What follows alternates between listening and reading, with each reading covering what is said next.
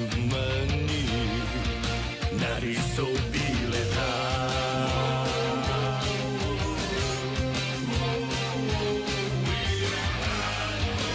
悪に残されたのという名の Justice を Breaking the law Breaking the wall 壊せ切り裂けてんだね Oh Breaking the rule 六法全書じゃ縛れない波乱分子さ振り上げた握り拳が俺たちのジャッジメント愛さえも知らない不良品の野良犬さだけど血やかめじゃ餌付けはできないぜ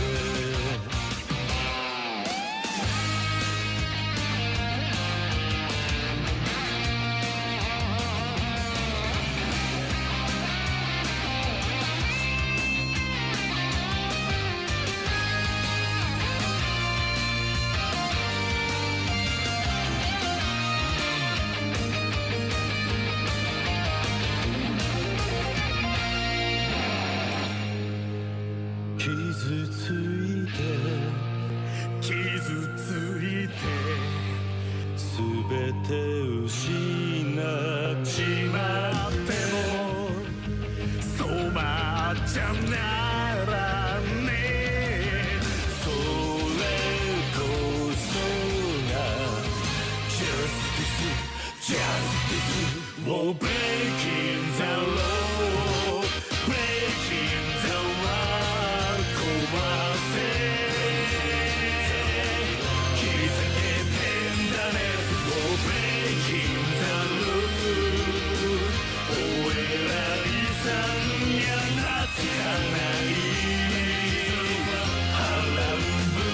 さ振り上げろ握り拳を俺たちは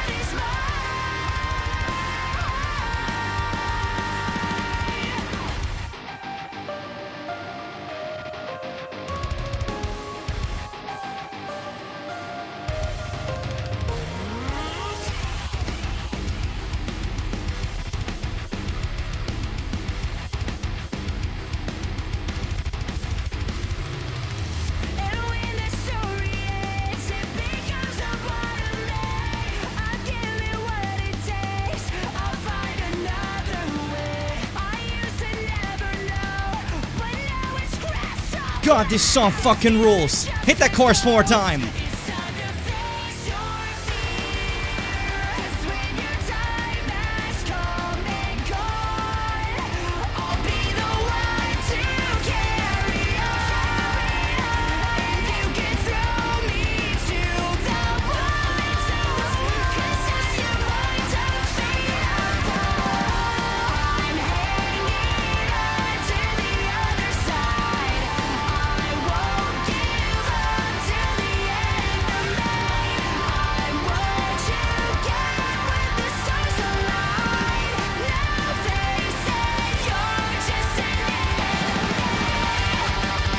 Oh my fucking god, that song.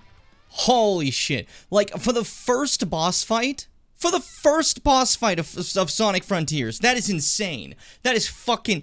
Imagine if you were fighting... Okay, imagine you're playing SA2, and you fight like fucking Road Dogg, or whatever the fuck the robot is in the start of the Sonic and Shadow levels. That, like, flying around robot and Shadow, or like... The one that's like stationary then flies in Sonic. Like, imagine you're fighting that. Just a regular dude. It's going like, I'm hanging on to the other side. It's fucking sick, dude. It's fucking radical. You know what else is radical? This stream that just started. Welcome to the show. The following stream is scheduled for mature audiences and contains coarse language that may not be appropriate for young viewers. If you are under the age of 18, I'm also asking that you do not financially contribute to the stream.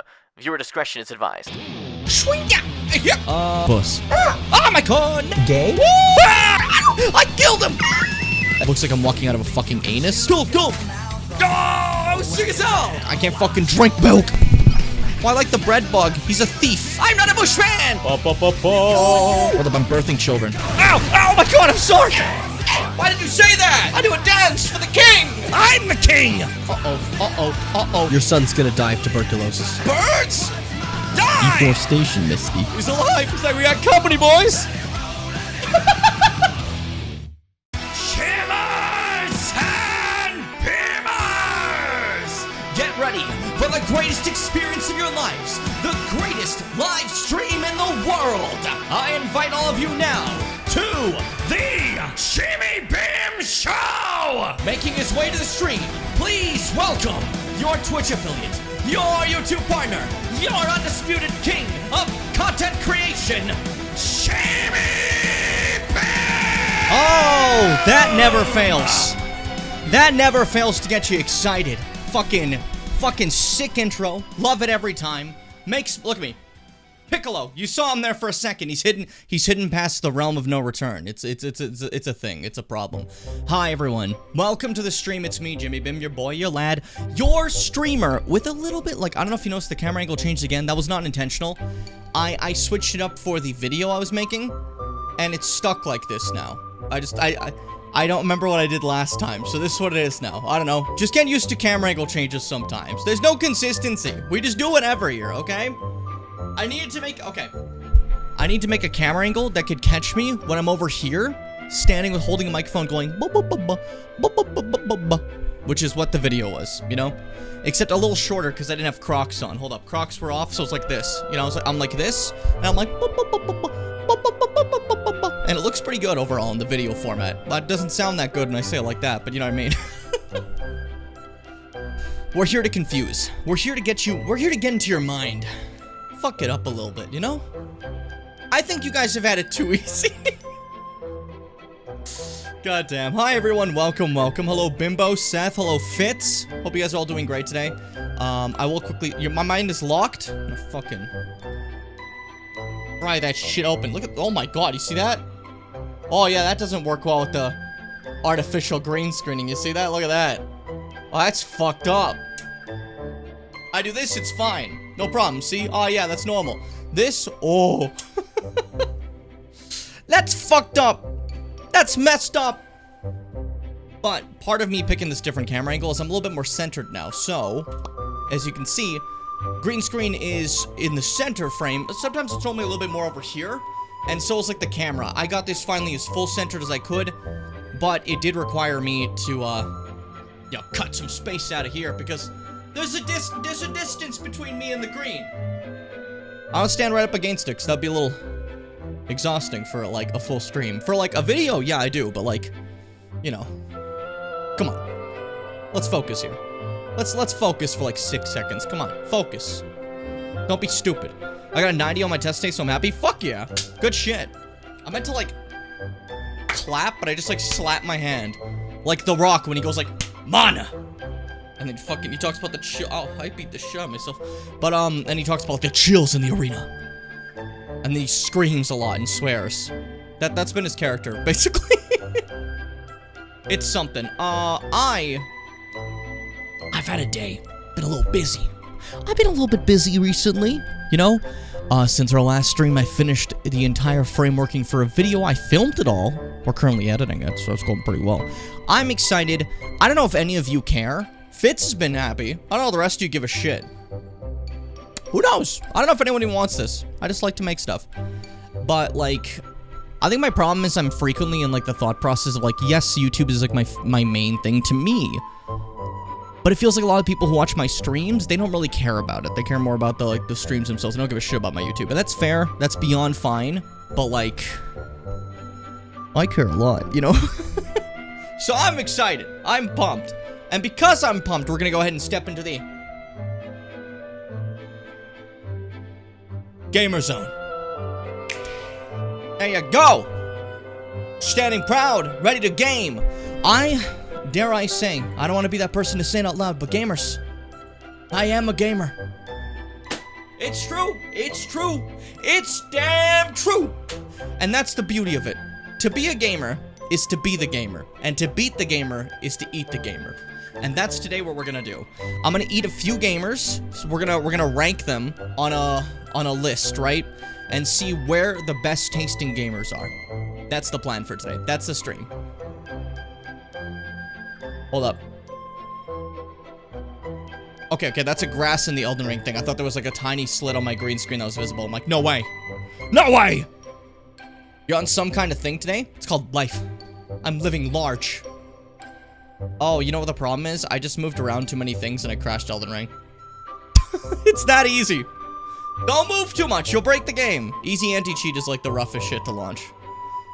Okay, here's the thing. Now, if you're wondering why pirated video games tend to run a little bit better than official ones, on a PC at the very least, it's because official games tend to come with protections against piracy, against cheating and stuff, and a lot of times that protection bloats the game, making it harder to launch, which, in my eyes, is, well, just a detriment, you know? If you can't get the anti-cheat to work without doing that, then don't focus too much on it, you know? Maybe sure, focus on it if it's like a multiplayer exclusively game, like a League of Legends or something, right? But like, for Elden Ring, you don't gotta go that hard. It's okay, buddy. You can chill the fuck out for a half second. Drop my controller, don't worry about it. I caught it. I accidentally tangled everything up here? How did I do that? How did we do this? How did we do this? What happened to us? We used to be better than this. Hold up. I can fix this. Yeah, that's okay. Okay. That's okay. We're good. We're in. I love the Elden Ring music. You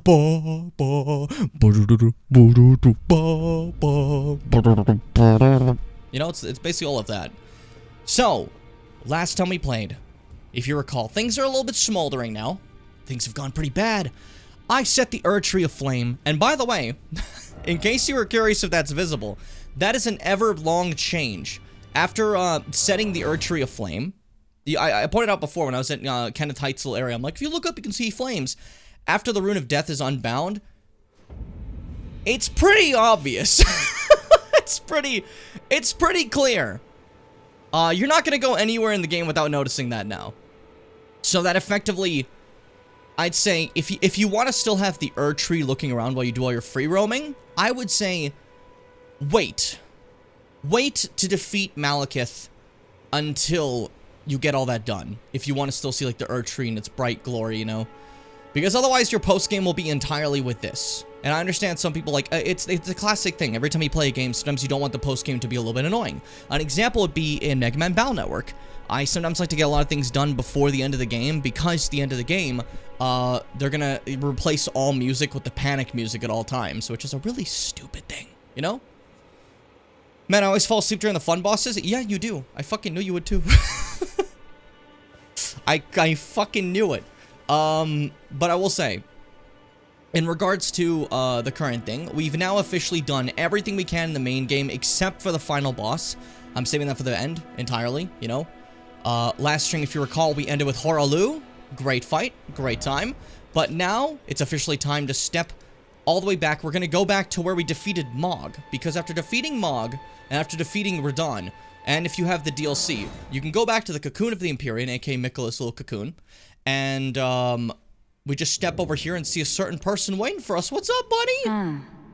Were you guided here by kindly Mikola? I am Leda. And like you, I was guided by faith along his honorable path. Touch the withered arm, and you too will be transported to the realm of shadow where Mikola the Kind now dwells. My compatriots are there already. Like us, they have heard kindly Mikola's call. If you can find them, they are certain to lend you aid.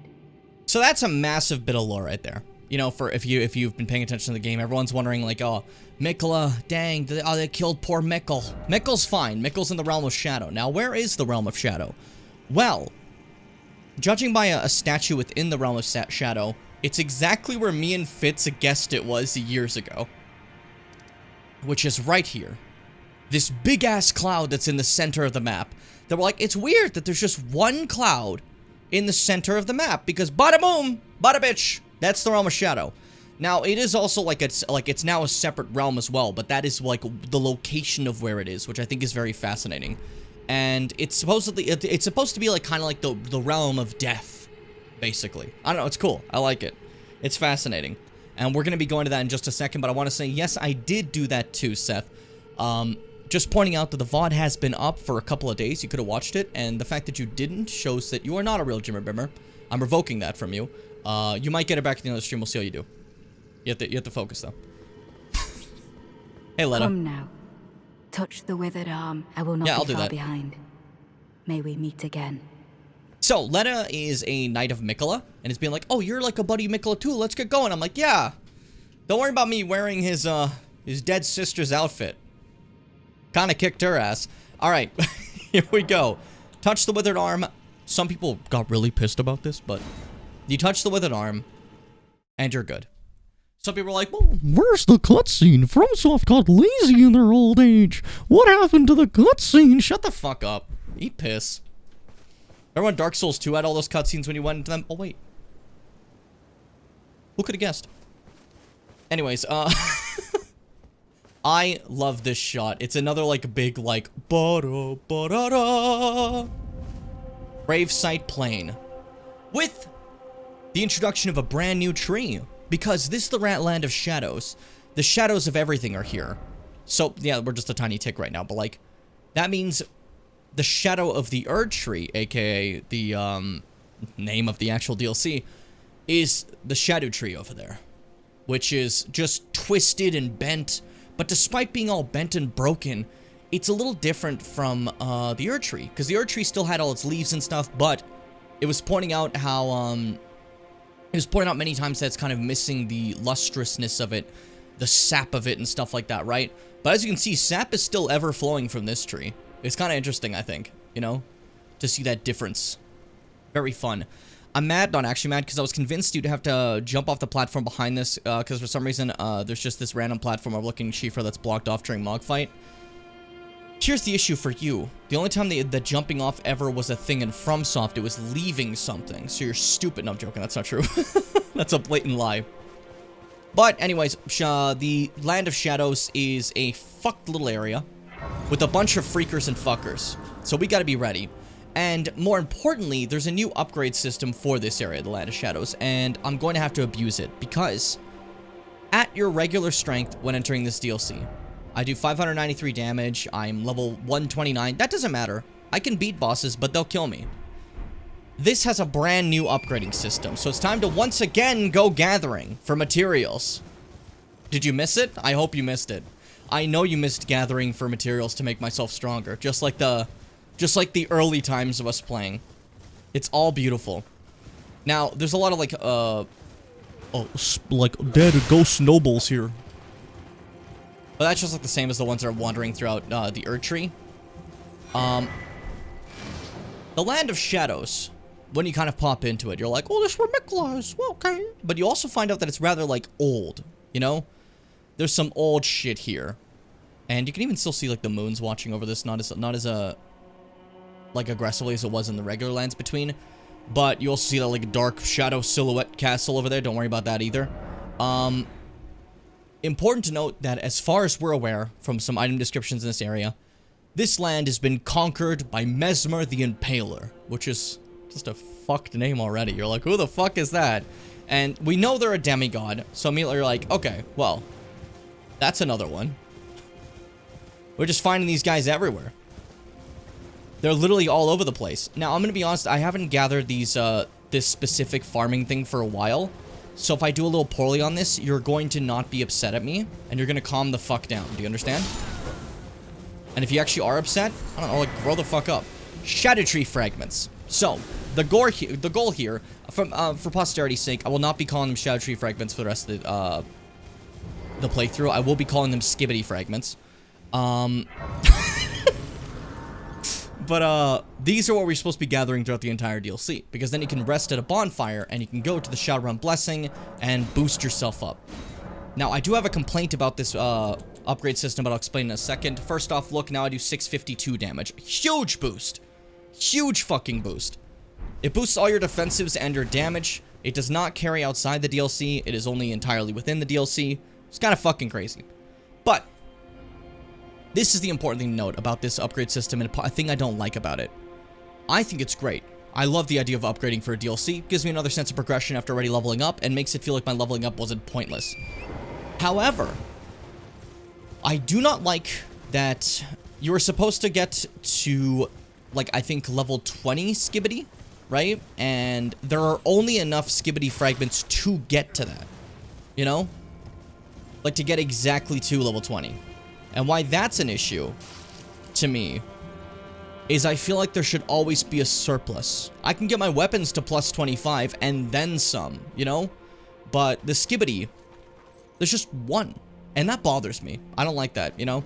Like, there's only just enough to get you to a specific amount. And I understand why they would do that.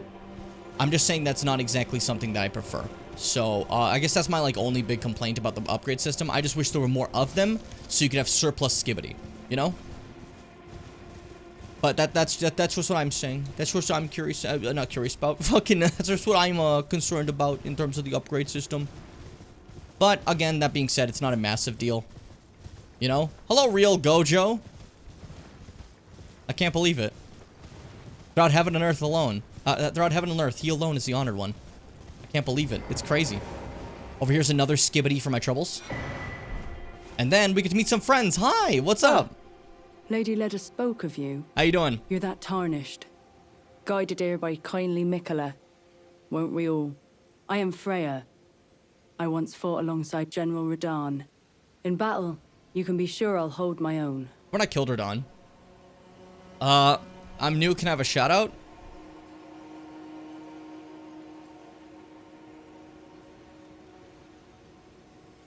Die! And it's just like the death blast. Oh, another thing. Did you speak to our dour little friend? If you've yet to do so, have him give you a map of the Cross's whereabouts. You'll find more of them dotted about these lands. They are Mikola the Kind's footprints. So, as stated here, Mikola the Kind, as they keep referring to Mikola as, leaves these little bits of, remains throughout the area. And if you go to them, you get a little bit of lore each time. Carved words coalesce. I abandoned here the first of the flesh of my body.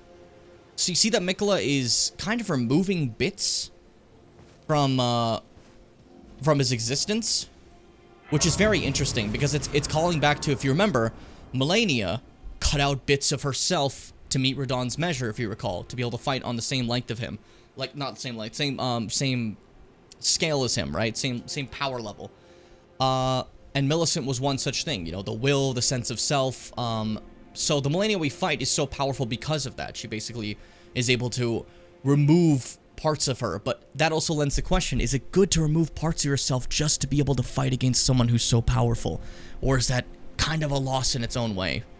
But there's more on that later. That's just like a little bit of this. If you've yet to do so, be sure to have our dour little friend share his map of crosses. assuming you intend to This trace outfit's kind fucking Nicola's sick. path. Like, Freya's outfit rules. Look at that. That's so cool. If you've yet to do so, assuming Same thing as you before, okay.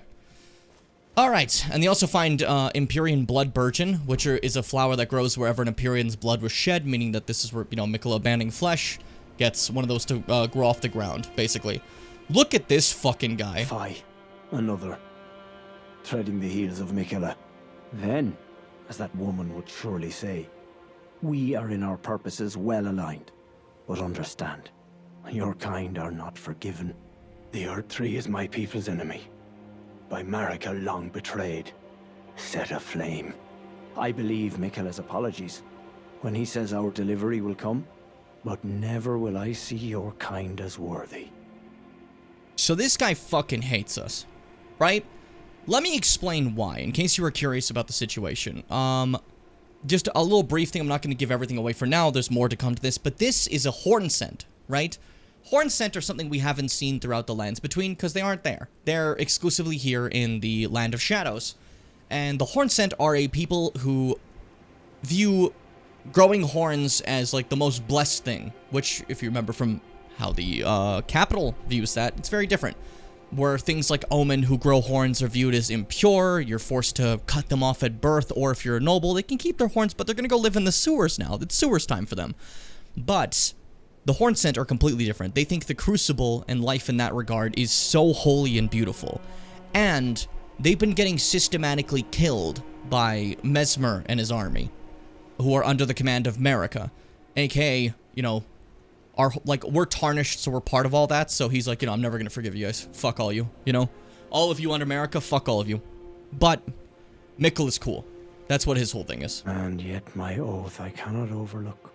If Miquella it is whom you would seek, then comrade, allow me to give you this. These are the sites of the crosses I found. I urge you, follow after Miquella. As long as you What if I abide just by didn't? his Just left. footfalls, you will be no enemy to me. So as you can see, Miquella clearly had some bigger plan being here in Land of Shadows, that despite, you know, Mog doing whatever Mog did. So when I first played, I immediately sat there and I was like, so Mog just really didn't do shit, huh? Like, Mog was kind of worthless in the end. But there's more to all this. We'll get to it. I promise you on my life. Just be patient. The lore's coming. I urge you, as long as you... Alright, so that takes care of these two. They're basically telling us, hey, you know, go find the stuff. Now, there's a few areas we can go. We can go right here, which I'm kind of tempted to get some stuff. So I'm actually going to do that right away. See some more NPCs, too. I'm trying to remember where all the skibbities are. Every time I call it that, it gets to me. But it might take me a bit to remember. Because I haven't done this in a bit. And I didn't do it as many times as I did smithing stones, so it might take me a little bit of time. I don't know if I'm going to get them all. We'll see. But I will say, if you're ever having trouble with the DLC, I will fully recommend that you go get them all. It is a life changer, okay? The amount of damage this shit boosts, you know? Could always use the map. Yeah, I know the map's there, don't worry. I'm just trying to go like as much as I can for now without it, basically. Grab this grace while we're here. Grab the skibbity on the floor, then we'll talk to our friends here. We'll talk to our buddies. So, we get another skibbity. Another one of these. Abandoned here, a part of the flesh of my body. Same thing as before. And then, this guy. You must be the Tarnished. I am Ansbach. Formerly in service to Lord Moog, but now, like you, another soul guided by kindly Miquella. More grandpas in this I'm agree. hardly the Unless it's steady Gideon. hand Gideon's I the worst once grandpa. was. My fighting days are far behind me, which is why I have chosen to dedicate myself to investigation, to discern tender Miquella's ultimate purpose. I'd rather not volunteer service to a new master unless I know that I can be of use.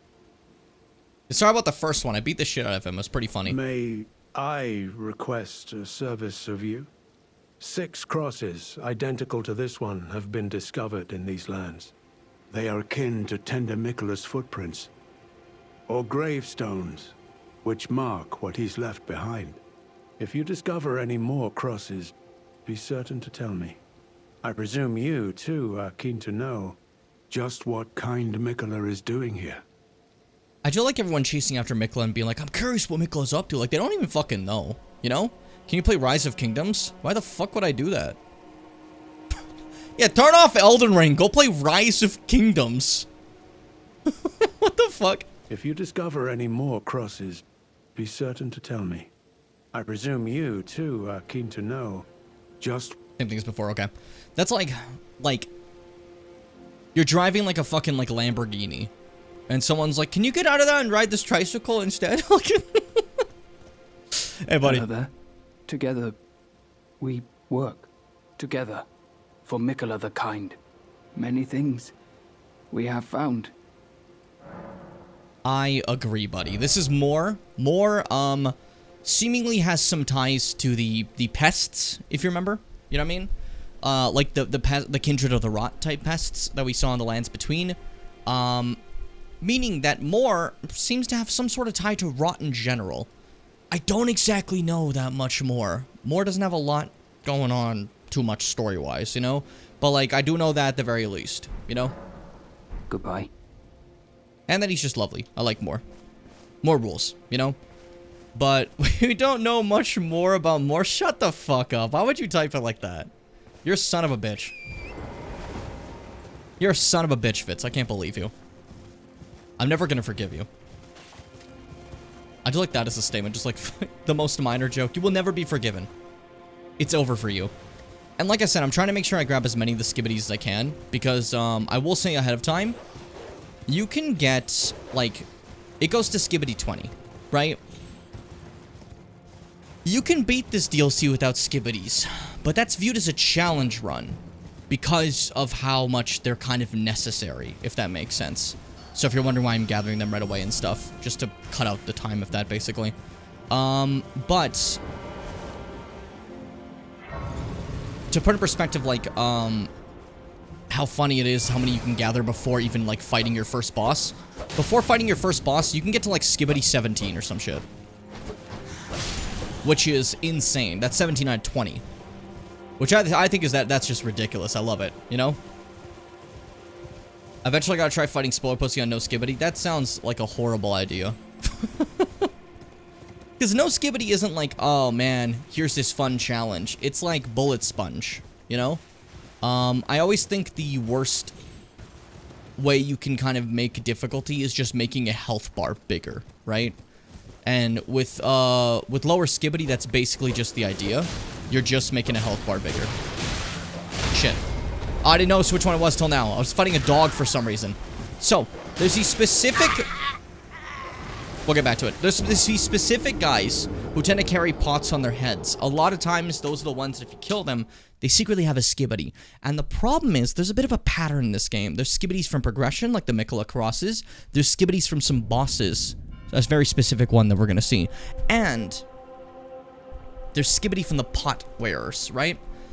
One of the problems with DLC about not making the skibbities feel as natural, I guess another, my only two complaints really have with this DLC, is they never tell you about the pot bearers. You just kind of run into them, you know? Where the other ones are shown if you're actually just playing the DLC, and you pick up on that pattern if you're not an idiot, you know? Meaning you know where to get the skibbities. But you don't know about the pot bearers. They never fucking tell you. You just gotta, like, you just gotta hope you paid attention that one guy you killed was wearing a pot, you know? But, there you go. If you know, you know, and it helps a lot, but if you don't know, then, you know, obviously gonna be a little bit confused. But I do wish that was something they at least told you, or at least, like, made it a part of your journey to grab. But even without the pot ones, you get to a pretty high skibbity, so, like, it's not the worst situation, you know? Even just going completely blind, you'd get pretty up there. Enough to at least beat the DLC, I'd say. Come on, come on. There we go, skibbity! Shit, shit. They're fucking beating the shit out of my dog. Horse. Wrong animal. First thing that came to my mind was dog. Now, these guys are interesting. These are blood fiends. And they seem to be, like, creatures that have the same faith that Mog did, right? Like Mog's, like, Lord of Blood type situation. Which is just really weird, you know? That they're just here having their own blood cult. And it's not an MLM. Turns out you don't need to make it an MLM. That's just a Mog thing. He just decided, yeah, man, I love MLMs. It's my favorite shit. I went to go, and I went, It fucking shocked me. Over here this time. Trying to grab as many of these as I can for the time being. How's everyone feeling, by the way? I'm in the grind thing, so you can talk about your day if you want to. And I won't scream. I know I normally scream whenever Seth talks about his day. But I'll actually let him do it this time. I like that blatant lie. When have I ever, like, yelled at Seth for talking about his day? I've been reading those fucking old Sonic comics, dude, and I mentioned it a little bit, in the media discussion thing on Discord, but, like, it's... Oy fucking boy, dude. Like, some of the shit that pops up, you're not ready for it. Like I said, the specific situation I thought was just so bizarre is there's this specific moment, right? Where, Scourge, who at this time was just Sonic, because they haven't thought of the Scourge name yet, is just kind of chilling in his universe, and then his Sally walks in and beats his ass, and then he's like, yeah, we should be fighting Sonic. I want a real fight. I'm bored of these pussy fights in our world, right? And in order to get a real fight, they devised a plan to disguise themselves as Sonic and his friends and terrorize the area to besmirch their names. That way they'll fight them. But they would have fought you either way if you just attacked them. So why didn't you just do that? But either way, in order to, like, get back at them, instead of Sonic and his friends just fighting them, they try to trick them first. So they're like, okay, we're gonna dress as a group of Romani people and hang out in the corner, and when they come to attack us, we'll be like, it's us the whole time! And I just don't, they wanted to attack you anyway, so I don't understand why you did that, right? And of course, again, they're throwing around the slur like every 3 seconds, so it's like, okay, what the fuck? And then they have this, like, fucking mirror match where no one's winning, and they find out the solution is, hey, well, man, what if we just switch partners, you know? Instead of Sonic fighting Sonic, we'll have a Tails fight a Sonic. And that works out, because, I don't know. Scourge and his guys get beat the fuck up, and they're like, haha, that's okay, we wanted this. We just want to fight. And you just kind of stop, and you're just like, what the fuck was the purpose of that? Anyways, these are Mesmer Knights with their sick black steel armor and great hammers and stuff. Awesome fucking guys. They're part of his little, like, evil fucking Inquisition. Completely unrelated to the Sonic comic thing I was just saying, but, you know, that's fine. Skibbity here. Something about just saying skibbity here is getting to me. Was there also skibbity here? Fuck. My brain is not working as well as it used to. I knew these areas. I think I might actually have to whip out the map just to be safe. No, there wasn't one here. But I'm, like, a little bit embarrassed about whipping it out. Don't clip that out of context. That sounds really fucked up. That sounds really bad. Yeah, I'm just a little embarrassed about whipping it out. Okay. Sure. Sure. Boss, it's not a route you've done as often. It's okay. Don't, it's okay me. You're fucking, you're doing the thing. You're like, you're valid. Hey, Jim. You're valid, buddy. I fucking know. I'm aware. Sorry. Man, I will say, though, I was very excited to play the DLC. But, after playing it again, I realized that actually, like, I don't know, it was just designed so poorly and it's so awful. Because if you look at it, there's just too much fun. The level is diverse and cool. And the boss fights are just dynamic and really cool, and I like them. And, the setting and lore is very fun and engaging. But, like, I also don't know how to read, so I decided that the story's actually bad. And I'm really bad at FromSoft games, so when I lost to a boss, I thought, you know, this is actually too hard to be fun, despite this being easier than Dark Eater Midir. But I like Dark Souls 3 despite never playing it. I'm role-playing a Redditor. Did you like it? I can't get over how many people are like, oh man, Dark Souls 3, they found out how to balance this perfectly, but the DLC is too hard. And I fucking fight Dark Eater Midir, and he's the biggest dickwad that ever existed. Dark Eater Midir is harder than every other FromSoft fight. Not because he has, like, a crazy moveset, because they decide this guy's gonna have 1 billion health. And, like, 2 moments to attack him. And then people are like, in this DLC, though, you only get 1 moment to attack in 20 moves. It's like, there's, like, 8 moments. You spend most of your time just doing this. What? Wait, what? Wait, what? Wait. Learn. Pay attention. Focus. There's a pattern. FromSoft DLCs have always been very hard. This isn't a fucked up, unprecedented thing. Exactly, like Dark Eater Midir. He's a DLC, so he's tough as fuck. Remember Orphan of Cause? Come on. Come on! There has been a huge trend of a game coming out, everyone being like, this is great. It sucks ass. Everyone hates it. No one ever liked it. It's actually the worst game they ever made. And I think the biggest examples of this have been Elden Ring, Legend of Zelda Tears of the Kingdom, God of War Ragnarok, and Spider-Man 2. Those games have been, like, immediately shifted to just, this actually sucks and has always sucked. And everyone sucks if they like this, and this is just sucks ass. This is the worst ever. I know you're having fun, and it looks good. Sucks, though. And whenever they want a reason, it's either stuff that doesn't make sense, or it's very, very, very broad, you know? Like, I saw one for Spider-Man 2 where it's just like, well, the story's just, you know, the story is, it's just, you know, it's rushed.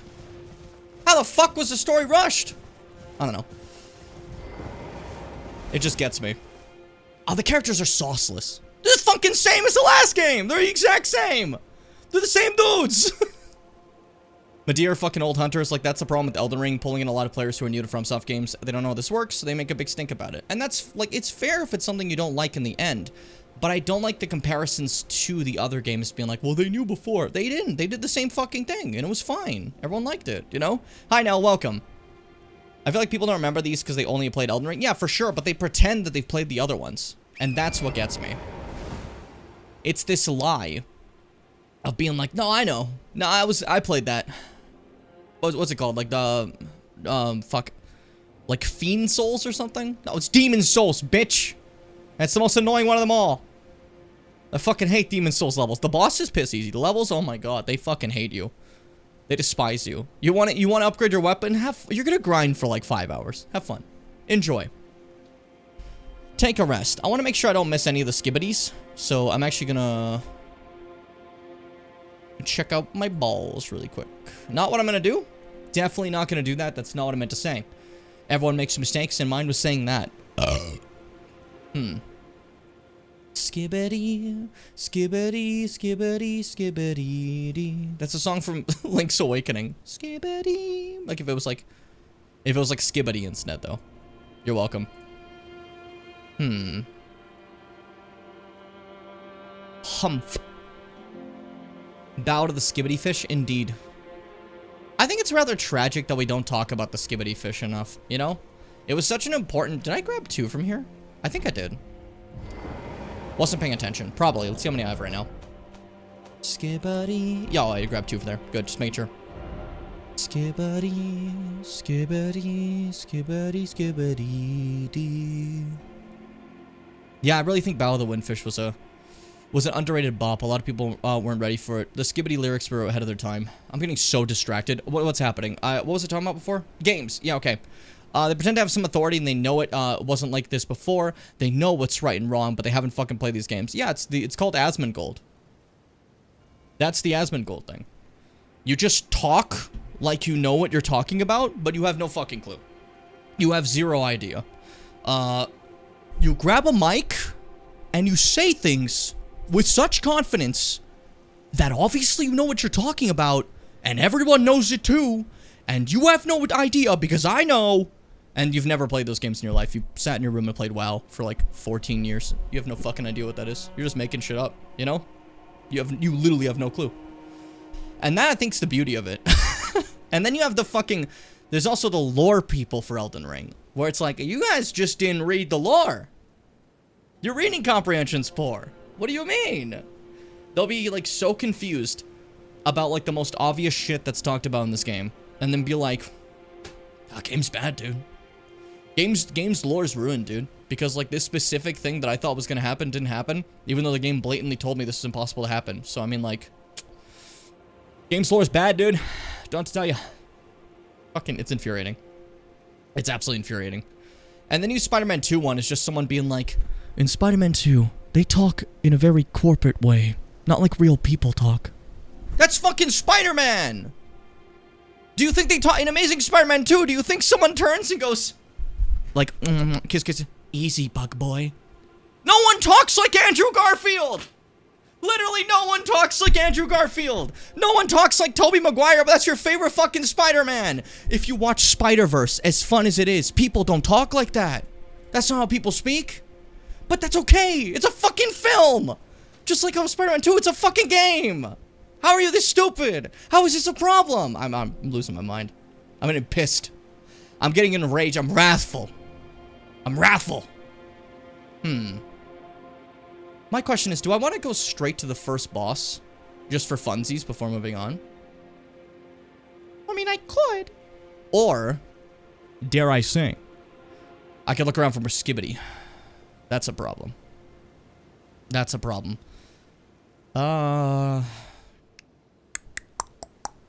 Boss. Yeah, I think I'm gonna do first boss first. We'll do skibbity after. I got enough skibbity for the time being, I think. You know? An acceptable amount of skibbity.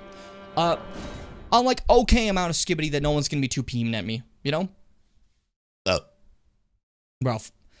People saying the storytelling in game is bad when we've had discussions for years about FromSoft's way of telling stories and how it's good for games to not tell you everything immediately sometimes, and that we never know the true nature of every bit of the story, only just kind of based on what we can collect, you know? No, enjoy a conversation about fish, Seth. It just means you can't input anything I just said at all. You can't, like, respond to the entire rant I just had. Which is fine. That's better for you. I'm just simply saying, like, you know, you didn't miss much. And inside this big area is the Spider Scorpion. New addition to the DLC. Because they hate me. As I have a weird thing with spiders. And by that I mean a phobia. I have this weird thing. Yeah, no, a lot of people don't have it. It's unique to me. It's weird. What a stupid thing to say. I talked about it recently with Fitz. I think it has to do with the eyes, maybe? Or maybe it's just, like, irrational. I don't quite know. Because, like, crabs with, like, barely any eyes, I don't care about. You know? But spiders freak me the fuck out, right? And then, that being said, like, a jumping spider with big eyes, I think is adorable. But maybe it's because jumping spiders don't have that big of legs. Maybe that changes it up for me, you know? I don't know exactly what it is, but they fucking... spiders fuck me up, dude. They really mess with me. But, like, crabs? Oh. Crabs are incredible. Because I know some people that were upset because World of Warcraft added in an arachnophobia mode, right? When you click it, it replaces all spider models in the game with crabs, right? And some people are like, this is also scary. And it's like, maybe for you. But for someone who's afraid of spiders, look, they fuck them up. If I put that on, I'm like, crabs, let's go. I have zero problem with crabs. I fucking love crabs, you know? But I don't know, crane flies don't freak me out. Yeah, crane flies don't mess with me either. Like, it's... So I don't think it's just legs. And I love Harvestmen. I think Harvestmen looks sick as hell, you know? There's something very specific about spiders I can't really grab. Bellarat Tower Settlement. Welcome to the Great Tower of Bellarat, an area for the Hornsent that they once held worship in long ago. Obviously, a little in disrepair after America went like, boom, took them all out. A little bad for there. Jumping spiders have very different proportions. They have big head and tiny eyes, and big head and eyes and tiny little legs. Yeah, I think that's what gets me. They don't act like spiders. So jumping spiders, to see them like, that's cute. That's just an animal. But spiders, to see them like, that's an enemy! I don't actually think they're an enemy, but my brain is like firing at me, being like, back away, enemy! You know? Scares me. I think the FromSoft way of storytelling is fun. It's a bit hard for my brain to follow since even with the quest log, I forget to do stuff. That's beyond fair. That's, I think, beyond fair. But that's part of the fun. Sometimes if you don't want to follow the whole thing, you could just find someone's thing on YouTube if you're that curious about the lore. But it's for the people who do like it. For me, who sits there and reads all the item descriptions and sees the story come together, I think it's very disingenuous and people are like, well, this is probably the worst story they told. This is the best story they told. I'm gonna be honest. I love Dark Souls. Dark Souls 1 is my shit. Never has the lore been this in-depth and deep, with each character feeling like they have their own motivations and questionable morality because they're not just openly good or openly bad. But that's, I guess, what happens when you bring in a writer, since that part was written by fucking George R.R. Martin, but you know. It is just kind of funny to think of. That, like, that's, like, people are being like, oh, I just think it's a little bad because of this specific thing that made no sense, but I thought it made sense because my Twitter drew a fan art of it. I'm like, I'm cool. That's sick fan art. Awesome. But that made no sense in lore. They have a developed system. You don't make any sense. Sorry, I'm getting heated. That makes a very good point that sometimes the way a game does something is not for you, and that doesn't make the game bad, just means it's not for you. Exactly. Exactly. And I think that's beyond fine. I've mentioned it before. There's some games that just aren't for me either, you know? Like, for example, I think roguelikes are incredible. They're so cool. But I can kind of recognize that roguelikes aren't for me. Because the way the gameplay's done, I'm just not a big fan. I don't like losing my progression, if that makes sense. I understand the points like, well, the progression is your knowledge of it, right? I get it. It's just not something I ultimately end up enjoying too much, right? Which, what I mean though ultimately is like, I think it's still great, and I think that's like, doesn't make it a bad, like any game that's a roguelike a bad game. It just means that it won't be something I enjoy as much, but I will understand that it is, like, it isn't inherently bad because it's different from what I like. But people who criticize the FromSoft story are like, oh, it just doesn't even make any fucking sense, dude. Like, it's not the way I listen to stories, so therefore it's actually a really bad story. But when someone spells it out for you, it's like, hey, guess what? Story fucking rules. There we go. Because here's the thing. And maybe I'm just, like, being, like, cynical. Maybe I'm just being annoyed. But to fucking sit there... By the way, look at this Horn Scent Warrior. Looks sick as hell. To sit there and tell me that, oh, Spider-Man 2's narrative was too basic. It was too simple. It was too boring. It was rushed. You know, it's whatever. And then tell me Elden Rings is, like, too complicated or told in, like, a nonsensical way. Or, like, after all that, then to sit down and tell me, I think my best experience playing a story recently was Cyberpunk 2077. I'm gonna punch you. I'm gonna actually just deck you. What do you fucking mean, man? Come on. Like, I can't, like, Cyberpunk is not some uber deep story, guys. And you're fucking sitting here like, oh, Spider-Man was just kind of shallow, and, you know, it's like, shut the fuck up. Shut the fuck up. Oh, yeah. I'm getting wrathful today. I don't want to be wrathful today. I'm really trying with Elden Ring. I do have to take big breaks, though, because I get angry real fast. Yeah, definitely these games can test your patience if anger is something that's an issue for you, you know? I beyond understand that. I used to be like that more. I don't know what the fuck happened to me. I just used to be more angry in general, right? But that's kind of changed over time. Now over here, there's a secret little skibbity, which is a stupid thing to say, but inside this room, there are these fly creatures, which we don't know too much lore of. There's just a curse of flies among the Horn Scent. But it's interesting that, like, those who feel, like, pity for the flies or, like, take pity on them don't get the curse or some shit like that. It's very weird. There's not a lot of lore on it, but that's part of the fun. I love this universe having, like, some shit that just sometimes isn't explained. Because not everything needs to be explained for me to enjoy it, I think, you know? Mystery is fun. Some people argue that, like, that's, I guess, the problem with World of Warcraft. I love World of Warcraft, but sometimes they explain some of the mystery that some people would rather have kept hidden, right?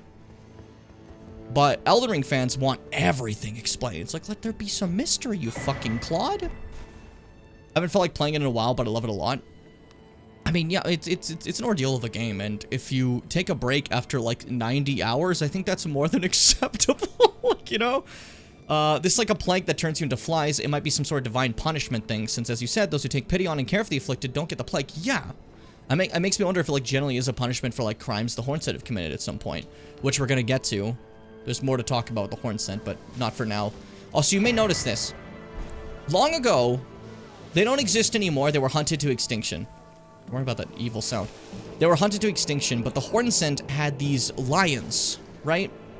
These lions with horns. And like I said, horns for the Horn Scent are viewed as this, like, beloved bestowal of the Crucible. Because the Crucible is life itself overflowing, right? Very common prior to the Erdtree in, like, America, that the Crucible was the thing that people loved, right? For an example, like the Crucible Knights with Godfrey, they show their aspects of the Crucible by having, like, a tail form from them, or, like, a frog gullet, or stuff like that appear. Just shit like that. And these lions would have these horns, and the Horn Scent viewed these as, like, divine, right? So you'll see statues of them around, but they don't exist anymore. The lions, unfortunately, are all gone, which sucks. I would have liked to see them. I think that would have been pretty cool, but I abandoned here my arm sinestral. So, as you can see, Miquella continues to, what's it called? Take care of, pieces of his body slowly. Also, yeah, I like the idea of just like, awful, let me see lions. I agree. But that was part of Mesmer's crusade. They specifically went after, like, the lions when going after the Hornset and systematically murdering them, you know? You know, just fucking genocide. That's the thing, like, you might notice a lot of genocide in Elden Ring, and just, like, war crimes. This is not a great world. It's obviously fractured. This attempt to create order has led to nothing but persecution. That's why I think Ronnie's idea is definitely the best, that this just needs, like, this needs a reset, you know? This doesn't need, like, we're just gonna do order again, but maybe, like, a little different this time. Like, this needs, like, a hard, like, okay, let's fix this. Let's tear down the system, you know? Fucking hell. Stupid grave birds. Agonizing creatures. Hey, don't look at me. I don't even know if I can parry you. I don't know why I tried that. Okay, run for your life. Run, run, run, run, run, run. Let's go. This way? No, this way. Yippee, yippee. Okay, run for your life. Don't look back. You might notice I'm grabbing some other types of upgrades too. These upgrades from here. These fucking revered spirit ashes.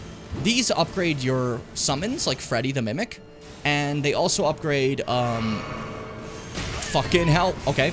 They also upgrade Torrent. So Torrent has more health and stuff and doesn't get as beat up as often in this DLC. Because, again, everything's scaled upwards. Fuck me. Well, there that goes. We made it to the top of Bellarat. I did it. My friend just informed me a 30-foot jellyfish that looks fucking terrifying. Oh, I need to see that. As someone who has a you know, that thalassophobia, I don't like seeing little creatures from the depths. Let me see, where is this? Oh,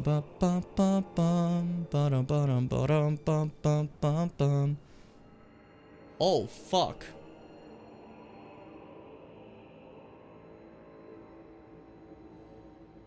No. Oh, that's so cool, but so scary. Oh, what the fuck? That looks like someone dropped like a blanket in the water. Like, aside from the actual bulb, that looks like fabric. Fucking hell, look at that. Do you see the size comparison? I was getting to it. Hold up. Holy fucking shit. Bigger than a, like, not bigger, but like the same size as a whale shark is absolutely insane. What business does this have being the same size as a whale shark? Holy shit. Fucking hell. The ocean's so cool. Scares the shit out of me, but it's like the coolest shit ever. I love it. I think it's so neat. So, we got the Skibidi 4. Which is probably enough for this. There is a boss ahead. But, we can summon Freya if we want to. I'm gonna be honest, I've never summoned Freya for this fight. Like, ever. We said that summoning NPCs is fun because it gets you a little bit of, like, fun, like, it just gets fun experiences with it, but, like, I've never done it, and now I feel kind of stupid, so I'm gonna give it a try. Let's see how Freya does. Red Mane Freya. I want to see how this goes. This, I will say, is one of my favorite fights in the DLC. It also contains probably my favorite track FromSoft's, like, ever made. It's crazy. Hey, buddy! How you doing? How you doing? How you doing? You're not replying. Okay, fine. Well, I guess it's just business. Whatever. So, this is usually people's first boss of the DLC. This one's completely optional. This one does not need to be fought at all. Completely optional boss fight. Hope you enjoy.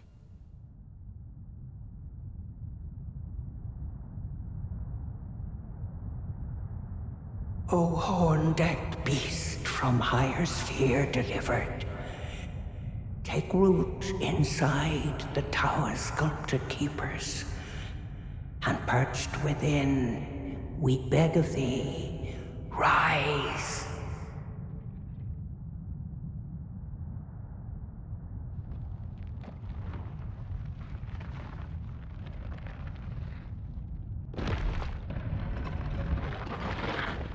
Dance and kavod, cleanse all that thou wilt. Cruelty, woe, and those who plague the tower. Cleanse away the strumpet's vile progeny.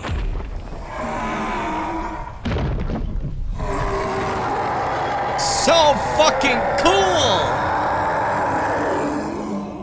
Also, by Strumpet's vile progeny, they mean us, because the Strumpet in this situation would be America. Hi, buddy. Oh my god. So as you can see, that's a costume with people underneath it, because this is Divine Beast Dancing Lion, made in the image of the Divine Lions I just discussed on those statues. An example of the Horn Sense worship of them and the storms that they conjured. Jesus.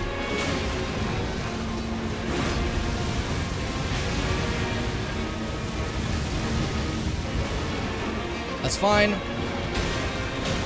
Yeah, I figured I wouldn't do too much damage with Freya and low skibbity, but, it's not the worst so far. Shield's really doing a lot of work, I'll say. Hold up, I'm healing. Ah, fuck. Freya? Oh my god, the camera goes fucking crazy in this fight. Don't do it, don't do it, don't do it!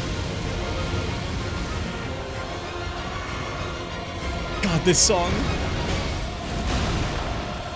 Up again, and then 3 shots.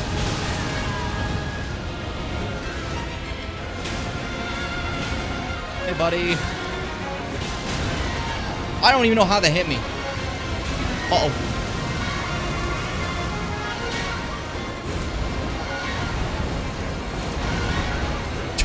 I'm like just swindling around his body. I'm trying to do a guard counter, but I can't get a really good chance because like any hit has been kind of doomed for me. You know? That's the bite. Chompers. I missed my jumping attack. That's so fucking embarrassing. It's okay. Just keep whittling away. Such is the way of a longsword user. You know? That's what we do. Whittle it away. And then he switches to lightning! Oh, it's so cool! So, I said the storms they conjured. Not just like windstorm, alright? You gotta remember that lightning is also a storm. Shit. Oh shit, broke my guard. Woo! No, the cool part of the song. Ah, we'll get to it, we'll get to it. Everybody dies sometimes. But yeah, normally I come here with like a little bit extra skibbity, you know? But this time we're doing it a little bit lower because Seth asked me to. Because Seth hates the idea of me ever having fun. Careful. Don't even know how I got hit there, that's fine.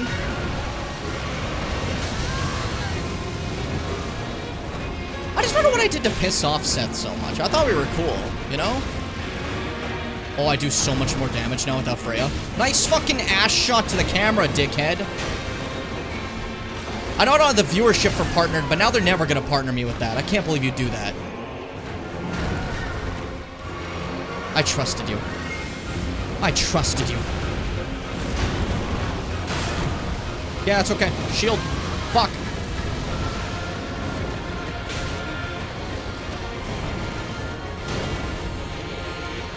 I'm like scared of you.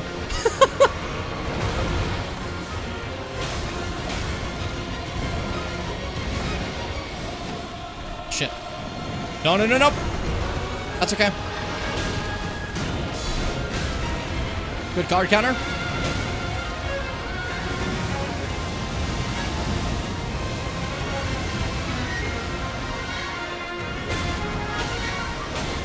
Okay.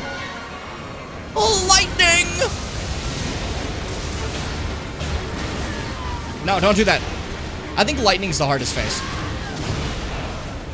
The lightning hitting everywhere, a little rough. Jesus, fuck, I was healing. Just let me get to full, then we'll talk. There we go, now we can talk. I don't even know how that happened. He perfectly shoved me into the lightning spear. Fuck! Damn it!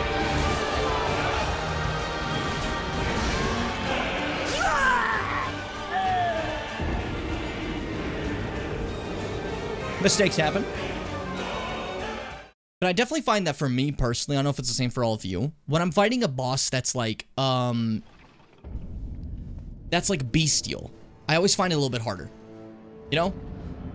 Compared to one that's like a swords person, like, you know, like Melania versus this.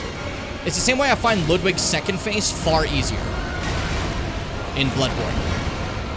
Because he has a sword now. That's easy to track. When he's a beastie, I have no fucking idea what he's doing. You know? Like this, it's hard to fully track what the fuck he's even doing. And again, that's a point. You're fighting a beast. It's not supposed to be something that you really like. It's supposed to be a little unpredictable. You never know what a fucking animal's gonna do, you know? But it's definitely something. I forgot what I was gonna say. Totally forgot what I was talking about. Don't worry about it. Oh, I wanted a guard break so hard I was willing to die for it. Mistakes. Dodge that. I'm feeling it. Whoop.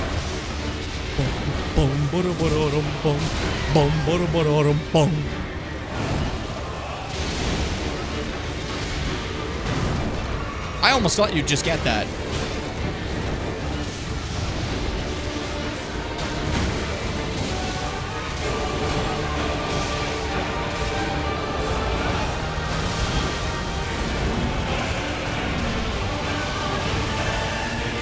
Pops. Oh, I love that part of the song so much. And now we got wind again, baby. Which I'm chill with. I need a break after that. Lightning's scary. Lightning's way harder than the other ones, I feel.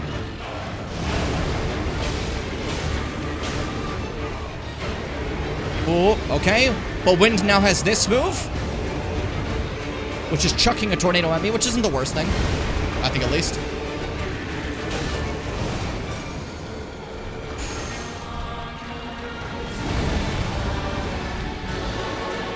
I'll wait for it. It's ice time, baby. Ice to see you.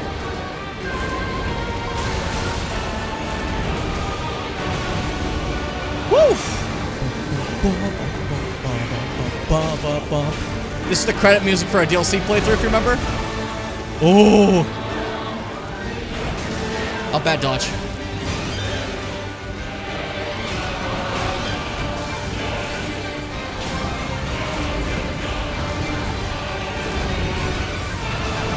Ice breath?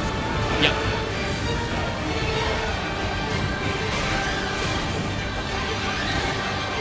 Lightning? Fuck.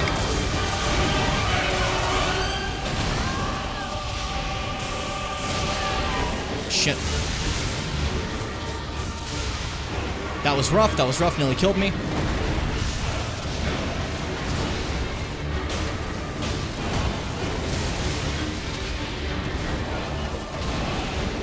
Lightning was right on top of me. I almost got fucking blasted there. Jesus, I hate lightning. See that? That's like so aggressive. Oh, thank God. You heard my pleas. And thank you.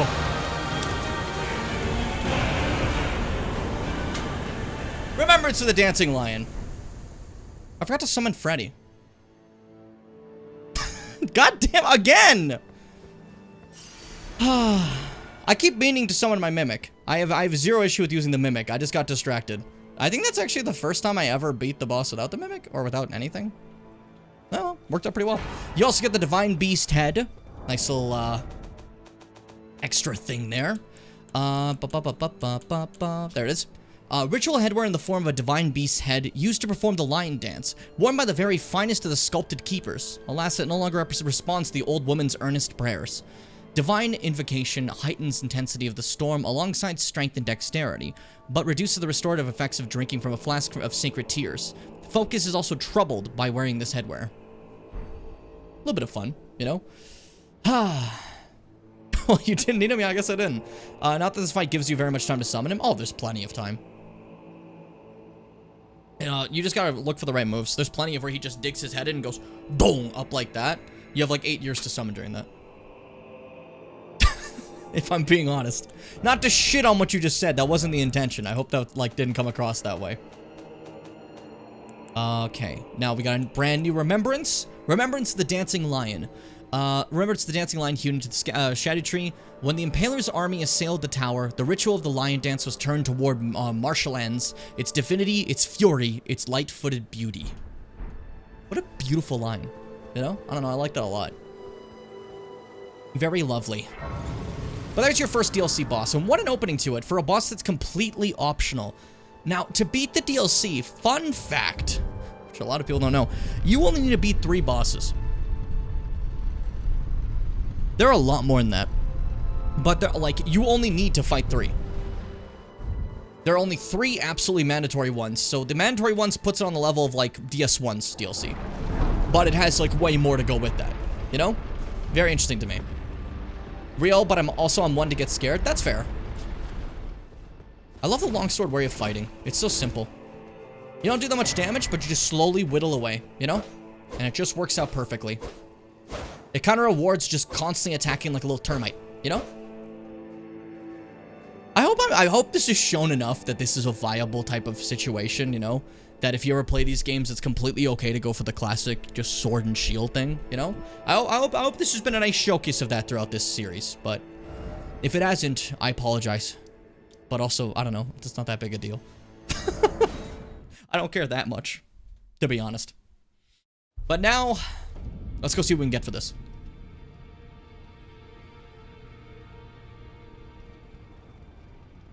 I don't know if that came across. What the fuck happened there? I just went to drink and straight up didn't put it up against my mouth. Hold up a fucking second. I gotta go clean this up. I made an issue. This is when I played Yakuza and I tried to make like a fucking song for some reason at the beginning. Enjoy it. This was fucking embarrassing. So this video was supposed to be like a lot sooner and then it wasn't. For full transparency, there was supposed to be like this big opening where I sang Queen's Fat Bottom Girls. I thought it'd be like a fun, cool idea.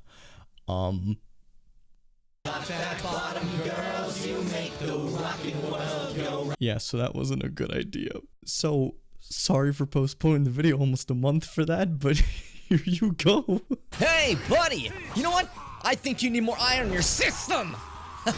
Get it? Because I stabbed you with the knife. Do you understand what I mean? Oh, fuck, dude, I'm not a golf ball! You know, they say the streets of Stonebury is really just a magical place. Like, everyone here feels like family, you know? Every time I walk through here, every single one of these people feels like, get out of my way! Come on, thread the needle, come on, you got this, man, you got this, come on! Yes! Whoa! Yes! Fuck yeah! So, I don't know if you noticed, but this game has extremely varied gameplay. Yeah, come on, get his ass, Shun! Come on, yeah, get him! Get Lao's ass! Fuck him up! Fuck him up, yeah! Yeah! Whoa! Is this even the same game? You know they say all men are created equal, but I just happen to be on that winning streak, baby! Oh, you think a mirror match can beat me? Get over here, you son of a bitch! Get the fuck over here now! Oh, fuck! Shun, man! I'm devastated and at a loss for words. You take it from here. Couldn't have said it better myself, man. Today I'm gonna show you bastards something good. I am a legend of darts, never to be compared. Tell them, Kiryu. Ma'am, you ain't Kiryu, I said Kiryu! Look at the point difference, Sukun. What will you do against a winner like me? What will you... It appears I don't know the rules of darts. Well, Johnson, you made a terrible mistake. Get the fuck in that microwave. Oh, yeah. He's right. Turn that shit on. Bake that boy like a fucking pizza pop, brother. That had to have killed him. He's got to be dead. Like that. I roasted his face off. Oh, nope. He's perfectly fine. Eat that counter, big boy, and stay down. Don't let me catch you standing again. All right. Okay. Hi. Can I get a number 5 cheeseburger with a large fry? Sotenbury is a beautiful place to take an evening walk with your family. Oh! Ha ha! Guess what we're never doing again, buddy, huh? Guess what we're never doing again, you son of a bitch! Come on, you got this. Come on, you got this. Come on. Come on, you got this. I believe in you. Come on. Come on. It's a damn house of illusions! What? Don't mind me just walking through town, taking a little strolling. Oh, okay. Jesus fucking Christ. That was embarrassing. That was just absolutely embarrassing. How do you go to drink? Just get that shit all over yourself. Absolutely embarrassing. Anytime you play these games, you show very clearly that you can use any weapon in these games. Anything is viable if you know what you're doing. Exactly, yeah. That's what I was trying to get across that one time I was showing you, like, the basic flail. That I could just take this shitty little flail from the beginning, two-hand that thing, and crack Bellinia's skull open, you know? This setup makes you look so small. It was a different time, okay? It was a different era. Did he spell cock over himself? Hello, Mars. I did indeed do that. It was fucking, it was just downright embarrassing is what it was. Just downright embarrassing. Yeah, I came here to see what the, Divine Beast Dancing Lion, could give me. My problem about that, specific thing is for some reason, I kept calling it Divine, like, Dragon and stuff like that when I first played. And I think it's because there's a Divine Dragon in Sekiro, and that's what I was thinking of. But anyways, Enraged Divine Beast, which is a talisman that raises potency of storms, which is a normal thing to fucking read. A charm depicting the crazed, cavorted dance of the Divine Beast conducted at the Tower Festival. Raises potency of storms. Divine Beasts are messengers of the heavens, and their rage mirrors the tumult of the skies, of which storms are the pinnacle. What the fuck? That's so cool. And then Ash of War, Divine Beast, Frost Stomp. A Ash of War grants an armament of the cold affinity in the following skill. Divine Beast Frost Stomp, a skill which imitates the wrath of the Divine Beast's dance. Lift a leg high and stamp it down with great force, sends a powerful wave of frost straight out along the ground. Can be charged to increase the power and range, usable in all melee armaments. Yeah, it's just Horror Frost Stomp too, exactly. A very powerful, well-known, Ash of War from the base game back during the speedrunning era, because you could basically just run, get that, and then clear the game. Before they nerfed it. Then you couldn't do that anymore. Because that was a little OP, you know? You need to be careful being so early or else, shit! Alright, I dodged whatever Mars was doing, we're fine. Woo! That was close. That was scary. That was very scary. You eternally think of your first cam streams where you made yourself super tiny because you were scared of covering the game. Even now, I feel a little bad. Look at this whole corner you guys can't see when I stand here. I feel terrible. I feel terrible. That's partially why I even do the overlay in the first place. One, because I like how it looks. Two, here's how a lot of people stream the game. Right? And then, bam! They're here. And while, honestly, this isn't the worst looking thing, I don't like covering stuff, you know? You'd never see my souls like this. Of course, I could do the thing where, like, I just get rid of the green screen and then put myself in a corner. But, you know, it just, for some reason, it just, like, it doesn't appeal to me as a thing, you know? It doesn't, you don't hide that much? I don't hide that much. It's just, like, it's just something about it makes me feel bad, you know? I'd hate for there to be a sick cutscene, and then I'm just blocking it, you know? Plus, in the end, I think the overlay was a good mix of both, you know? Maybe I'm wrong. Maybe one day people get sick of it, and I just move on and do a different thing, which I can do, you know? But hey. The only thing you hide is your runes. At least in this one, I could just go like this. Oh yeah, look at that, you know? Whereas in the full immersive mode, I would be fully hiding it unless I like... But then again, I'm fucking standing, so I could literally just do this if I think about it. Hold up. Oh, hey, you guys want to see my runes? The mic's still in the way. You guys want to see my runes? Just right there. Oh, that'd be fucking stupid. Every fucking time. Like, literally every time. That'd be ridiculous. But yeah, ultimately, even if, like, if we're thinking about, like, what would be easier for me, I love the overlay. I do. You know? Kind of unreadable. I'm sorry I put chat there, okay? But if we're thinking about, like, what would be better for me, ultimately, I creatively love the overlay because I can do all this, right? But for pure efficiency, this is so much easier. You don't have to do a special overlay. You don't spend so much of your GPU running the overlay, by the way. A big reason a lot of our games lag is because they have to deal with the overlays as well and the stuff like that, right? My computer's strong enough to run a game and stream. It's zero issue, no matter the game. If it was like this. But, like, I want my silly stuff, you know? I like my silly stuff. I think it looks pretty cool to be like, hey, look at this thing. Oh, isn't it sick? You know, like, I don't know. I put all this effort in. I hope it's at least noticed. I hope at the very least it's like, it's not something you guys view as like, why did he even do this, you know? Because, like, if that's the point, that, like, if it gets to that point where people are just like, why would you fucking even do that? It's better the other way. Then I'd be like, okay, well, then maybe I'll change it up. But as long as it's still to this point, people being like, no, that's great. I love the uniqueness of it. Then I'll keep the uniqueness, you know? Also, can we talk about the fucking impaled bodies? Okay, we want to show people that we're, like, just good guys. Let's impale everyone we see and cut the head off of all America statues. No big deal. Anyways, a strategy fragment. No, we can't talk about this. Yeah, we gotta just leave that. You have to leave it as it is. I like how it changes every game. In the original streams I did, overlays originally were just because, when I didn't have a game showing, I wanted there to be something. So before I had a cam, my streams were like this, when I'd play like Sonic Adventure 2, right? And in order to, like, when the game wasn't on and I was talking to people, I wanted something in the back like this to at least have a visual. So I had, like, just kind of generic ones, right? I specifically had a Subnautica one when we were playing Sonic Adventure 2. So it was kind of nostalgic for Fitz when I started actually playing Subnautica, and that overlay appeared, you know? But, yeah, that was just for that sort of situation. And then my streams kind of looked like this, except I guess more game and less overlay. If I, like, cut myself out, right? And I just tried to match the color, and that was about it a little bit for some of the games, like Prey and stuff, really early into 2020. And then around, like, the Resident Evil Marathon, I started to be like, okay, they all gotta match the exact game.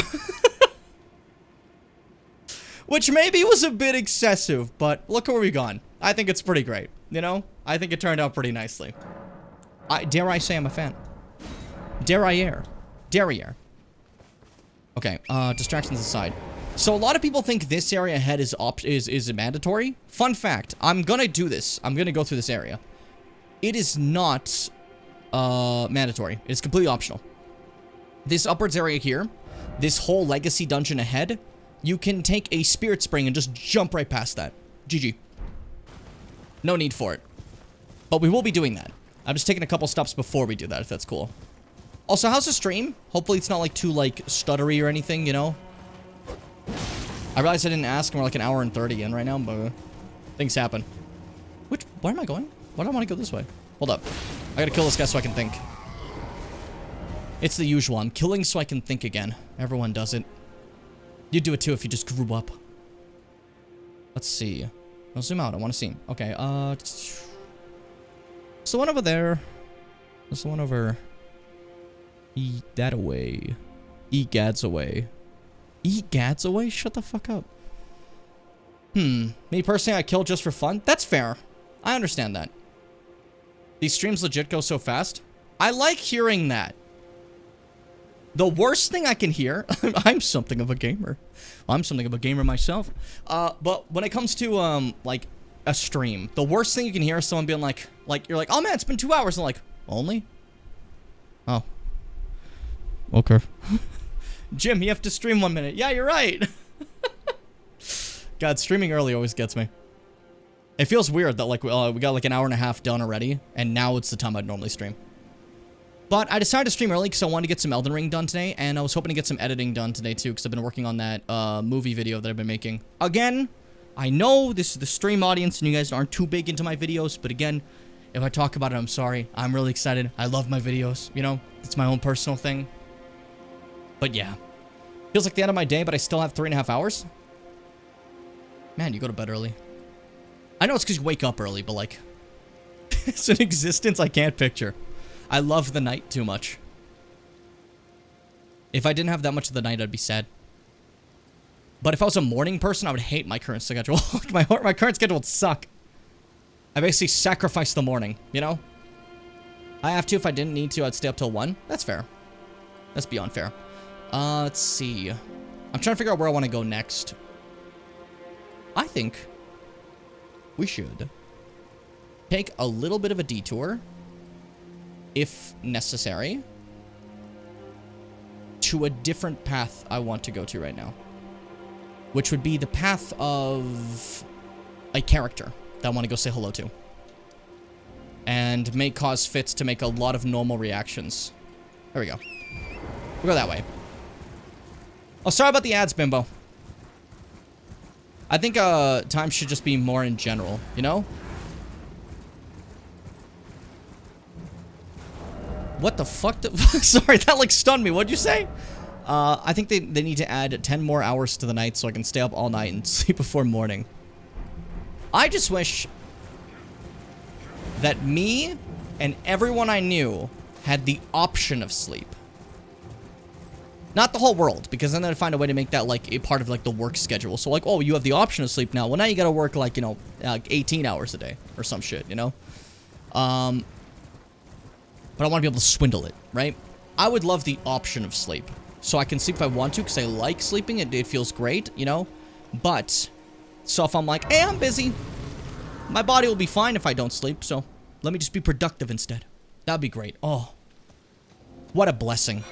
Another Sketchy Tree fragments. Oh, sorry. Skibbity. Sorry. Shadow free.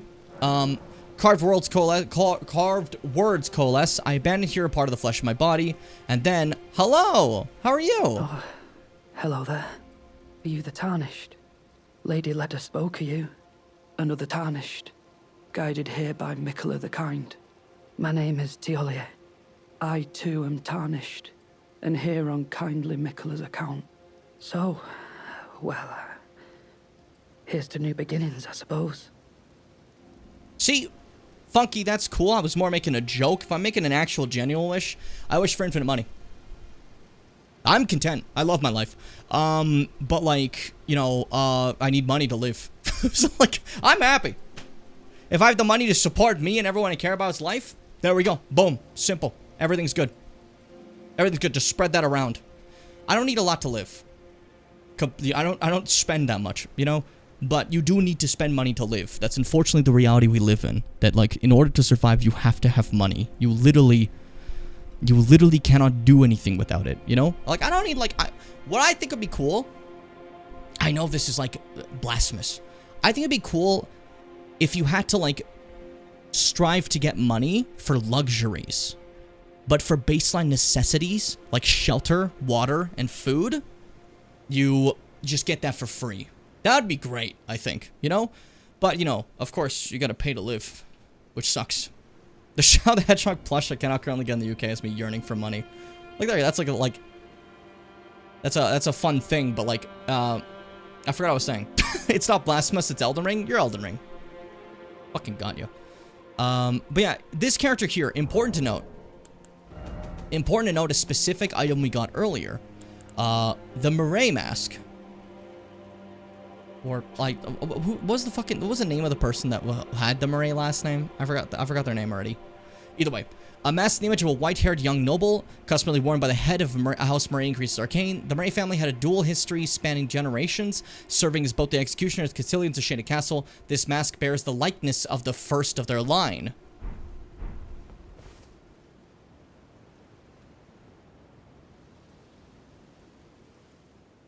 Maybe some connections to be found here.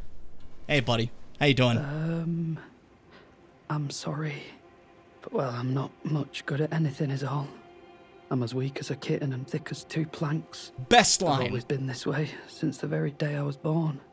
I'm afraid the only thing I'm proficient in is poison. Sorry.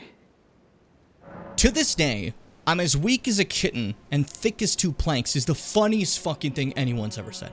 That is peak. That's Peem. So, this character, Tiolier, sends, I always think I fucked up the pronunciation of that, but that's okay. They always sell, like, a bunch of poison stuff, because, as they said, they're very proficient in poison. Specifically, here's a very interesting thing. A new type of weapon that came with the DLC called perfume bottles. So, if you remember the perfumers doing, like, their and spraying stuff around, you can get those as little consumables, and it's like, that kind of sucks. I can use, like, 3 of these.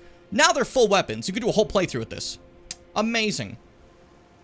Frail and sickly and pale with white hair, and he's a poison monger with a vaguely French name. That's a fucking right. Yeah, exactly.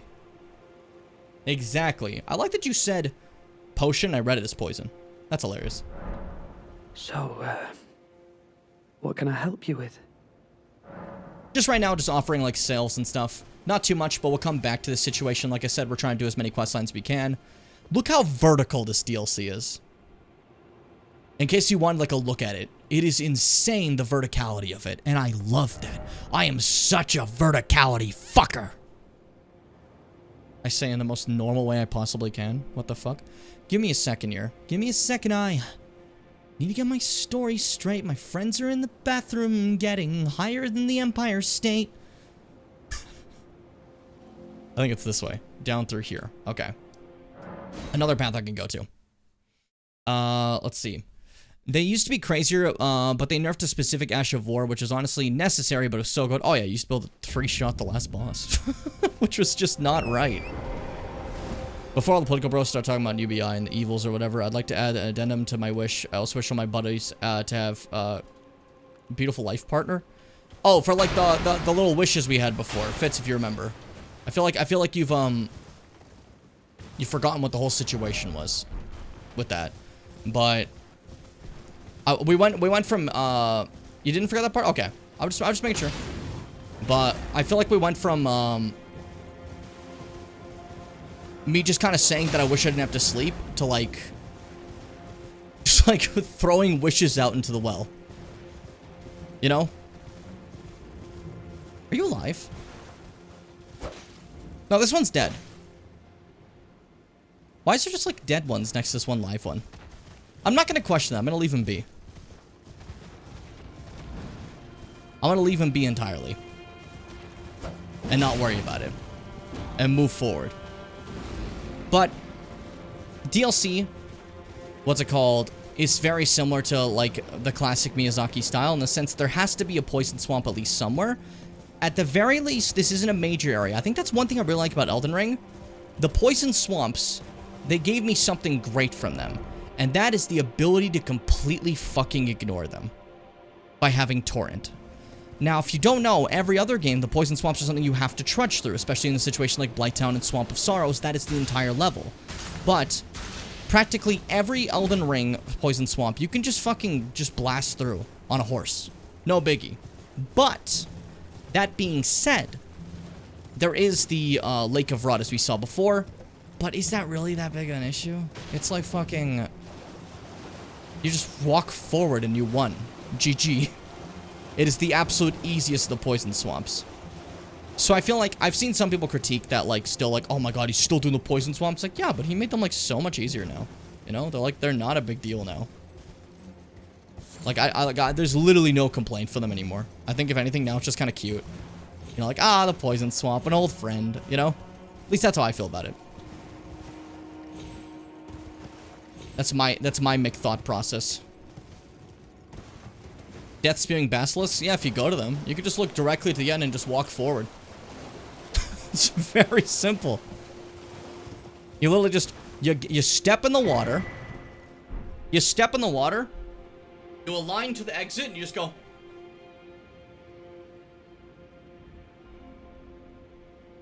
I've made it. Good job. And that's the end of the level. It's really simple. Especially if you do the little tip that I had in my little playthrough that I told everyone. That if you contract rot by having it on your clothes rather than being inside the lake, you get your health tick down way slower. Meaning it's a much easier time just going through the lake. You don't have that big of an issue. And everybody's happy. Everybody's chill. Everybody's wicked. Man. I had anything to say. And I was about to turn and be like, man, I like the water. Water's cool. Like, yeah, sure, I guess. You know? You're kind of, yeah, whatever, Jim. Sure. Water's pretty neat, I think. I think it's rather cool. But I'm trying to remember what direction I go. It's been a bit. It's been a bit. I think this leads literally nowhere, right? So, up that way. Bada boom. Or does it lead somewhere? Am I stupid? No, this leads somewhere. I'm stupid as fuck. Why did I think it led nowhere? Everybody's always a little stupid. Yeah, well, we make mistakes sometimes. We make mistakes. It's all part of learning. Up is later. Yeah, that's what I was thinking too. You're right, Fitz. You're right. You're entirely correct. You're entirely correct. Thank you. I agree it's funny to go, oh, Miyazaki, again with the poison swamp. Shaking my head, shaking my head. But there's like a thing I expect, and it's like, oh, yeah. Yeah, it's more like, I feel like it's like a less, like, another poison swamp. And it's more like, Oh, you little rascal. You did it again, you know? If you feel me. It's definitely not something... If you hit me again, I'll rip your dick off. Sorry, me and the birds have been fighting recently. It's been quite fucked up, I know. But, yeah, I feel like... It's definitely less of, like, an actual, like, everyone hates the poison swamps thing. Like, at least for the most part, I've noticed. It's mainly just, like, you fucking guy again? Like, you know... I can't believe it. You did it again. I kind of like it. It gets to me. It gets to me. Seth.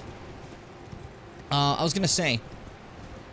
Do you think, in your honest opinion, after seeing a lot of Sega-related content recently, do you believe that with Sonic X Shadow Generations, that they might start focusing on Shadow more again? Or do you think this is just like a one-off and like we're never gonna get any more? Because I feel like there's two outcomes here, and it worries me. I don't like the idea of like just never getting like going back to like the nothing of Shadow. Like all the games since like 2006 haven't really done anything with him. He's just kind of sat in the back going like this. Depends how well it sells. That's fair. They are marketing it more than like a lot of other Sonic games, I feel. You know? Personally. I didn't have to follow the same platforms. I just walk through. It's easier. Oh yeah. The same platforms just for bonuses. Like a rut, just walk across. You won. GG. It's incredibly easy.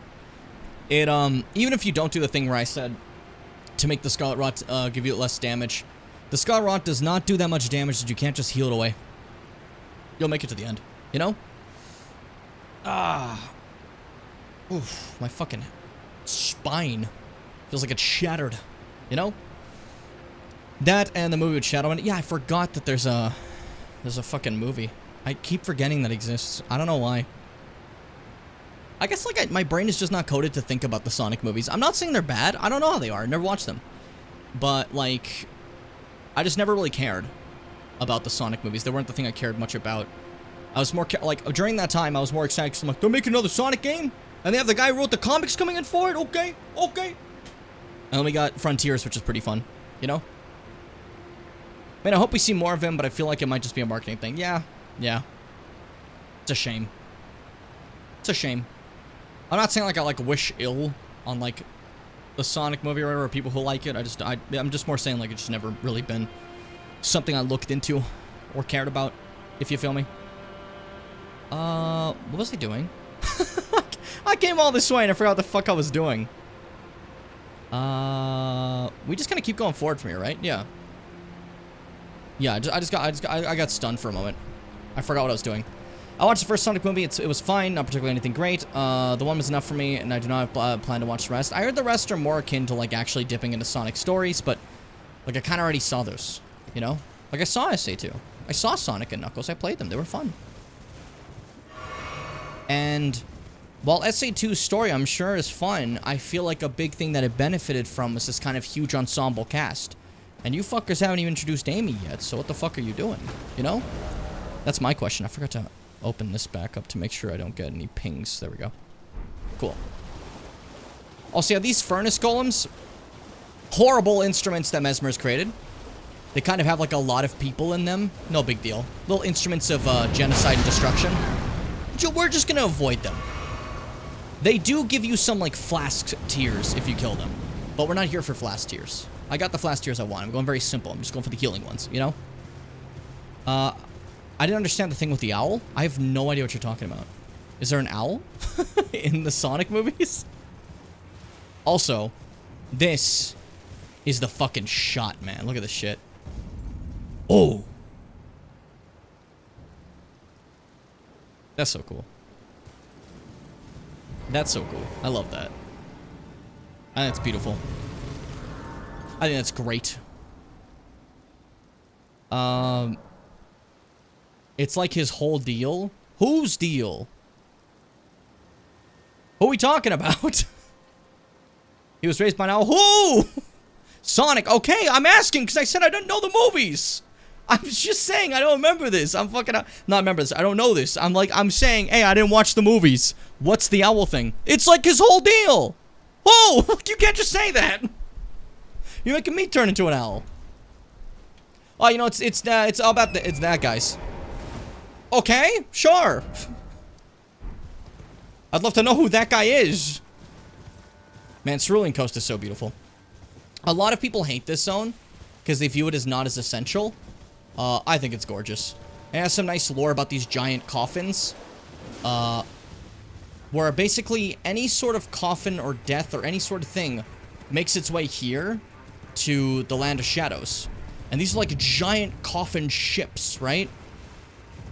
Which makes people wonder, are they like coffins of giants, or are they like coffins filled with like many bodies, or like an ark? I don't know. It's interesting to me. It's very cool. It's very epic. And there's these little spirit fuckers. Hey guys. Little fellas. Just so interesting to me. Watch me be wrong about the owl. I don't think you were wrong about the owl. I'm just saying I didn't know anything about it. I don't watch the movies. Long Claw, she took care of me. She was basically Obi-Wan Kenobi. If Obi-Wan Kenobi had a beak and ate mice. Okay. That is a warrior's ass name. I need to fight this guy. For my honor. Fucking demi-human master of the sword. Let's do this, buddy. Shit. That was embarrassing. Fuck! Do you see why I don't understand the owl lore? I mean, to me, it doesn't really matter. Just Sonic always has a different, like, situation of, like, who raised him, what's up, you know? He has, like, Uncle Chuck in the comics, you know? Who turns into a robot and stuff. That's not really, like, important. It's just kind of there. Like, I don't actually need to know or care about Sonic's origin. That's not the part that matters to them. You know what I mean? Like... That's only the part I ignore about Sonic. I don't give a shit about where he comes from. That has never mattered to me. So, like, the owl thing, I probably would have just blacked out. Because, like... Again, it doesn't matter. Ultimately. To me, at least. But, yeah, like I said, my problem with the whole situation of, like, I know Sonic's 3 is supposed to be the more SA2 story, and I just don't understand, like, doing an ensemble story with, like, what, like 3 of them? No, there's 4. 4 of them, you know? There's no Amy, there's no Rouge, there's no fucking, there's no Mr. President who Sonic jumps in the limo of. Oh, God. It's very fun to me. They also made the owl the guardian and master mold. Okay, yeah, sure. Who needs Knuckles? So what did Knuckles do then? What was he about? Now I'm confused. I assume that, like, the second movie was just Sonic 3, kind of. But I guess not? Because that's, like, his whole deal? Being tricked by Eggman to work against Sonic?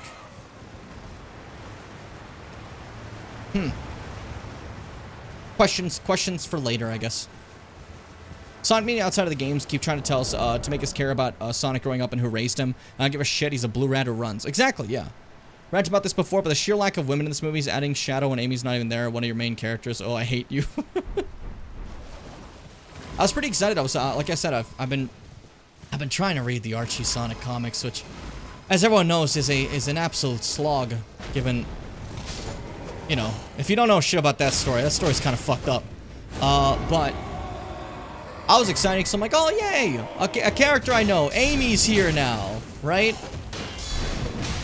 But, like, they just, like, throw Amy in randomly. I'm guessing because Sonic CD came out, right? And they didn't know what to do because the person they're like, oh, no, we're only allowed, like, one girl in this. And, we like Sally Acorn, the OC that didn't really exist in, like, other things aside from the cartoon in this. Fuck. Sonic is really upset that Amy got kidnapped because, well, they're pen pals. They're actually pen pals from, like, long ago. And, she's his biggest fan. And it's like, okay, sure. And then he just, like, saves her, and then we just forget about her for a while.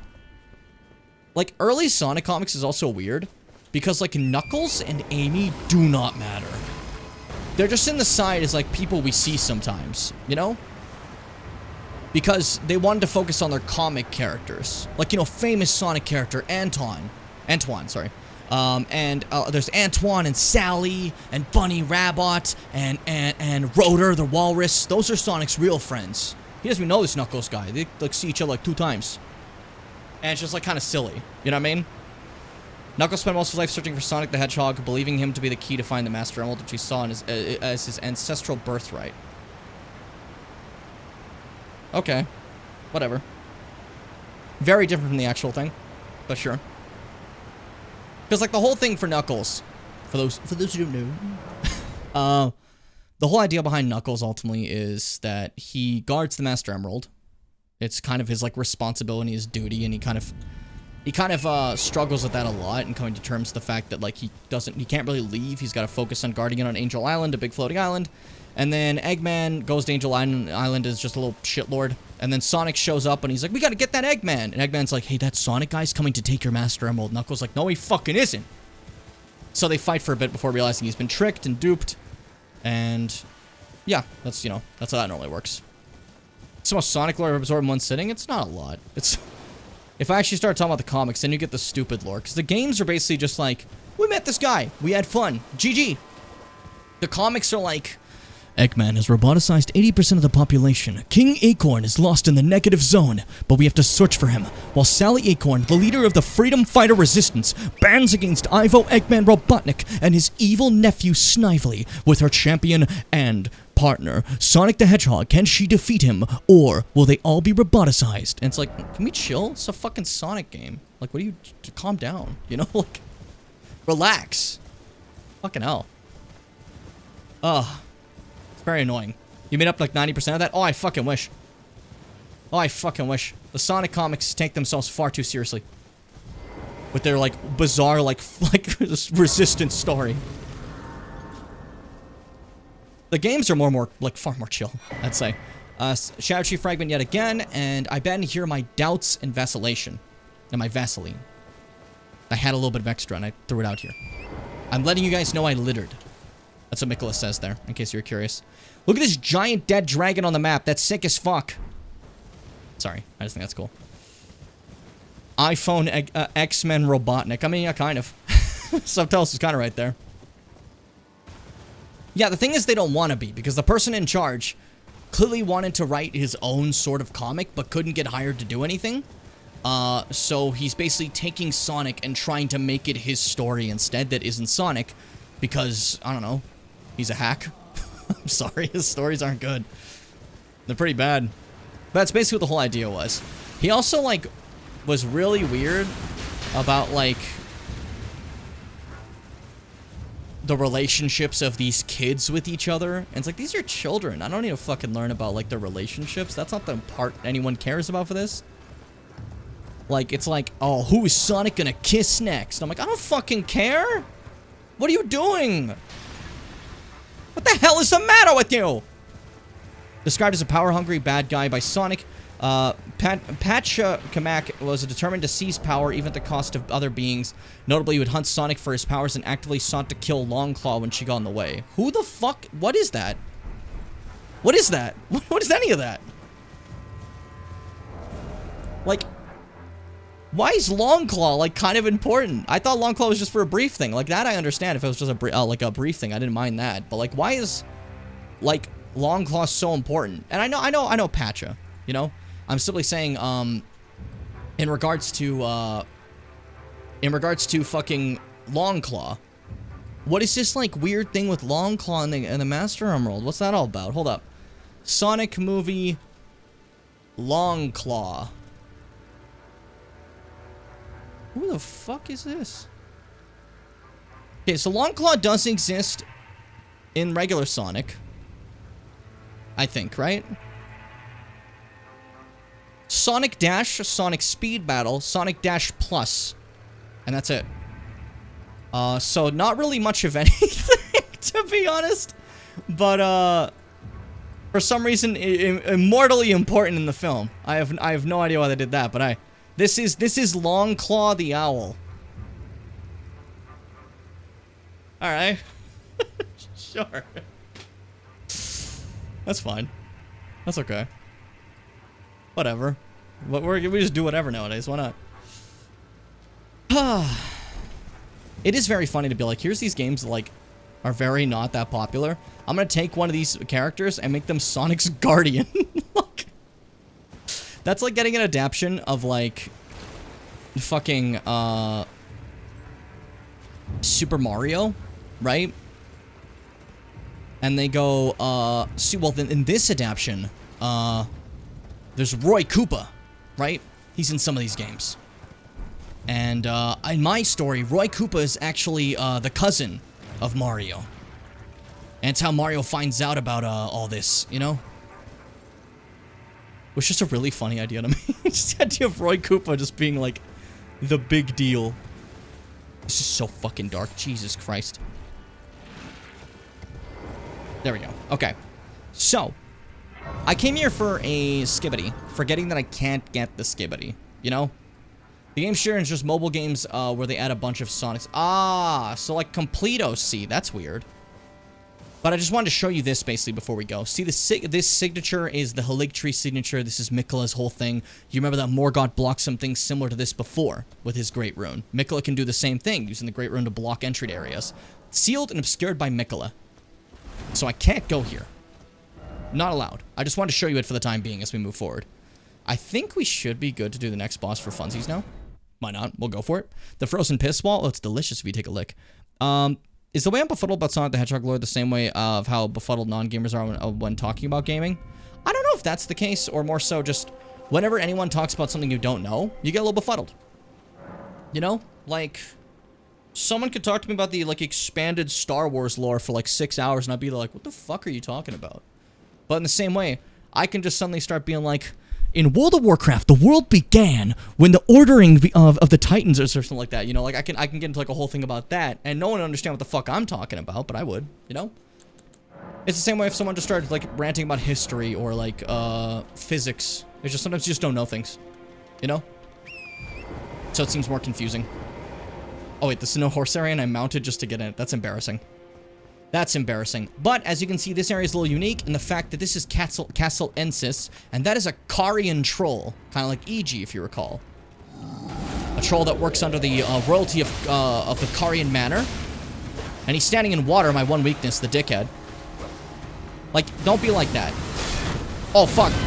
I didn't even realize you summoned, like, your fucking spectral blades. And I ask you never do that again. As I wail against you. Careful.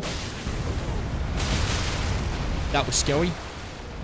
Oh, I was gonna say he's coming in for another swing. Stop moving. We got him. Yeah, obviously there's some sort of Carian connection here if there's a Carian troll here. It may make you wondering, why is there a Carian connection in the Land of Shadows? Who from the Carian royal family could be here? That's when you find out it's actually Robo, the hidden brother of Ronnie. Look at that guy just watching us. What are you watching, dude? Why don't you help? This guy's in trouble. Help him out. Oh. Dodge again. Miss 80 times because I deserve it. I'm just kind of fucking with the camera as much as I can. I can out-heal what he does, so I don't really care enough about trying to perfect this troll fight. I took that directly to the face as a treat. It was all part of my sick plan, don't worry. There we go. Yippee! Moving forward. Thank you for the Somber Smithing 9. Definitely not needed anymore, but hey. I'll take it. Oh, speaking of Somber, I forgot that I do have, like, a single attack, don't I? I keep forgetting about that. Yeah, it went pretty well. I'd say Unleashing My Fire went pretty okay. Not bad. Not bad. Not really sure what adding the Guardians of Ga'Hoole adds to the Sonic universe. Fair, honestly. It's just very weird, cynical-ass Hollywood film lore to me where they added random shit just be different. Oh, yeah, for sure.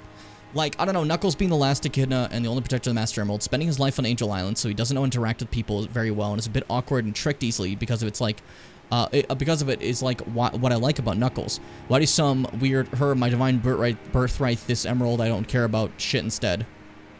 Yeah, I totally get that. I feel the same way. As I've said before, like if I had to pick like a favorite Sonic character, it'd probably be Knuckles. I like him, you know? He doesn't quite get social interactions that much. He's learning.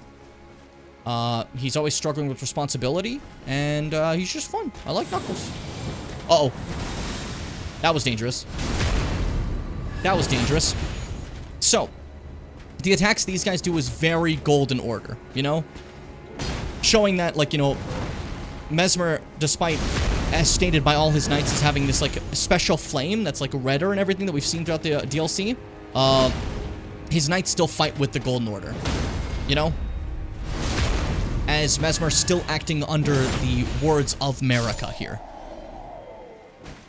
Very important distinction to have there. Also, I just beat his ass. Eat shit. Give me the Castle Cross message. And then give me my hard-earned skibadee. There we go. I ban to hear the flesh in my body. A lot of times just flesh of body. Sometimes it's like some other stuff, so I make sure to check it. But what was the message again? That would be in things I can read. There we are. Message left by Needlelight Letta addressed to kindred spirits who also pursue Miquella's trail. Kind Miquella seeks the tower sealed by shadow and the gate of divinity found there. If we are to reach him, we must burn the tree that seals the path. And for that we require a flame. And that's what we need. And that's what we need. Simple as that. Knuckles is great, and that's what makes me so upset about how badly they fumbled him. Watch Shadow be like Mewtwo in the upcoming one, but like with secret owl DNA. Is the ad is over message new? Yeah, I literally added it as I was in the getting things ready screen today, like as the stream was on. I put it up so people know when ad viewers are back, and so I know when ad viewers are back, so I can like address them properly, because I don't know when they're done watching the ad. You know, it'll pop up, and I'm like, fuck. What am I don't know, when are they coming back? I have no fucking clue. Now I know. Now you'll see.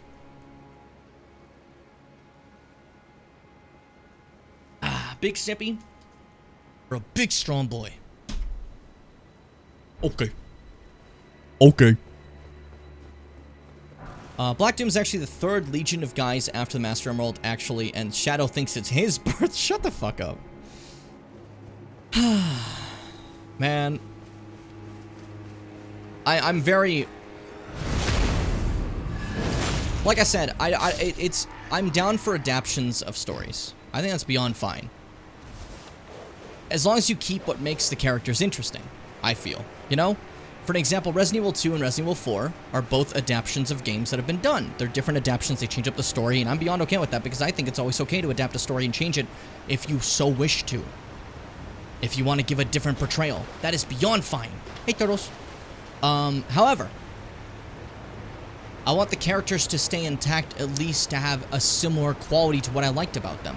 Leon in RE2 is still kind of the same Leon. He's still the rookie little idiot who just wants what's best for this world. And in RE4, he's a little different. He's still a little jokester and a professional, but they added like a somber, like almost depressed feel to him too, after, you know, the horrors he witnessed, which makes sense.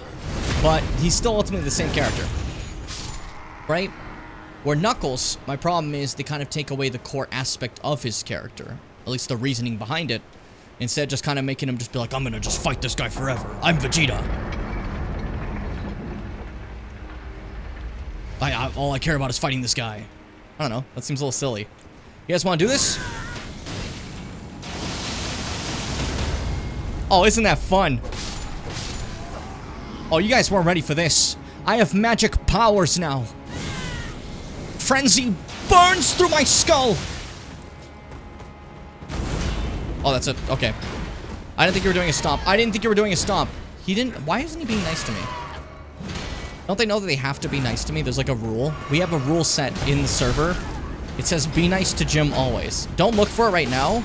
Just believe me that it's there. Okay, just trust me. It's the fucking Vegetification of Sonic characters, and I keep saying Vegeta in like almost some sort of negative way. Vegeta's written as far more than that, but I'm more saying in like the shallow sense that he's referred to. And I feel like I also think it's a little bit disingenuous and people keep acting like Vegeta is like written like as just this one note situation, you know? But, hey.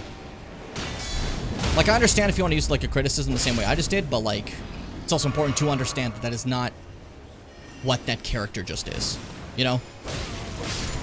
It's a surface level understanding of a G-archetype. Exactly. There you go. That's the best way to say it. Where the fuck are you going? Hey! Hey!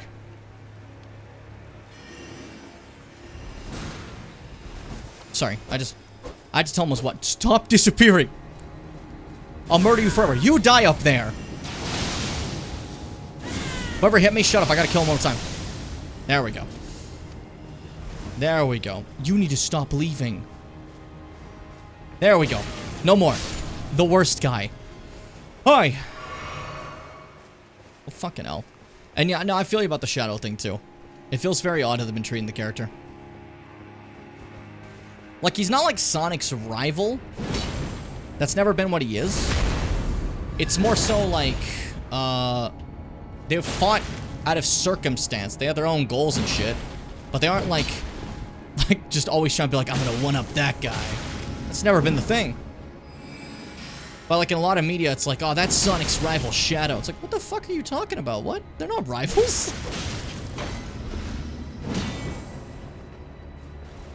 That's okay. Get ready for the opening.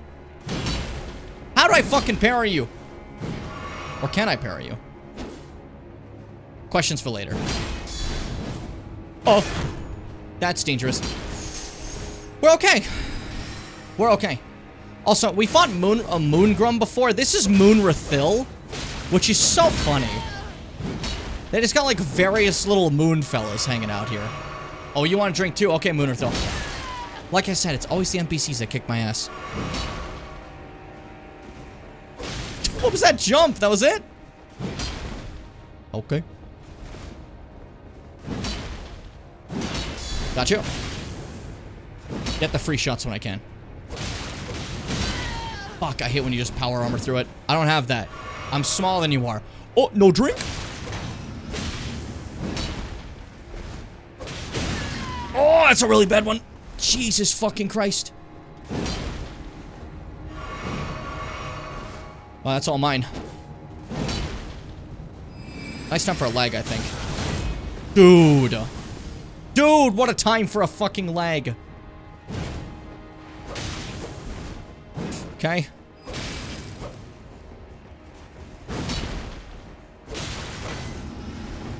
And final one. Woo! Body. Thank you for your sword, Moonrathil, you son of a bitch.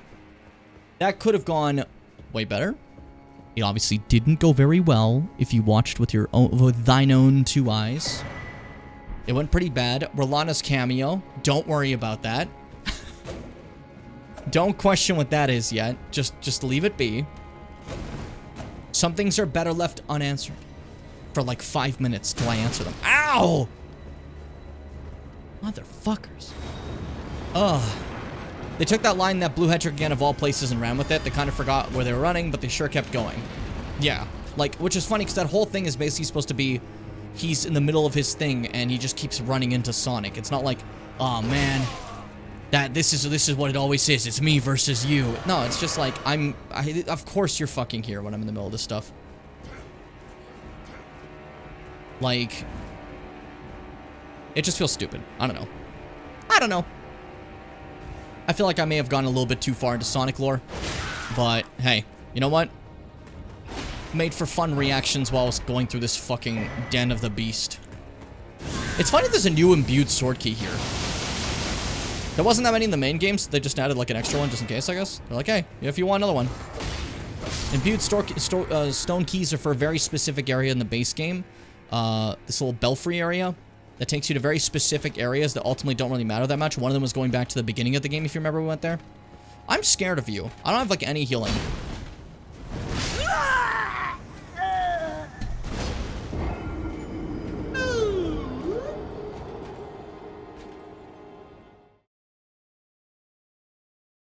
I was defeated. BRB Foob? You said BRB hungry before. I thought you were making food before. Did you just lie to me? Don't ever lie to me again, Mars. I'm joking. I'm more mad that you're making me hungry. I don't like the idea of that. It's very cruel. Listen, you're gathering. I'm allowed to infect you with my poison. I mean, to be fair, we're heading to a boss right now. Not gathering. You just stopped paying attention. I specifically stated that right now we're going towards a boss, and you just didn't listen. You've lost it. You were so deep in the Sonic sauce that you forgot what's happening. And I respect it, but like, you know, I think at this rate, Seth, you have days to live. It's a downright shame. I've like cracked my back really bad going down, and I feel terrible right now. Holy fuck. That sucks. I'll walk it off. I'm sexy, you know? I'm just ignoring your bit to talk about Shadow more. When I eventually ban you, you won't really have, like, any surprise as to why, I guess. At this point, you're just a little too mean. Just a little too mean. But yeah, in regards to this area, like I said, it was very Karian in nature. We saw a few examples of that. We saw a few things going with that. But obviously, it's still aligned with Mesmer, clearly, because, well, these are his fucking ghouls, you know? He's got his boys here. He's got his, like, shitty Mesmer Knights and his fucking sick hot ones over there. Look at that armor. What I find interesting about that armor is it's very Malekith. You know? Very, very similar to Malekith. And I like that a lot. As someone who likes Malekith's armor. The black armor, gold trims with the white fluff piece, you know? Dude, that's fucking embarrassing. You need to hold on, I'm healing, I've decided.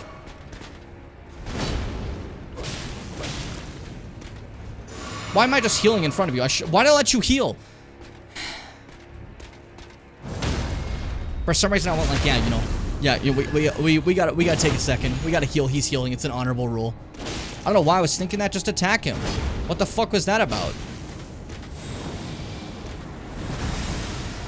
And behind you.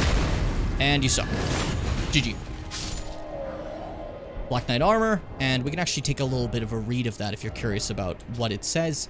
Armor worn by the Black Knights, servants of Mesmer the Impaler. Though the engravings above the heart is a Sagittary design, it's etched in gold, a small consolation of those forced to wage a war without grace or honor. You know, the extermination of a people. Normal stuff, America. Normal stuff. The hammer looks like the big weird screws in the side of my sofa. Specific, but I know what you mean. Did Fitz like BRB? Fitz normally loves talking about sofas. This is weird. You know, like Amelia are there to talk about sofas. I'm ebbing? Oh, that's why. Okay, sorry, Seth. They normally talk about sofas. I know for a second you must have been very, very confused. I wanted an excuse to lie about Fitz, and that was the first thing that came to my mind. I like this blue fire. I'm in Mage's house. We got blue fire. We like to make it a little bit cooler here. Oh, I can afford a level up. Hold up. A little bit more mine, so I can use more of this spell if I ever feel necessary. It's not exactly necessary, but hey. This is a very specific boss. I think this boss is so fun.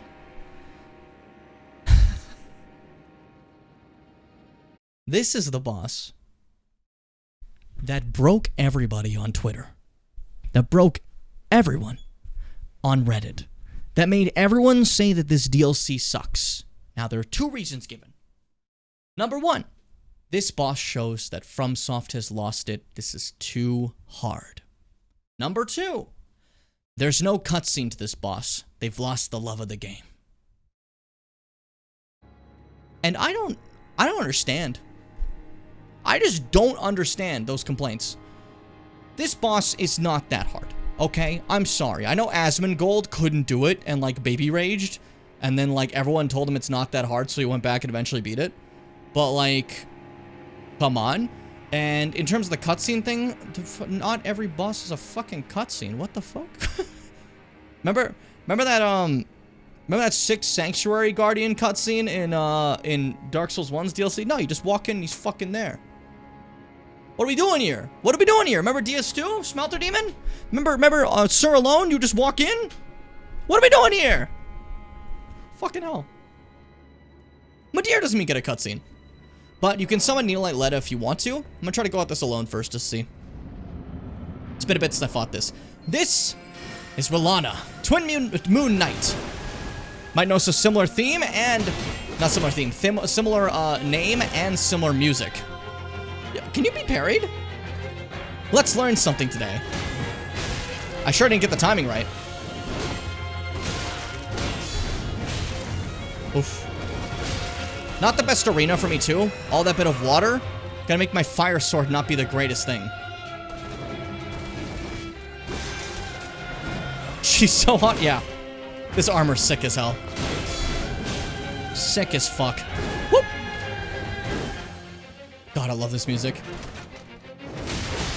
Why did I just let you hit me directly in the face? I thought maybe it'd be fun. A treat for us all.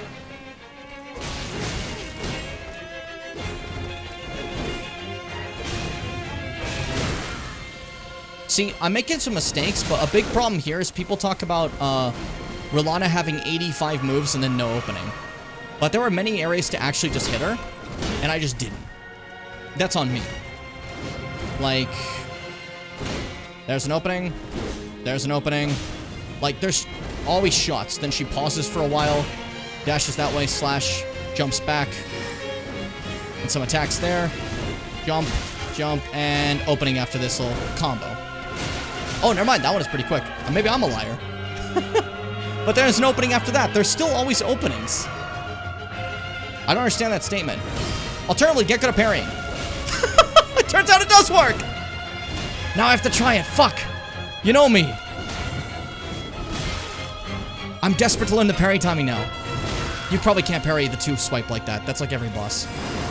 That's not like the forbidden thing to try to parry. There's rules to this.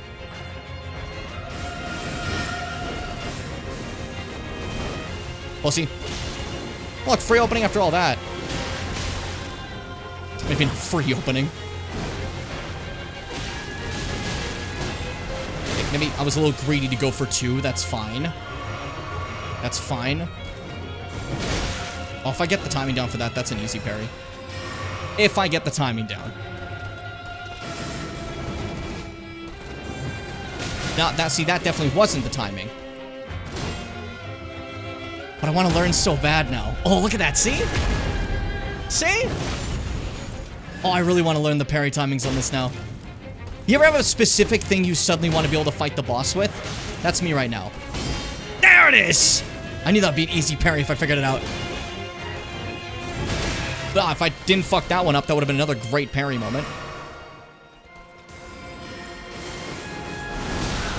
Bad timing on my part. That's fine. Free openings there. See? Dicking around. That's a quarter of the health bar gone. Boss ain't that hard. Ain't that tough. But you look at this, and people are talking about this like it's harder than fucking Melania. Are you kidding me? Are you fucking shitting me? She has so much health, 2 health bars, and a fucking giga fuck you move. Jesus. Can't you parry magic attacks? Yeah, but I don't want to do that. I'm only using Carry and Retaliation just because it basically gives a buckler parry without me having to actually have a buckler. That's my sole purpose. That's my sole reasoning. Missed my timing. But I did skim it. You saw it took less damage. That's a sign that you skim parried rather than full parried.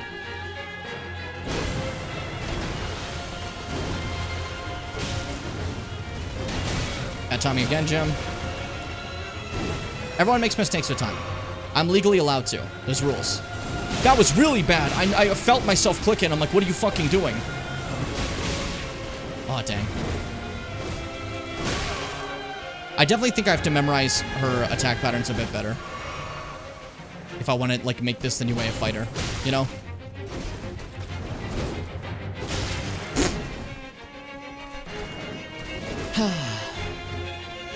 Also, reminder to switch my tier back. I realized when I used it earlier, I still have the Moog one. You know? Okay, can't parry that. Good to know.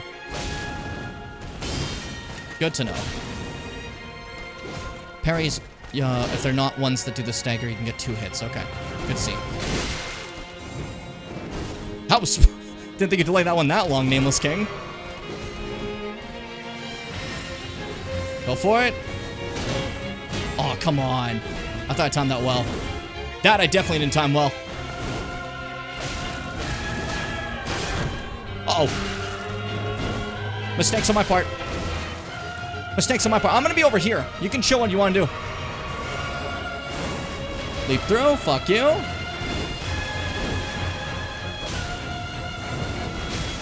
How did that all miss me? What the fuck was that? Oh, that was a really bad dodge, Jim. It's okay. It's okay.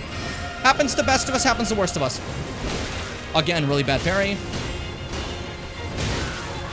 I gotta get better at that timing. I keep saying that, but that's basically the crux of this fight. I just gotta learn the parry timings better. You know? Piano made me excited. Like a child. Watching a game, like a little instrument comes up, you're like, woo! Woo! You're all excited. I respect it, honestly. You did make Melania look really easy, just after you learn the timings. This is the same thing here. This fight's not going to be tough the moment I learn the timings for the parries and stuff.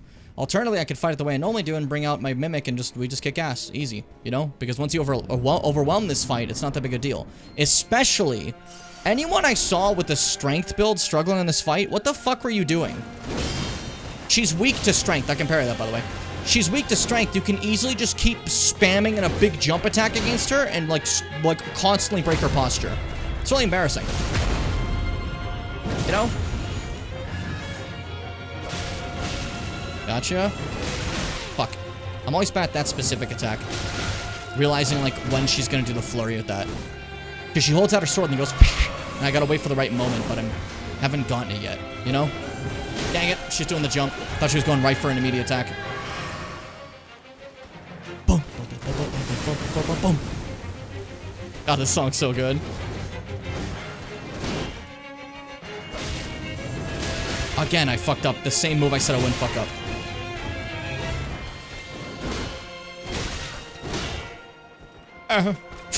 That's all I had. Yeah, that's fair, Seth. That being said, this specific character has some lore I'll talk about in a bit. When we get there. Again, the same move! I know to parry, like, at the right time in that move. And I keep always just, like, parrying way earlier. She keeps, like, swindling me. I'm so embarrassed. I'm sorry, ma'am. I'm a fool. But you ran right into my attack like some kind of idiot. And for that, I can only say that you are the fool. Oh, come on, Jim. You're following it. You knew better. I love that little... The way she, like, does the double stab. And... Whoa. And... Whoa. Oh, wow. I fucked that one up. I dodged a little bit too late. Had the shield up, so it didn't do too much damage, but that's fine. Come at me. Stupid.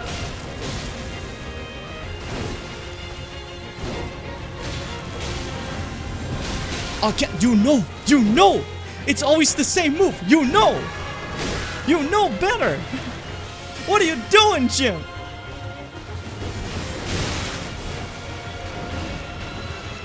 Woo! Let's do this, buddy. Bad fucking move. Bad fucking move. I'm really botching it now. We were doing good before. Now it's just embarrassing. If I'm being honest with you. Okay. There you fucking go. Now I know! Now I know! Same move that always gets me. Not this time. Not this time. Oh, there we go. Phase 2, baby!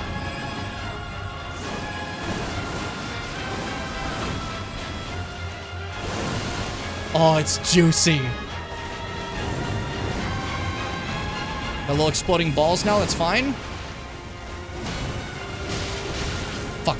I really thought I had that parry timing. I'm tired of that not hit me. I'm not complaining, but fuck. God, these swords are so cool. For my first DLC playthrough, these I actually ended up rocking these ones, if everyone recalls. Very fun time. Why did I heal then? That was like a fucking firing squad of fucking phalanx beams. I fucked that up. That'll do it. Hey, ma'am, I know what you're thinking. 1, 2, oh, fuck. And bada bam. Okay, heal up. No more healing for us, eh? Woo! Come on, ma'am. Please stop sending things at me and just come fight me.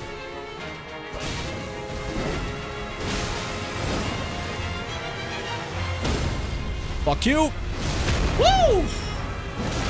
Woo!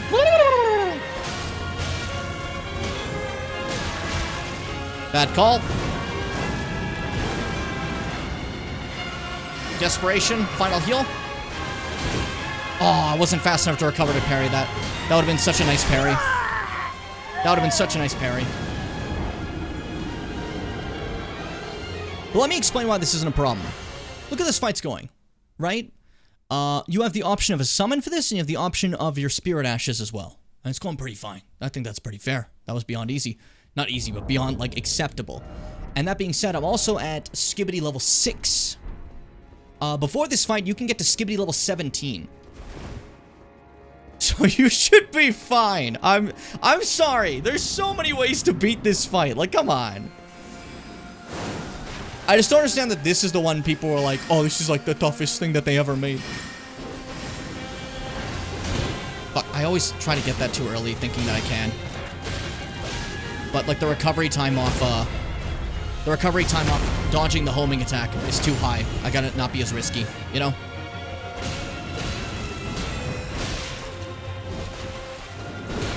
Yep. One. Oh, there you go. Nice. The fucking rain. I'm pretending the rain is buffing you now. It's not fair. It's cheating. Game's on your side. Game's on your side, dude. Fuck you. Bada boom.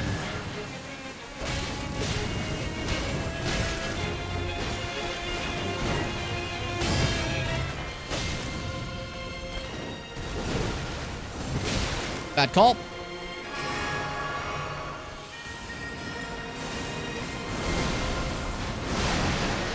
Fuck you again.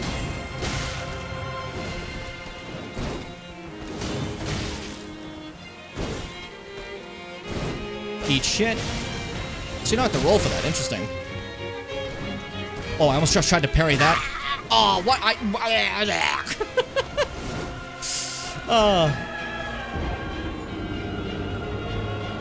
Honestly, fair funky. That's the thing, like, this boss, I think this boss is just fair. Like, it's not a big deal.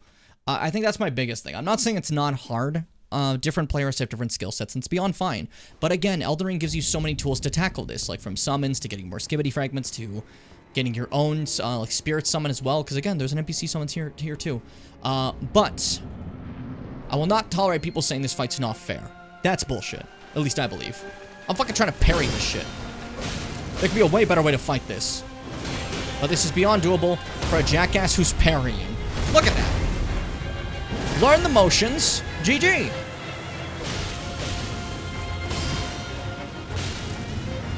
I saw someone say it wasn't fair for a caster. That was my first playthrough in this DLC. What do you mean? Like, I'm convinced you're just saying anything now.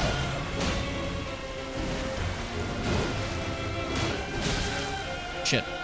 Run low on stamina. That's a free moment to heal because she's going to stop after those two. That was bad, Jim. I thought she was going to attack immediately. She didn't.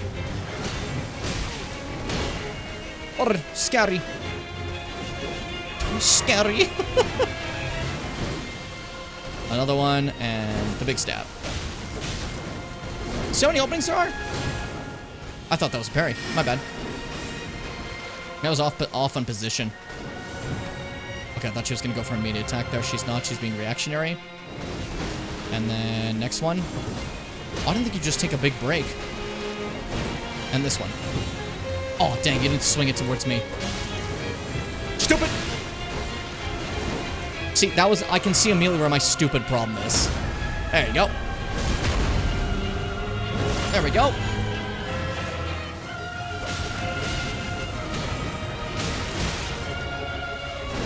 Woo!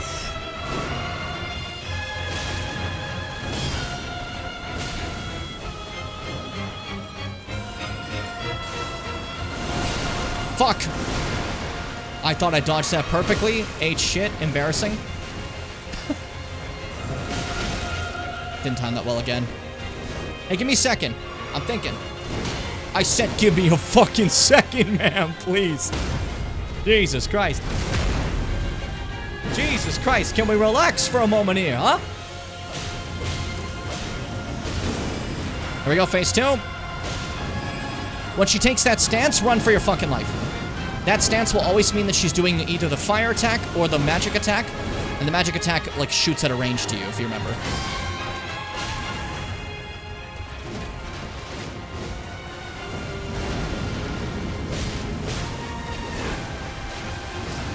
Oh, nice. That's a move I wasn't prepped for. Thought I had that for sure. Embarrassing. Heal up to full just to be safe. Eat shit. Eat shit.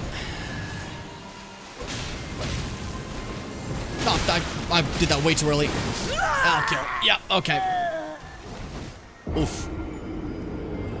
The problem is, it's basically the same moveset with just a little bit of extension to it, kind of Maria-esque in that regard. The problem ultimately is, it elicits a form of panic sometimes, which is, again, player issue. But, like, I got a little, like, freaked out for a moment. Granted, again, I could be just fighting this with the Mimic, but for some reason, this is a personal thing. This has nothing to do with the playthrough I've been showing you, where I said I wanted to do just, like, a classic Elden Ring playthrough. I, personally, just suddenly really want to parry this boss. This is, like, I could do this off-stream instead, and fight this boss normally, but I want to show you guys sometimes what happens to me when I'm in the zone. And I just want to do a different way of fighting a boss. Sometimes it goes roughly, and then sometimes it clicks forever. We'll see how this one is.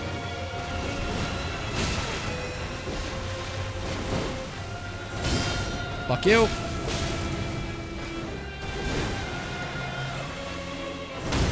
Eat shit. Woo! Woo! Also, that's so much damage. That one parry was like 3,000 damage. To put that in perspective, that one parry would be most of Gwyn's health. To see like how these games have changed in terms of like damage numbers.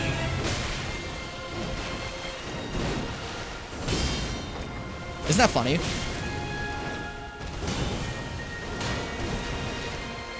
That's a specific thing about these games. I always thought it was kind of fascinating, seeing just like the health numbers grow. Dang it. Oh, why is that one like difficult? Okay, maybe I should always go for the follow-ups and not so much the dashing's lunge. This isn't Melania. That one's not as free as her. Her other stuff is way more free than Melania's, but like that specific one, not as free. That one's free if I'm not stupid.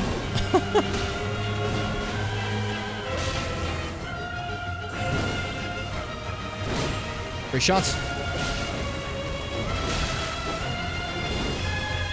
I'm pretty sure I can parry the double cross there. I did when she dashed at me. So maybe I could when she does it there. I'm theorizing. I'm theory crafting.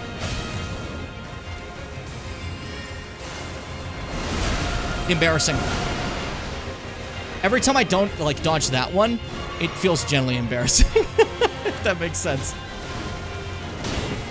Oh, I definitely can if I get it right. Bad move. Free heal, though, because she's just going to stand there for 2 seconds. And I also just stood there for 2 seconds for some reason.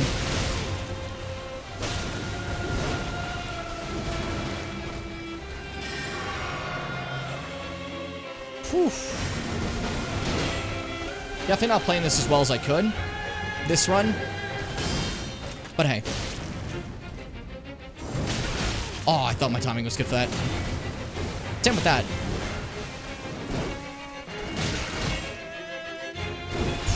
Double bad timing this time. Not my best run. Fitz, put it in the trash bin. This run. I want it labeled there.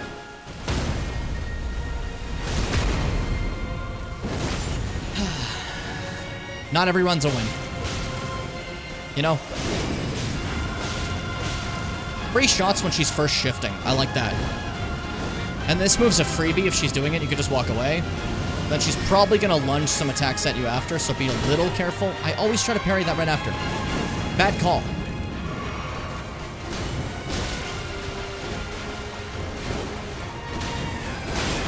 Oh, I fucked that up bad. Ma'am, hold up a second, okay? All right, we'll go back to it now. Sorry about that. I just got a little beat up. Fuck me.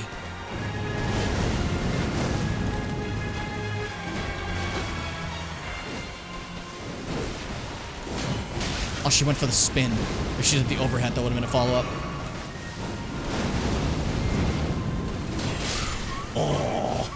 Oh. In my headcanon, Rolana embarrassed Melania once, and Melania swore to never lose again and became the craziest. That's unfortunately not the same as the lore, but hey, you know, headcanons, whatever, right? Go for what you want to do. We gotta workshop this now. We gotta workshop this. I said that I wanted to focus on this.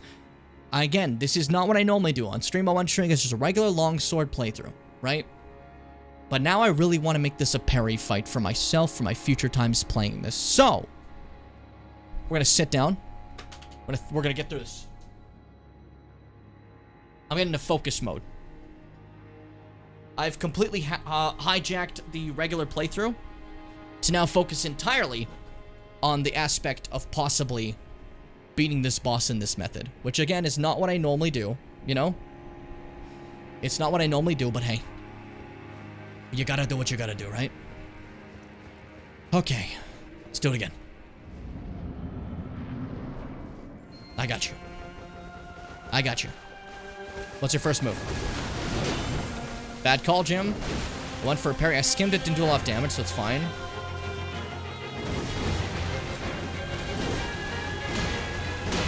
Okay. That's okay. That was so on time, but okay. What was I parrying there? Who was I parrying there?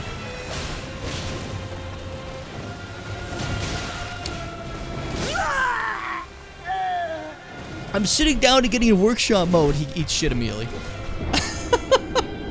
That's embarrassing. That's just sad.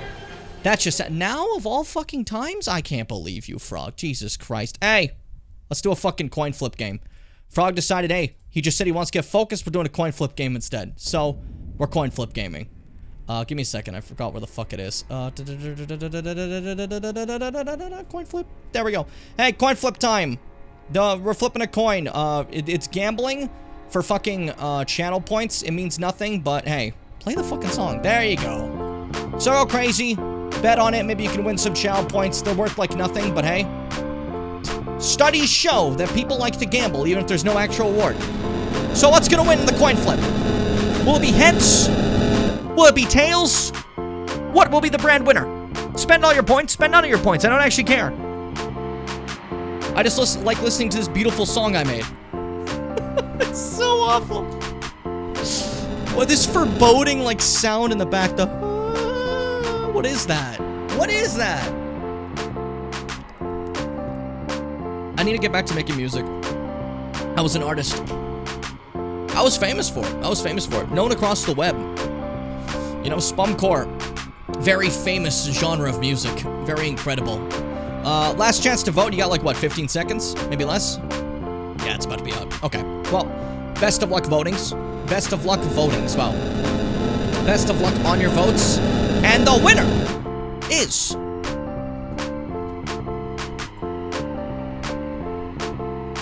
It's fucking Tails. No, turn off the song! Turn off the song! Turn off the song! It's Tails. Tails wins yet again. I feel like Tails normally wins, which is like, just, honestly, just for Fitz. It always happens to Fitz. Tails the winner. Enjoy your points. Not a lot of people voted for heads, so, I don't know, like, you're not gonna get too much, but hey. But, like, whenever Fitz puts, like, points into heads, it always ends up losing, I feel. Fucking hell. Let's try this again. But yeah, like I said, if you actually utilize the things that the game gives you, this fight is not too tough. Like, jumping her with the summon is very funny. Because she can just, like, shred away at Freddy, and you're just, like, whipping at, like, you're, like, beating everything in the back of her skull. Alternatively, if you have a strength build, just fucking maul her. She does not have the posture to keep up. I keep saying posture like it's Sekiro. She doesn't have the stamina to, like, continue getting hit by you before her stance is broken, you know?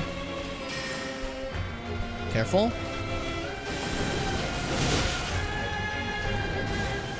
Oof. I'm waiting for, like, a specific safe move to parry, I think. That wasn't a safer move, but I saw her telegraph that for, like, 8 years away. If that makes sense. Okay. What are we doing now? That one, okay. Big slam. That was a free parry. I was looking at the corner of my eye to Chester over there. I was distracted. You understand? He's adorable. The cutest cat that ever lived. I'm sorry, I don't make the rules. Oh, bad call. Bad call, but she missed. Bad call, but she missed. 1, 2, 3. Big swipe. That's a free shot there, but she's gonna go for the big slam. Free shot again. Free shot again. Free Shavakadu. Why is that in my head?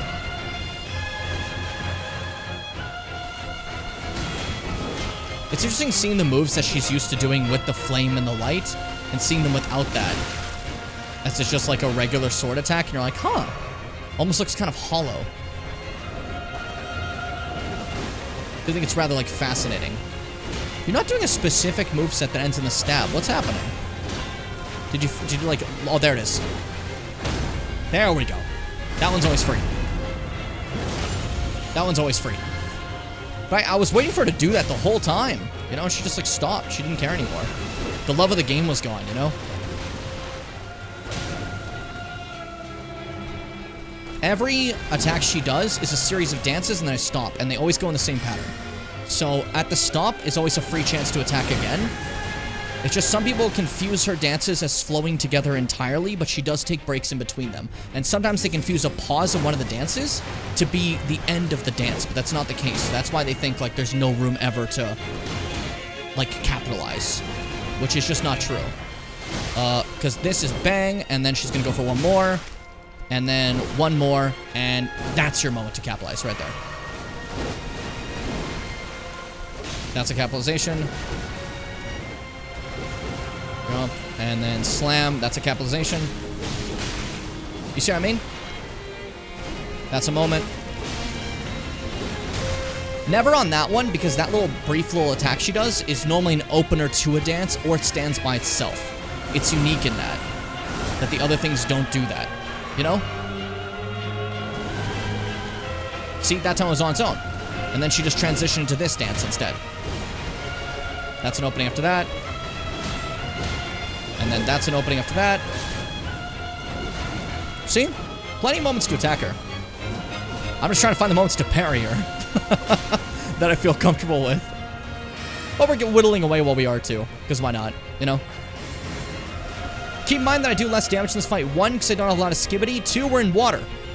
Water is a hard counter of anyone using fire, as you actually do less damage when you're in water sources. Now you're probably thinking, why didn't you switch to Sacred? Well, that's fucking lame. I don't wanna. In this one, I don't think that's necessary. Normally I might. But, like, I don't know. I just don't... I feel like this is cooler. You know? Go for the shots. Eat shit. Oh, I really thought that time I'd done it fast enough that I could actually parry that. A shame. Up. Oh, shit. Bad dodge, Jim. Oh, I thought I timed that good this time. Oh, that's so embarrassing. I'm gonna leave. Well, that's ultimately what Elden Ring is. Elden Ring is almost like a rhythm game as well, and I say that a lot. It's all about finding the rhythm of the bosses, you know? Where a lot of people seem to misunderstand that and think that the bosses just constantly attack. It's like, no, look at what they're doing. They're doing a pattern. Follow the pattern. It will always end up the same, you know? Jesus, Jesus, Jesus. That specific one freaks me out for some reason.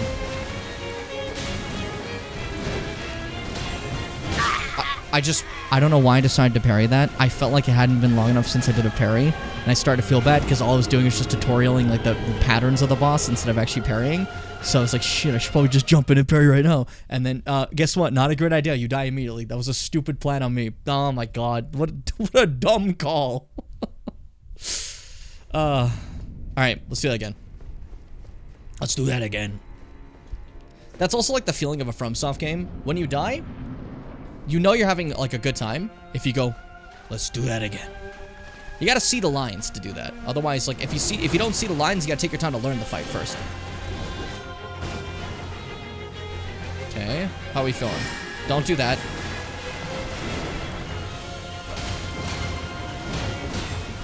Shield gives me a lot of chance to analyze where the next opening for parry might be. That's obviously not it, but it's a free shot.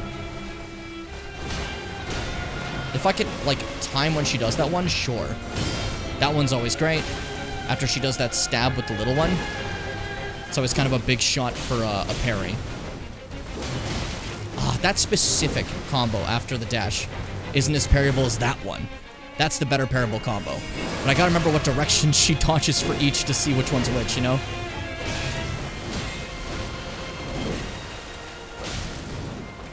Okay.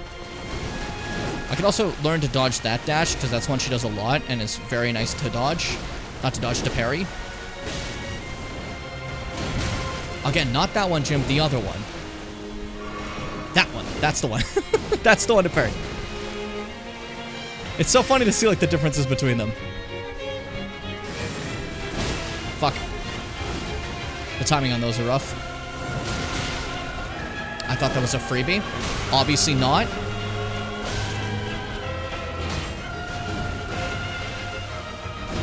One, two. Oh, I thought Slider hit me. No. Okay. What are we feeling? What's your plan, buddy? Don't do that one. No, I'm leaving. I'm leaving. If you're gonna do that, I'm just gonna leave. If you're gonna do that, I'm just gonna leave, dude.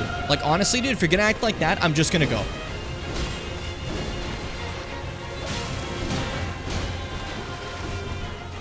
Stab, and then there you go. That one's always a nice, easy one. Yippee, yippee, yippee.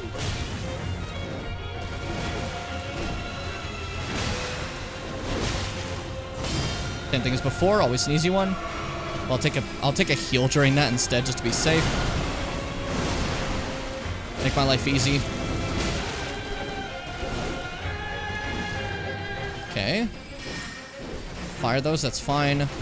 I'll dodge that because I know at this point that I probably don't stand a very good chance at, oh, dang. I had my shield up. That was a mistake. Didn't give me enough time to get the parry on the very secure, easy parry. That's like the one. That's like the one easy one. I really wonder if I can parry that cross slash. I can parry the like, running at you one, but it makes me wonder if I can parry the regular. Oh, she hasn't done that one in a bit. There you fucking go. Sometimes she just chooses not to do specific moves, so I think it's funny. There we go. A lot of big damage due to me just getting a wail on her when she transitions her phases. And I love that. Great for me. Woo!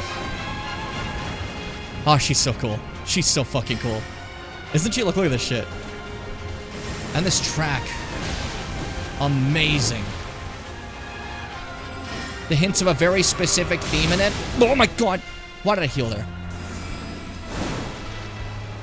Whew. Fuck, leave. No, don't chase me.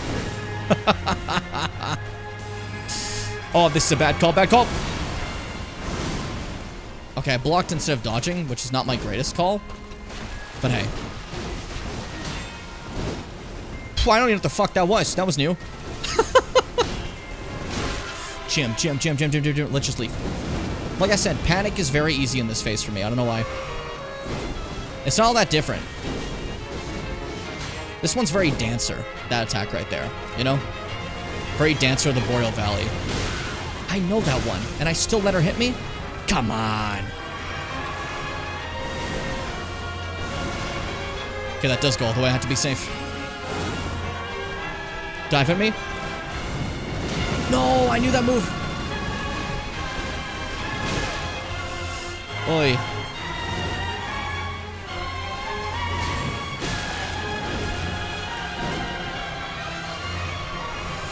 Out of healing. Let's see, did I learn anything new? I really just got hit by that? That's so embarrassing. Hey, I got one more hit before I died. Hey, I know what you're thinking. I know what you're thinking. Can I kill him right now? The answer is probably yes, but hold up. I'm still kicking for one more. You know what they famously say about me? He kicks out at 2. Fuck. Ah, okay. You didn't kick out 2. I've gotten to a point where I can like fight. I can like a fight enough that I want to die to it, so I can fight more. I feel like me from a couple years ago would have looked at me like I'm a freak for that. It's just the way FromSoft games. You play enough and you get into that vibe. It's a little different, you know. Sorry, I'm kind of getting like stuck on this for a while to really like try to learn a specific style of fighting here that I want to do for the future stuff. I did not mean to derail the playthrough like this. If this is a problem for everyone, I'm sorry. But you know what my series are. They're whatever the fuck I feel like. So grow up. I really want to try dodging that one, because not dodging, parrying that one, because that one's like reliably always been a move she whips out, you know?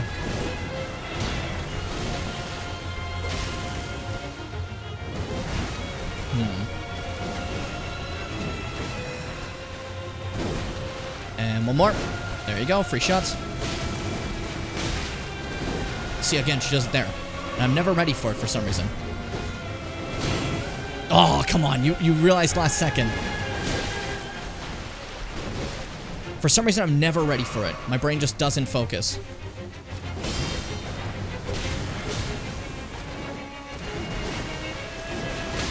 Shit. Okay, that would have been a free shot if I didn't get knocked back due to my shield. Oh, come on. It was right there. Oof.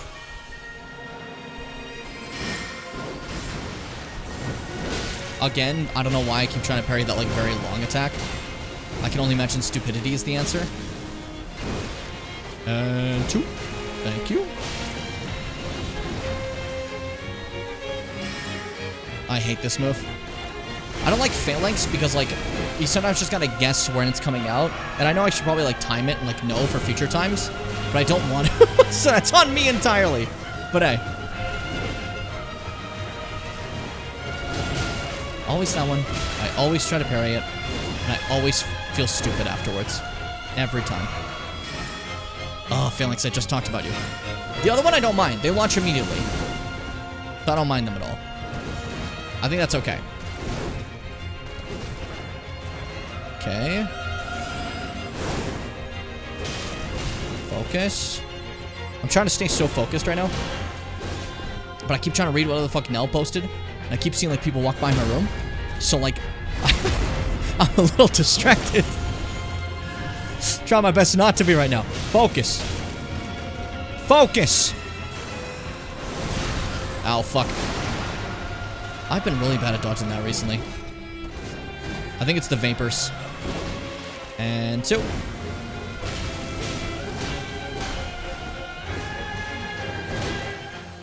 That's normally a free parry, but I was low on stamina, so I'm just gonna take the chance to dodge and recover for a second instead.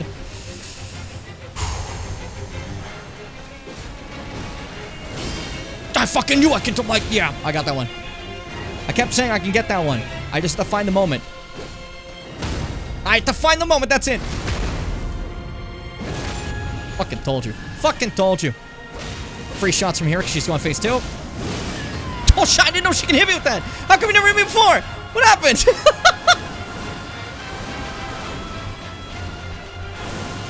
What the fuck happened? Alright, fine, I won't take you that seriously. Not seriously. Weekly anymore. That's my bad.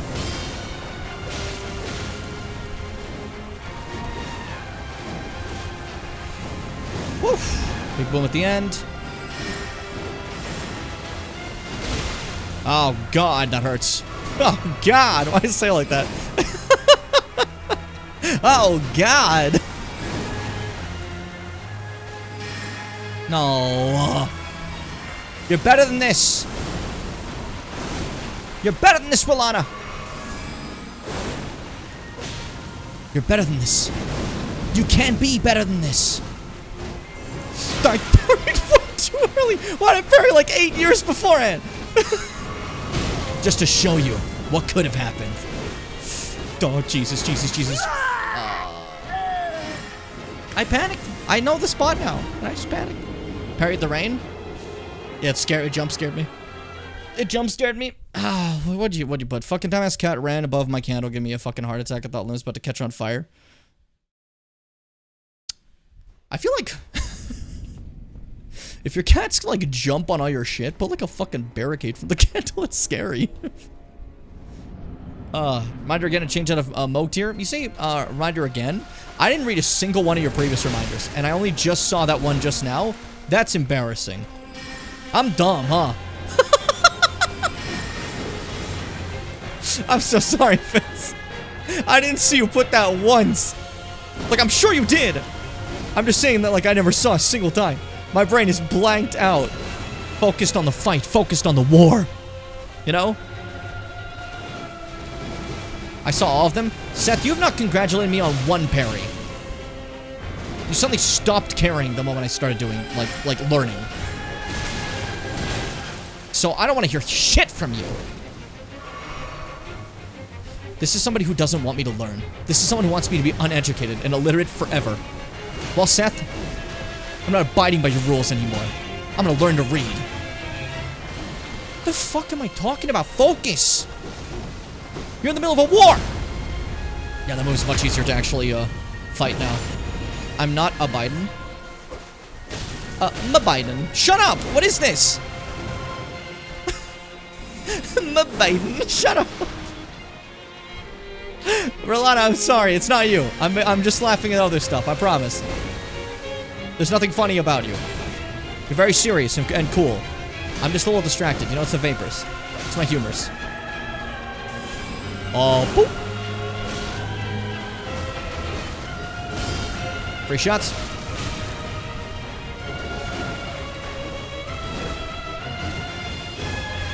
Free shot again.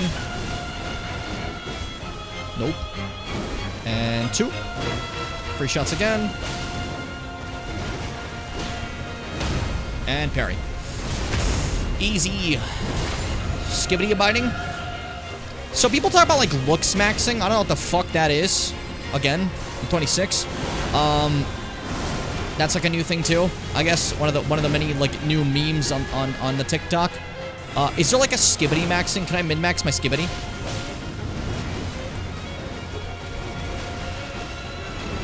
I suppose that's what we're doing in this run.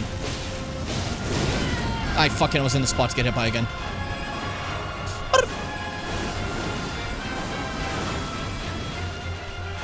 I like when I, like, pigeon coo at the things I'm fighting. I don't know why I do it, but it just feels like the right call.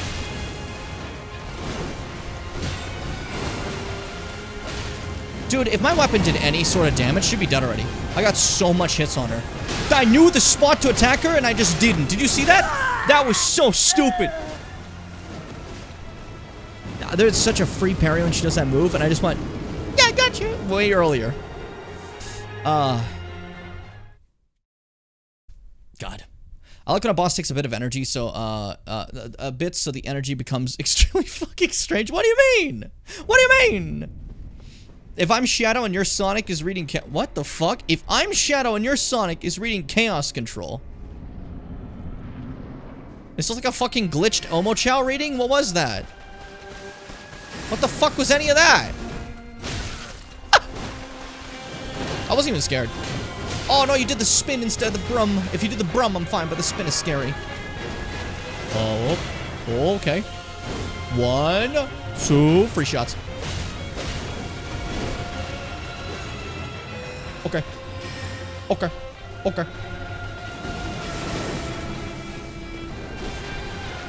Okay. Okay. Okay, next shot. Next shot, come on. Next shot, come on. Okay. I said okay. That means none of this, like, fancy shit where you actually hit me.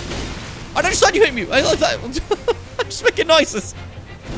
I meant to say I just let you hit me for some reason. What are you doing? It's okay. Okay. 1, 2, free shot. Fuck you. No, I'm not following with you. That was stupid. Oh, careful, careful. Temper, temper. And 2, free shots. Again? Why did you do that? I don't understand you. You don't make any sense to me. What next? What next? What do you want to do next? What do you want to do next? Oh? Stupid! That's my favorite move now. Like, legit my favorite one to counter. It's so funny. Stupid again! You're so dumb! You're so dumb! Tee-hee, tee-hee! Get up. Get up, get up, get up, get up, get up, get up. Oh, dang. Her Skippy's off the chart! Sorry, I'm a little distracted. I don't know if you can tell. I haven't really been showing it. I've been kind of keeping it closed off to my chest. No, no, put the homing soul ass away. No, no, no, no, no. Do it, attack. Yes. What? No, you pivoted. You didn't do the move I like. You fucker. Do what I like. Don't do what you like. I'm like a fucking overbearing parent. Do what I like, not what you like. Or I guess like every Disney Channel parent that ever existed. Troy, you want to play football. You don't want to sing. And he goes and skips around in a golf course while going, everybody's always talking at me. Everybody's trying to get in my head. That's the different movie. The first movie, he actually doesn't sing. Someone else dubs over his lines. Zac Efron is not the singer for the first movie. Okay, okay, okay.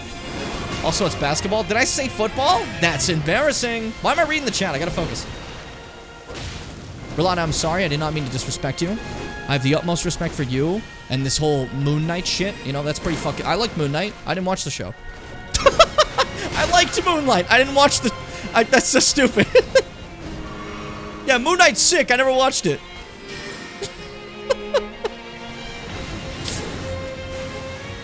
I'm sure it is sick. I've heard good things. I've heard great things. In the grapevine, I've heard some really rad things about it, you know? Okay, okay. Fuck you. Okay. Stop just saying okay, what's happening? Are you okay? Okay. Shut up.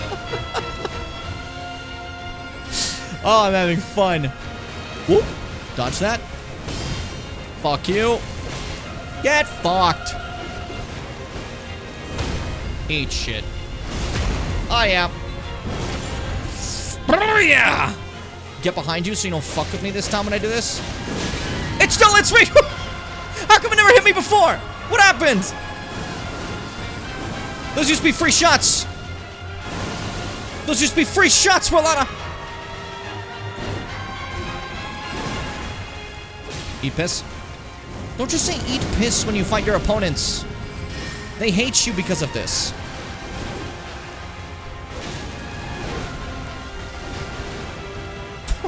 What was any of that? You think you can hit me? I'm built different. I'm built different. They built me in a lab with spare parts. Parts that are better than you, punk. Yeah, whatever, explosion, shut up. Oh, I'm gonna do my little fire spin. Oh, but I'm gonna do it this way. Oh no, I thought you were gonna follow up and actually do the move I like. How dare you? How dare you? We're not up! Just start screaming. Oh, yes. Oh, you're so stupid. Oh, you're so dumb. Fall into my trap guard. You see, Yugi, you fell directly into my trap guard. This trap, I just won because I clicked it. Fuck, shit. That move's so cool!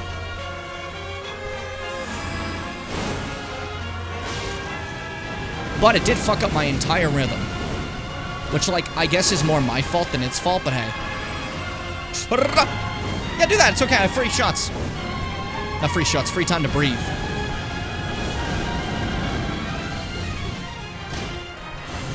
Oh, you didn't do it! You didn't do the move I like!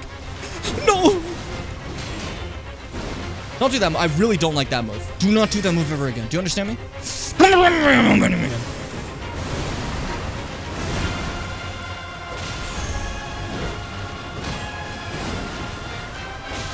Okay. Fuck you! Ah! You did it again, and for some reason I just didn't capitalize. Oh, no, no! Everything was there for me to breathe, for me to be, and I've been defeated by my enemy. I've been a little distracted. I did pretty cool, I think. I got into the zone. I got into the auto zone, and I think that's a bit of fun for all of us together. A reminder But what I was saying about this specific fight is, I know I'm getting shit on. I still think it's completely fair. I'm fighting it with my fucking longsword, flame longsword. She kind of counters that. And I'm also fighting with lower skibbity, none of my summons, and trying to parry. And still, it's still completely fucking fair. You see that shit? That's a fight. I love this fight. This is one of my favorite fights in the entire fucking game. The way she moves, like a wriggle dance. The moment I started fighting, I immediately lost it again. Yeah, you wanna go for it? Oh, you're asking me? That was a fuck up. Okay, that's okay. That's okay. We're fine. We're fine. Thank you. Stupid, stupid, stupid, stupid, stupid, stupid, stupid, stupid, stupid. Don't use that move. You know better. It's like reverse psychology. I'm gonna make her do it more by saying that. And she's gonna be like, oh dang, maybe I should use it because he doesn't want me to use it. Oh, it's a good idea, Rolana. That's how she talks to herself. There you go, buddy. There we go. Yeah, you know, it's a shield. You went for the 2 blades, I went for the shield. I wanted to show you the greatness of it, you know? A lot of people don't understand the appeal, but now you'll see. Now you'll learn. Now you'll learn. The squeak. Can I get a squeaker in the chat? There we go. Come back to me in my life. Come back to me, health bar. I need you. Oh yeah, Bill, what a big sword. Oh, that's, I jumped directly into the area she was swinging that. That was so fucking embarrassing. Like, are you kidding me? That was like beyond embarrassing. That was beyond beef, dude. Just run away, I gotta heal. I said I have to heal, ma'am.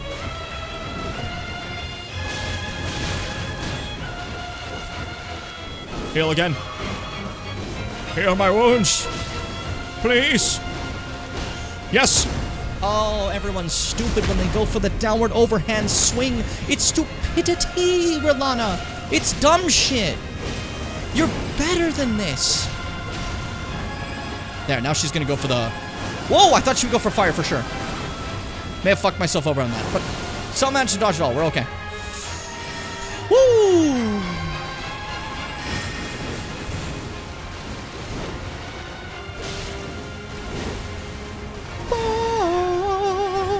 It's part of the song when they go... See, earlier she's done this. I think she has a deep hatred for me now. I get it. I don't understand. I'm cute. Can't hate me. Legally, there's like, I think there's like a law in place that stops that from like being true. You can't hate me. But like, I'm not gonna judge her for that. I'm just gonna parry her and beat her. Just the way it is, you know? It's the beauty of it. A lot of people don't know you can just do that, you know? Someone's mean to you, just parry them, dude. It's literally not a big deal. Oh no!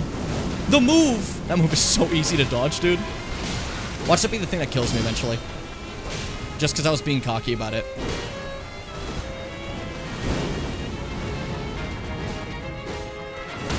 There we go. There we go. I love when they have one move that's nice and easy to parry. I finally found it on her. It took me a bit. That's mainly because I'm a little bit stupid. Oh, she didn't do it that time. That's okay. I can just dodge the fallout. Fallout boy, dude? Again, she didn't do it. She's swindling me.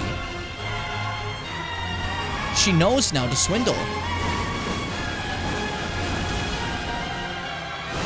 I definitely prefer the fire move to that one. What are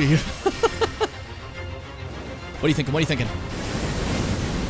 Oh, stupid! Stupid! Oh, she wasn't going for it. It didn't go all the way to the top anyways. I could see that.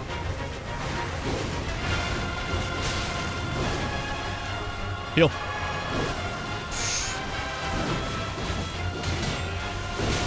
Again? Fuck. Don't do that one twice. I talked to the police. They said you can't do that. I talked to the police! Right in your face. Right there, free shot. She's not doing the moves I want anymore. She keeps doing the ones I don't like. Like that. That apparently can dodge? I like apparently I can... I didn't believe in myself before. I didn't believe in myself before! But believing is part of nutrition. And that's what you have to figure out, R'Lana. I'm sorry. I was thinking about someone else. You understand. You...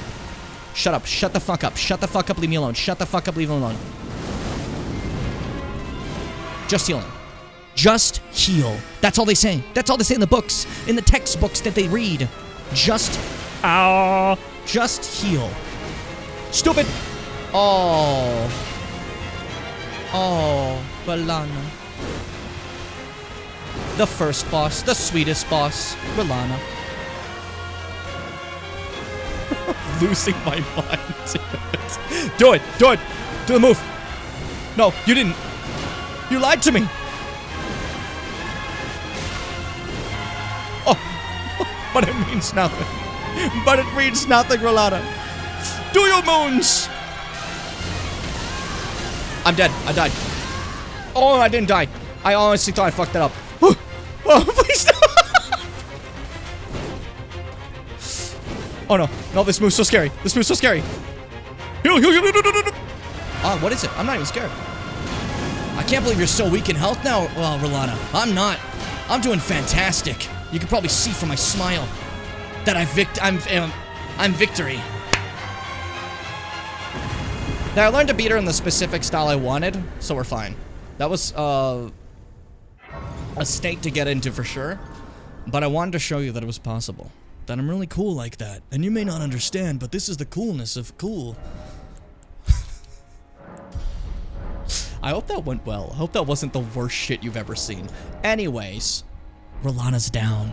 GG, everyone. G fucking G. Beat that with parries. I found the opening I wanted. We're okay. I'd say out of the parrying bosses, that's probably the harder one. That one's harder to parry than Millennia.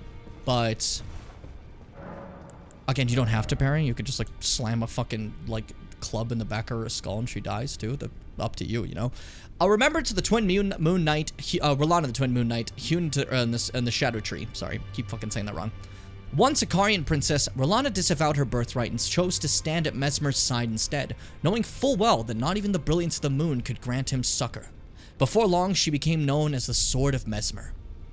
So, R'Lana, over here, abandoned the idea of being a Carian princess, just like R'Nala, her sister, and did this shit instead. A little different, you know? R'Lana's twin blades, Carian light great swords embedded with blue glintstone weapons of R'Lana the Twin Moon Knight. The two swords as a single armament, when two-handing, a straight sword engraved with golden flame will be carried on the left hand. Here and here alone were moon and fire ever together. Fucking awesome. Yeah, I agree. It's cool that you get both. That makes me happy. If it's like Dark Souls 3, you get one or the other. You know? But instead, fuck you. Get them both. R'Lana's twin moons. Sorcery of R'Lana, the Twin Moon Knight, associated with Carian princesses. Incarnate overlapping twin moons which strike the ground one after the other, violently shaking the earth with moonlight. In her childhood, she and her elder sister R'Nala met these moons, overlapping as though nestled against one another. One each other? Wow. And you can also get her fucking gear. Ornate helm of R'Lana, the Twin Moon Knight, fashioned from silver steel. R'Nala, head of the Carian royal family of Caria, was said to have given her younger sister, who renounced her lineage to chase after Mesmer, a gift of lustrous black hair. That's what the black hair from the helm is. I just think that's so cool. Adorned with the lapis lazuli blue that is symbolic of Caria, its radiance is yet to fully fade.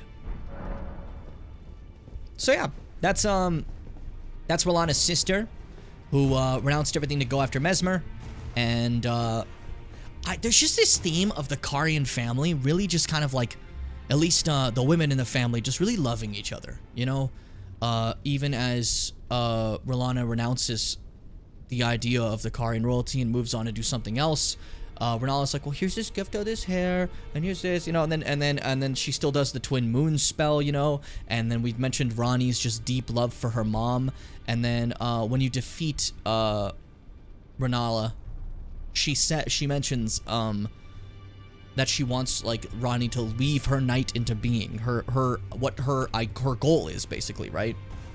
She wants her to win. I don't know. I love it. I mentioned it before, like, we were talking about it before, like, just like this like level of love between that family, and it's very, very lovely. And yeah, there's obviously like love for like the other two as well, but like it isn't mentioned as much with like Rykard and Radahn. You know, obviously they're not like fucking hated, you know what I mean? But like, but you get me. It's just out of nowhere, like, yeah, we fucking hate Rykard. But obviously, like, there's some care there, considering Ronnie gives Rykard the Gemerald, you know? And Rykard has a big fucking framed photo of Radahn, you know? So now we've seen R'hllana, the Three Sisters Zone, Ronnie's Rise, Rena's Rise, and Shithead Selvis. For sure, 100% the third sister was R'hllana.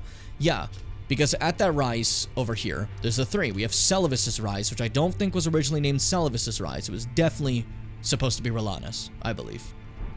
It just makes sense, you know? It just makes sense. It's just all I believe, dude. But that's just me. Anyways, I hope you enjoyed that fight. I know Seth was, when Seth was playing, Seth called me on the landline, you know, called me on the landline, he gave me a dial, and he said, Hey, Jimmy, I'm gonna be honest with you. That fight's ass. They programmed it terribly. I hate the design, I hate the lore. I didn't read the lore, I just hate it.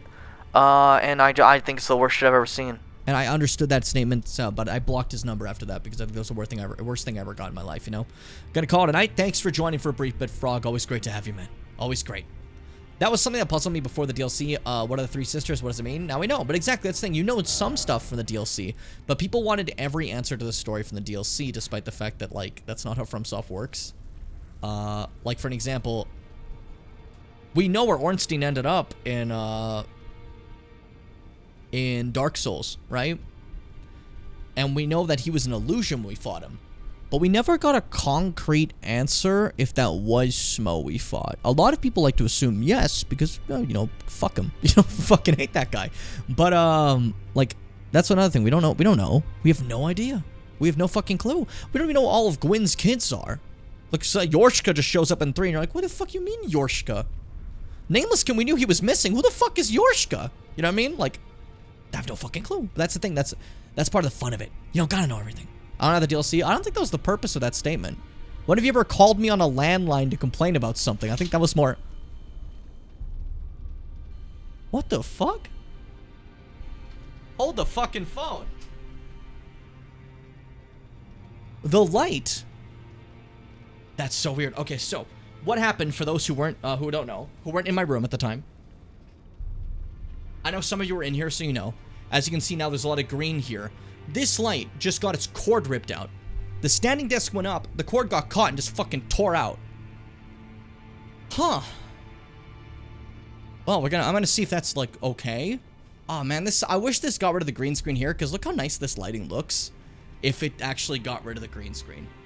Like, this looks good, you know? This looks solid. Let me actually see really quick. I can actually, oh, I see where you fell, motherfucker. Okay, give me a second. Actually, I'll plug it in real quick.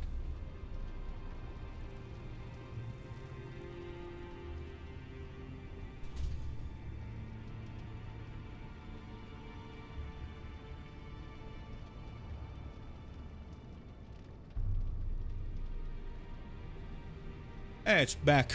Hey, it's back. I want to, like, test lighting stuff just for a briefie, you know? Because I'm a little curious about some stuff regarding the lighting situation. For an example, this is how I used to light my stream, and it looked really solid back then, but times have changed, and I have a different setup and different lights and different camera. But these used to be just off, you know? And I'd light only entirely based off this guy. Now, see, the problem is it doesn't hit these. This is still green screen. Bit of an issue. But I like the shadows it casts a bit better, ultimately. And it looked nice on those old streams. I just don't know if I'd ever be able to get that same type of, like... the same type of magic back, I guess, you know? What if these guys, like, are only, like, slightly on? Now, they don't get all the green, though, you know? That's a problem. That's the problem. It's the green. I don't know how I'm supposed to hit all the green without doing what I normally do, which is just crank these fucking up to 14. What if I just made everything orange? Even with our regular lighting, it doesn't do the green screen anymore. What if you go pale?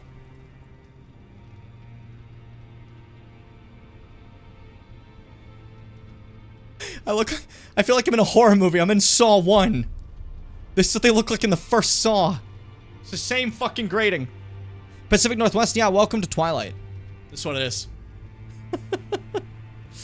What if you put them a little lower so they have more of it? A little lower doesn't actually work because what? You guys don't know, but these lights are not aimed specifically at me. I found my best method to make myself not look flushed out but still get the green screen is they are aimed at the walls and then reflect off of the walls to hit the green screen. These side lights. The uplight right there is looking right at me. It's just like higher up because if I put it lower, it hits me in the face and does those little like square things that happen in my glasses, you know? That being said, I know I fucked up my thing and it might look like, oh dang, you ruined your lighting. How are you gonna get back? I set my normal one as a preset. I just gotta click a button and we're back to it. There you fucking go. See? Love that I did that, by the way. Because now I don't have to worry about shit. Just click a button, I'm good to go again, you know? Okay, well, we beat Rolana. That was honestly stupid of me to have gone through the effort of doing that so aggressively when I could have gotten better or used a spirit thing. I'm sorry for wasting so much time. I simply wanted to challenge myself in my own way, which is learning to parry that. And I hope it was at least entertaining to watch. And I think it may have given more of an insight into the movements of Rolana and showing like her her patterns if you hadn't seen them before. At least I believe so. Maybe you find that differently. Maybe you don't agree. Shut the fuck up. I don't know.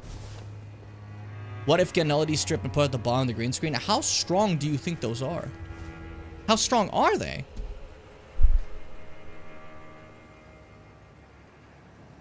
But what would it do when I close the green screen? Because this thing closes. Like, it's retractable. It does that. What if we just stream like this? Oh, yeah, sorry, it's a hole in the world. Happens to all of us, you know. It's rough. Or just, like, agonizingly, just like that. Oh, I don't like that. That makes me upset. That bothers me. But I always want to put it up all the way to the top because then it ridges and blocks, you know? They're strong enough to light my whole closet. What if it makes like an uncomfortable backlight? I'm curious. I'll have to look into that. Send me these LED strips. Like, show me like a link. And in 8 years when I can afford them, I might do that. Could you put them on the floor? I mean, yeah. Floor's right there. I just know that I didn't think about that for like 2 seconds. Alright, I'm curious about that. I always like to change different things in the setup because, like, I would like the more, like, spotlight look rather than, like, all around. And I think this looks fine, right? This lighting is fine. But, like, sometimes you want, like, the harshness of it all to kind of go away, you know? Because, again, comparing this to, like, dipping these down a bit and getting a bit more, like... Nope, I changed the color and I didn't mean to. That's my bad. This is kind of like when I replayed Prey type lighting, you know? I like this lighting a lot, personally. That's fair. You know what? The more I hear of people liking it, maybe we're fine. Maybe we're okay. Maybe we're okay. Not that I really need to change it anyways. I was just kind of curious, you know? Okay. Well, we're back here. We're back in the mines. Got our pickaxe swinging from side to side. Side to side. As they say in the thing. Get ourselves a monk's missive. And a little may best win thing. You're probably wondering, what the fuck is that? Well, shut the fuck up. A letter bearing the terse message and an illustration of a monk, his hands held together. Seek me to the east if you wish to pursue the way of the warrior. When you find me, you will challenge me to a bout. There is no need for words. I'll fuck somebody up. Easy enough. Simple as that. I abandoned here my heart. Oh, I love when that happens. I love abandoning my heart. Hey, buddy. Hello again. Did you meet my compatriots?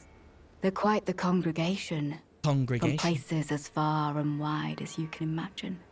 Doubtless they'd have all come to blows at first glance. Were it not for the charm kindly Miquella put upon us. This is what allows us to serve together. The work of a living god.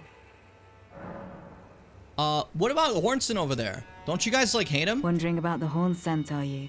True enough. In any other circumstance, he'd be at our throats.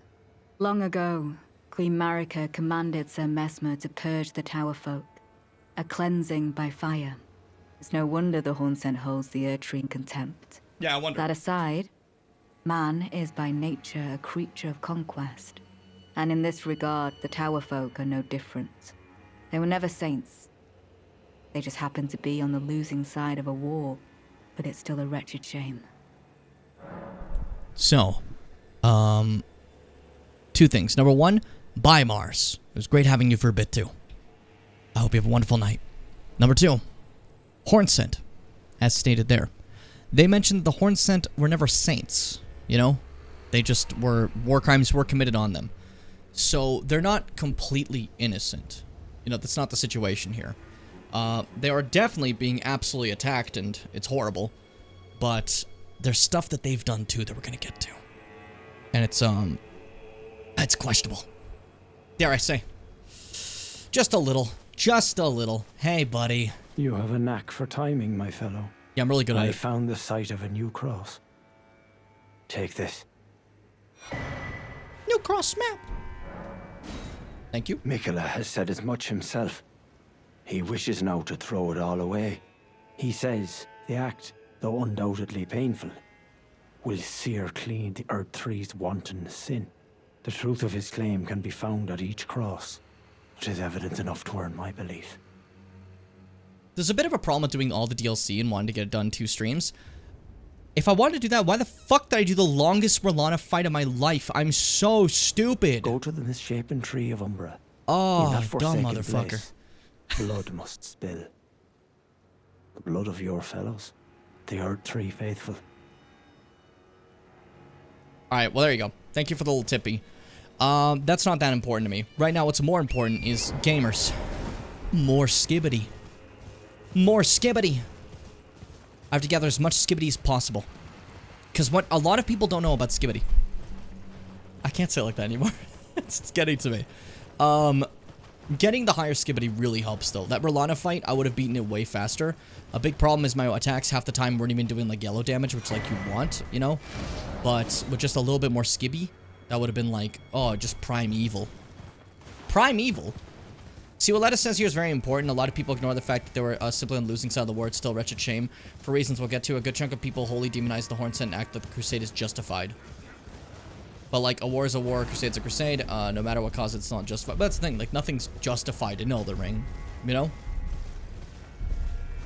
We talked about, we've been mentioning this entire time, the beauty of how no one's truly good. They all do bad things to get to their goals. Shall all meet death.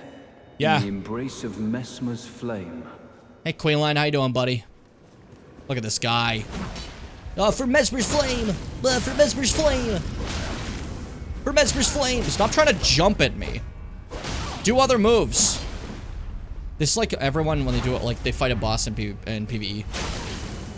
Like, we're doing a little bit different from like with our longsword playthrough, but the norm for everyone is just, okay, how many jumping attacks can I do on this boss? Mesmer's Serpent Flame. Fuck you. Me when I fall over. GG. Eat shit. Pee my ass. Pee my ass!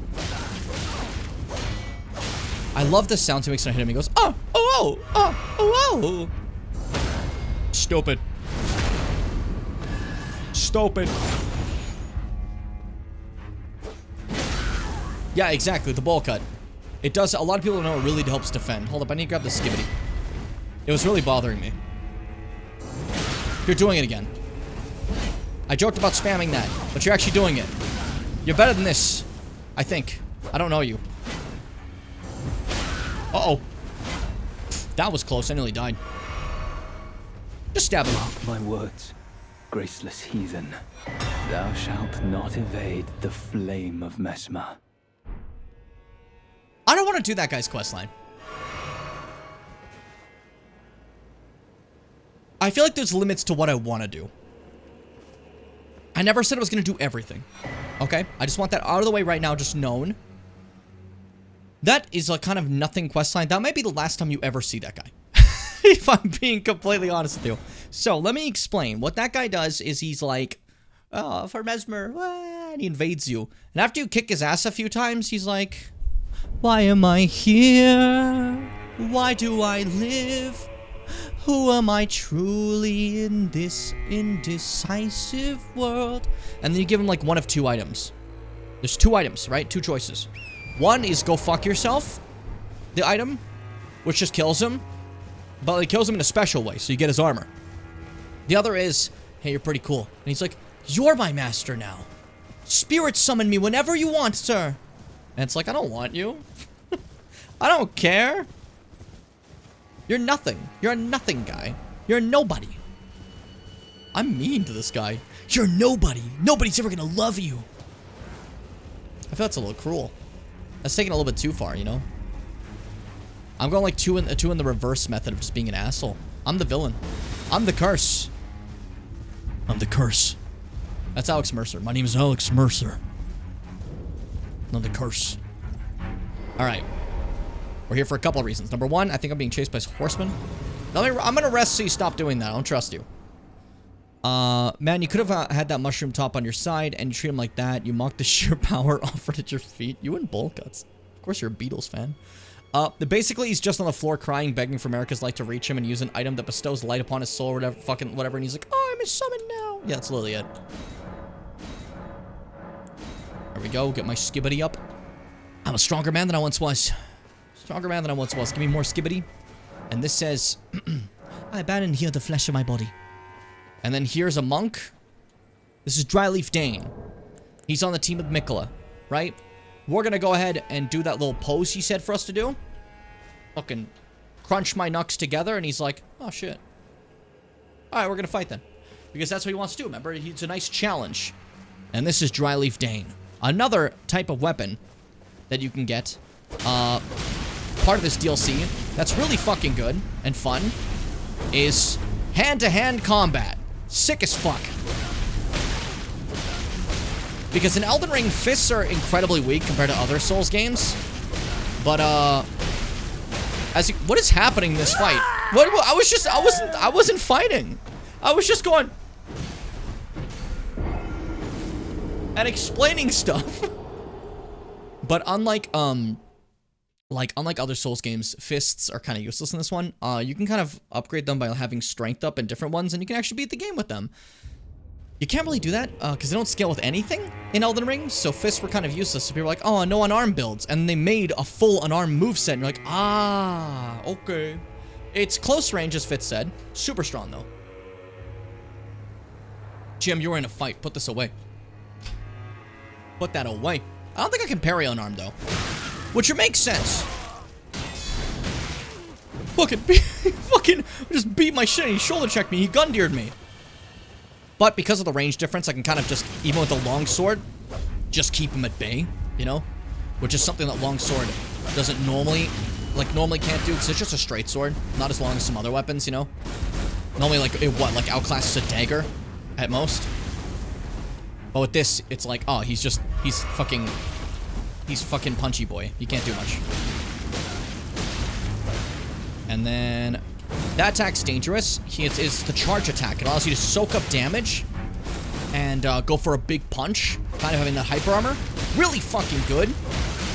But, like, if you see it coming like me, you can just stop it. But great for a boss sometimes. You can just sit there as they're hitting you and you're going, bang, and fucking blast their fucking sternum out of their gut. You know? Destroy them. Kill the sternum. Anyways, he's dead and you get the thing. He's not actually dead. We just defeated him. It was just fun combat for him to basically teach us the martial arts was the idea. Since he's part of the whole Mikola crew, you know?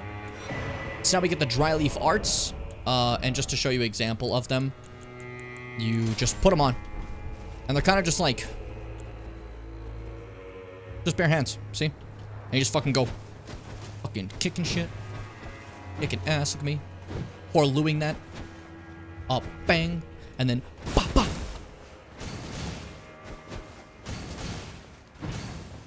Smooth as fuck. Go for the big one. Ooh, ooh. And then, can you fucking not? What is the matter with you? Chucking a fucking, like, vase directly at me? Yeah, the jumping R2 is really good. Oh, I kind of like these with the prosthesis. Like the idea of it. Future playthrough. Prosthesis build with the martial arts. I like that a lot. I like that a lot. Very cool, very, very cool. Okay, distractions aside. That was Dryleaf Dane's little fun time. That's basically about it. Most of the quest lines in this DLC are entirely based around the idea of these people who are following Mikola, as you noticed. And basically just running around being like, hey buddy, hey. I also follow Mikla, but I was wondering if you could, like, do something for me? And then you do something for them, like, oh, shit. That's not how they go, but could you picture? Now you. Hidden skibbity. Fuck you. Fuck you. Get out of here. I need to get my skibbities, and I need you to leave me the fuck alone. I'm not a part of this life, okay? I don't mess with you like that, okay? We're not fighting. I'm not a fighter. I'm a lover. Oh, fuck. I'm out of stamina. I was doing my hops. I don't like when my hops get interrupted. I think that's very cruel. Any video game that interrupts the hopping, yeah, you should basically just kill the person who made that. Don't do that. What a horrible thing to say. Don't do that. This way, right? I think there is a skibbity here too, if I recall. Yep, America statue, meaning there's a skibbity. Thanks, lad, for the skibby. Thank you for the skibby. I've been waiting for oh so long for my skibby. Oh my Seth, I'm back to gathering. Hit me with some Sonic ideas. What are you thinking? What are you feeling? How excited are you for the Long Claw solo film? When are we getting Sonic Lion Claw Origins? Like how we're getting Mufasa Origins right now? You know how everyone asked for that, for sure? Remember how everyone asked for that? I remember all of you saying, oh man, I can't wait to get Mufasa Origins. Dang. I think my only problem with Lion King is that we don't have a Mufasa Origins movie. Why are they fucking doing that? I still can't believe that's real. That's wild, right? That's crazy. Also, another skibbity here.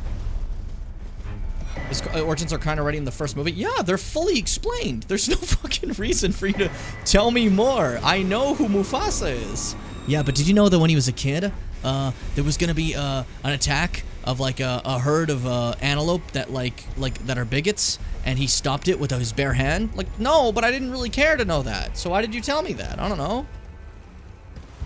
I feel like I missed nothing, and you added nothing. Why did you tell me this? You know what? That's the same thing I was thinking about a specific movie. Who sat there and thought, man, Wolverine is pretty fucking cool, but I want an X-Men Origins Wolverine? Nobody. Nobody cared, because the only thing you need to know about that film is eventually Wolverine has to lose his memory. So everything you're watching doesn't matter because you know he loses his memory, because when you first meet him, he doesn't have his memory. So the origin movie is supposed to be, how did he lose his memory? Who was he like beforehand? What growth did he have that we're gonna have to get rid of because he just, like, lost his memory? Like, it feels a little stupid, I think. At least to me. Not to be a staunch Wolverine critic. But that one's really dumb. And you figure they'll at least tell you one more thing. Like, oh hey, Wolverine. His name is James. You know? So they call him Jimmy sometimes. Why does he go by Logan? Right? Maybe the origins will tell us why he goes by Logan. Well, count your lucky stars, it doesn't. It doesn't tell you that ever. You never find out why he goes by Logan. I thought maybe like the origin movie would be the excuse to like, hey, this is why he goes by Logan. They don't fucking tell you. They actually tell you fucking nothing. They don't do anything. I'm gonna be honest, I don't remember where I'm going. Or if this is like mandatory. I think this is like for one of the maps, but I don't know if there's a skibbity here. Everybody's always skibbiting my bee. It's annoying because I like origin stories and just hate Hollywood movies. That's completely fair. If I hear the origins of Wolverine in the comics, that's fine. I just don't think it needs its own fucking movie, you know? Just like Mufasa doesn't need its own fucking movie. It's like supplemental material, you know? It leads to some skibbity. Okay. Oh, no, it's this area. That's why. Yep. I normally come from a different way. That's why. Now it all clicks. Now it's all my brain. Yeah, they really do look taxidermied. Oh, that is a very apt description of the live-action lions, huh? I don't like that. I really don't like that. What a shame. I don't know, like, there was a lot of, like, I know it did well box office-wise, but there was so much fucking hatred for Lion King live-action. Even compared to, like, the other live-actions. That one specifically, I felt like got, like, the most hatred. And somehow they looked at it and they're like, yeah, man. One more. One last job. Like Vin Diesel style. Oh, I normally get up there. I fucked that up. I fucked that up. Yeah, they call it live action. It's called live action. It's not live action. There's not a single life in that movie. There's no living creatures. If it was like just random stock footage of lions that they dubbed, that'd be kind of funny. Like, the lions aren't even doing the things that they're supposed to do in Lion King. They're just, like, sitting and sleeping. And, like, chilling. You know? That'd be kind of funny. Like, not like actual lion actors. Like, they were just, like, National Geographic footage of just lions. You know? How am I fucking this up? That's most of the lions do. That's why I find lion hunters, like, the lamest shit. Because they're like, oh, I hunted the king of the jungle. You hunted a guy who sat down and went to bed. Lions just sleep. They're like big fucking sleep boys. They sleep, they sit, and eventually they gotta go hunt a thing.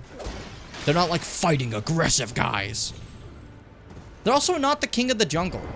I'm sorry. If we had to call a cat the king of the jungle, it's the tiger. The tiger is absolutely most assuredly the king of the jungle. It's not even a fucking question. Just lions have the big poof, you know? Tigers are the solitary guys running through the jungle, fucking kicking ass. Swimming through the water. Crazy as hell. The tiger is capital K, capital J, king of the jungle. Usually in a hunting like game reserve where they're in a pen, they can't escape. Yeah, it's like, okay, well, great job. You just shot an innocent, defenseless creature sitting on the floor. Oh, you're a genius. You're so cool.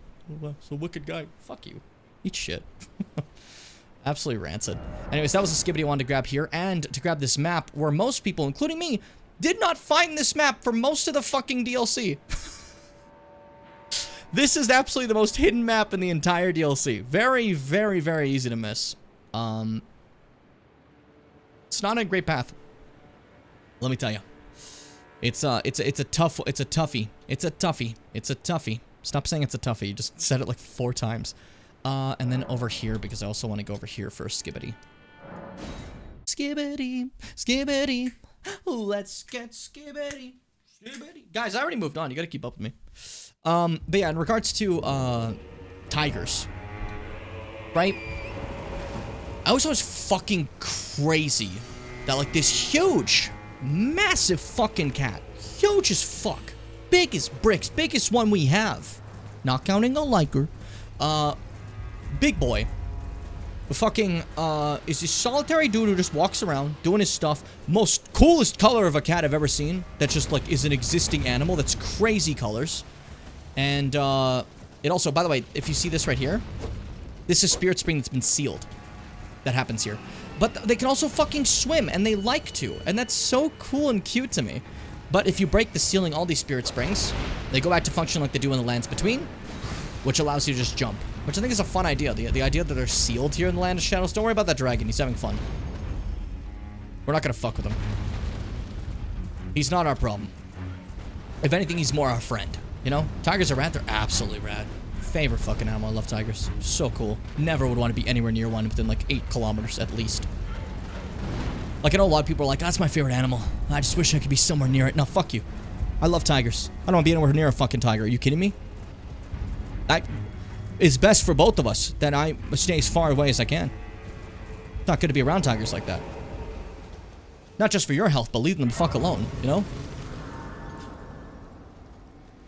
Like, appreciate them from a long distance. But they're so strong, too. If you look at, like, the musculature between a lion and a tiger, it looks rather similar. But then you look, and the lion's, like, right?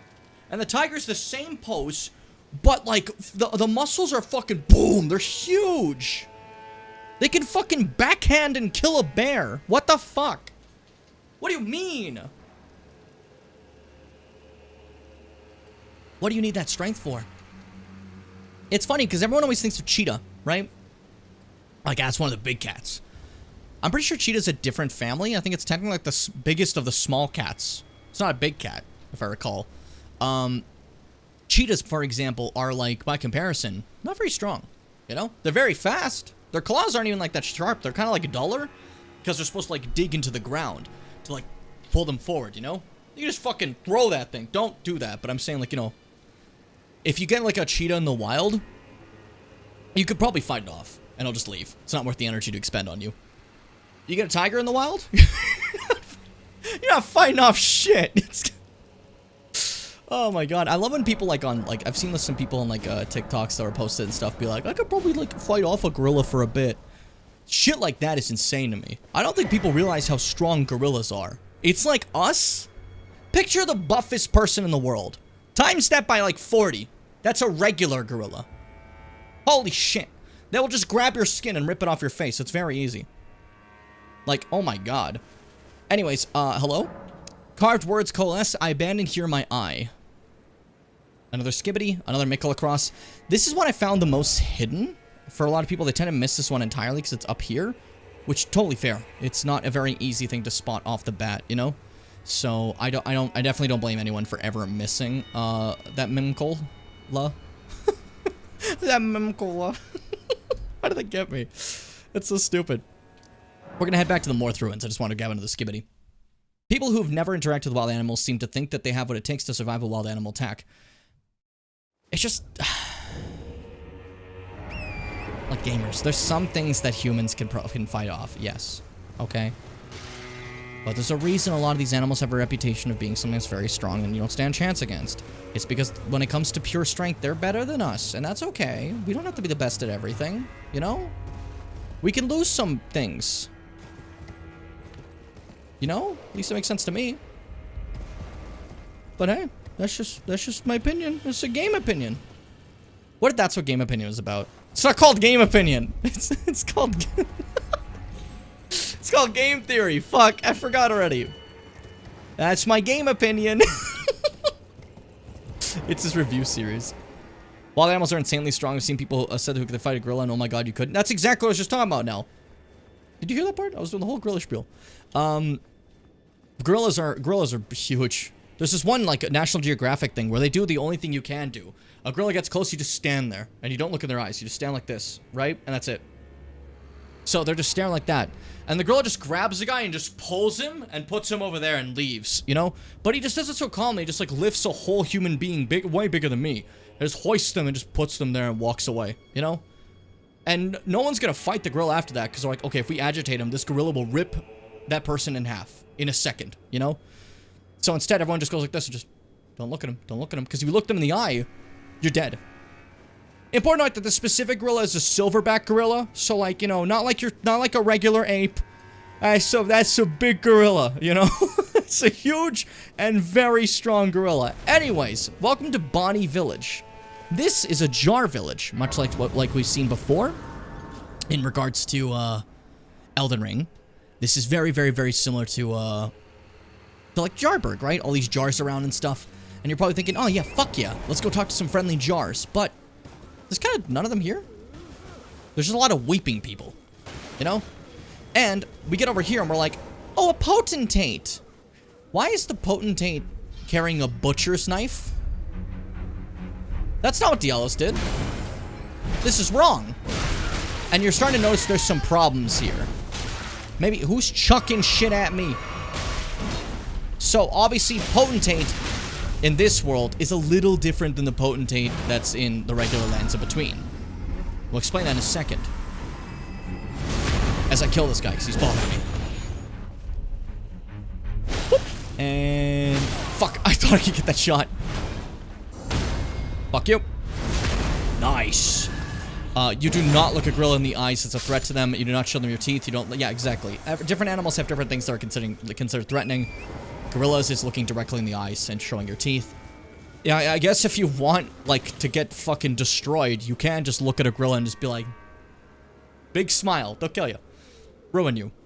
One time I had a friend who's a shitty flatmate, dated even shittier guy who was in the military for a year. I don't remember how we got into the conversation, but he was really sure that he could fight fucking BattleBot robots. Okay. I'm tougher than metal. Have you ever seen metal phase me? No, I don't get phased by metal. Like, what the fuck? What is with people very confident they can beat wild animals of any kind or anything? Is it a macho thing? See, some people be like, you could probably fight off a bear. No. You want to see how strong a bear is? There's this video. It's a black bear, so like the smallest of them, you know. And it's this door, locked door. Now you'd probably have to hit a locked door a few times to bust it open, right? It takes a lot of work, you know. They're pretty fucking secure. The bear just goes like this, up, and then just, like, kind of falls into the door. The door explodes outwards into the room, like, flying, like, 20 feet, and the bear's just in the house now. Easy as that. It's just that simple. You know? Like, you ain't gonna fight a fucking bear. So, Bonnie Village is very important, but let me explain why. Because you come over here, and you get this nice little thing. For pity's sake, your place is in the jar. Nice sainthood itself awaits you within. For shamans like you, this is your lot. Life were you accorded for this alone. So the horn scent, we're doing some questionable stuff here. We grab ourselves a tooth whip, which is also questionable, and we get to see a little bit of what the horn scent were up to prior to everything going down. Whip bestrewn with rotting, misshapen teeth, filthy and seething with disease. The teeth are embedded in the whip and dose the victim with deadly poison upon each strike. As the wounds ripen, they grow inflamed and ooze pus. The flesh of shamans was said to meld harmoniously with others. A chastening whip strike, honed to maximize pain, temporarily reduces the rate at which stamina recovers, thus does the pain encourage obedience. So, bada boom. Shamans are a thing in this world, and the shamans were basically just... The horn scent gathered the shamans up. Saw their flesh was kind of malleable together and kind of, you know? And, they did some stuff. They melded them together a little bit. And we'll see what exactly that means in a bit. No spoilers, we're trying to get to that. We'll see. You'll see. But, like, some more crimes by the horn scent, you know? Hey, Bowtie, welcome. Welcome to my very, chill playthrough, where I want people to experience Elden Ring as much as possible, so we include little bits of the lore, some quest lines, and I only do it with a long sword and shield, so you get the kind of full feel of a fight, you know? If there's a whip made of lips, would you use it to give your enemies sweet kisses? I just kissed them myself. And then over here in Bonnie Village, you find a beheaded statue. Looks similar to the post America does. And you get, oh mother. And also, there's something else specifically here that I don't know the exact lore on. But it's a little concerning. Now, there's a lot of things you can base this on, because there's some, as mentioned by the snake-like flame of Mesmer, there's a lot of snake-type imagery. Not going further into Mesmer stuff yet, but this is the exact same model of the snakeskin that's left behind in the Temple of Igle in Rykard's area. So it makes me wonder, did the blasphemous snake begin here in a much smaller form before going over there and becoming the giant one that would devour Rykard and become the fight there, you know? I can't tell where it starts and stops. I mean, this is the face right here, so face there, the tail's like over here with a little, like, it's a molt, you know? A little silly. But it's not like, obvious, it's not as big as the one in Igle's Temple, but it's the same model, right? So it makes me consider that, I guess. Yeah, but what if you wanted long-range kisses? That's completely fucking fair. I didn't think about that. That's a point I didn't think of. You guys are right. You guys are right. I'll keep that in mind. I'll keep that in mind. Fun fact, sometimes snakes shit when they shed. I don't know why that, like, it's a fun fact. I mean, sometimes anything shits when they do anything. If we're being honest. That's what blowing kisses is for. You have a point. Shit, I didn't think about that either. There's a lot of stuff to think about here. Now, important to note. Sorry, I had like a nose. Important to note, when you get to this specific point, something's going to change forever. In the world of the DLC. Because you get past a specific area, either from here or over here. Those are the two spots, right? And when I go over here, you're going to hear it.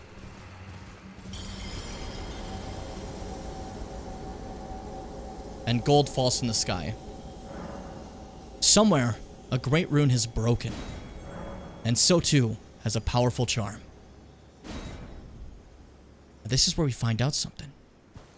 Miquella's great rune just shattered. It's not like the other ones we've gotten where, like, you know, we get them off the shard bearers. They still exist, you know? But that, it just broke. It just shattered. Look at my fucking face covered in blood. So, after that, we're like, Needle Knight Leda, what happened? What's going on? What's happening here? What could have occurred? And this is where we get a little bit interesting. interesting bit of lore. So, if you had ever gone the Bewitching Branches item, right? Back in the baseline Elden Ring, you'll learn that Miquella has a specific power that's a little scary. And we get to hear about it now. Oh, hello. Did you feel it? Miquella the Kind's enchantment appears to have broken. But while my devotion to kindly Miquella remains unchanged, by my troth I am not so sure about the others. No, wait. Perhaps this is a blessing in disguise.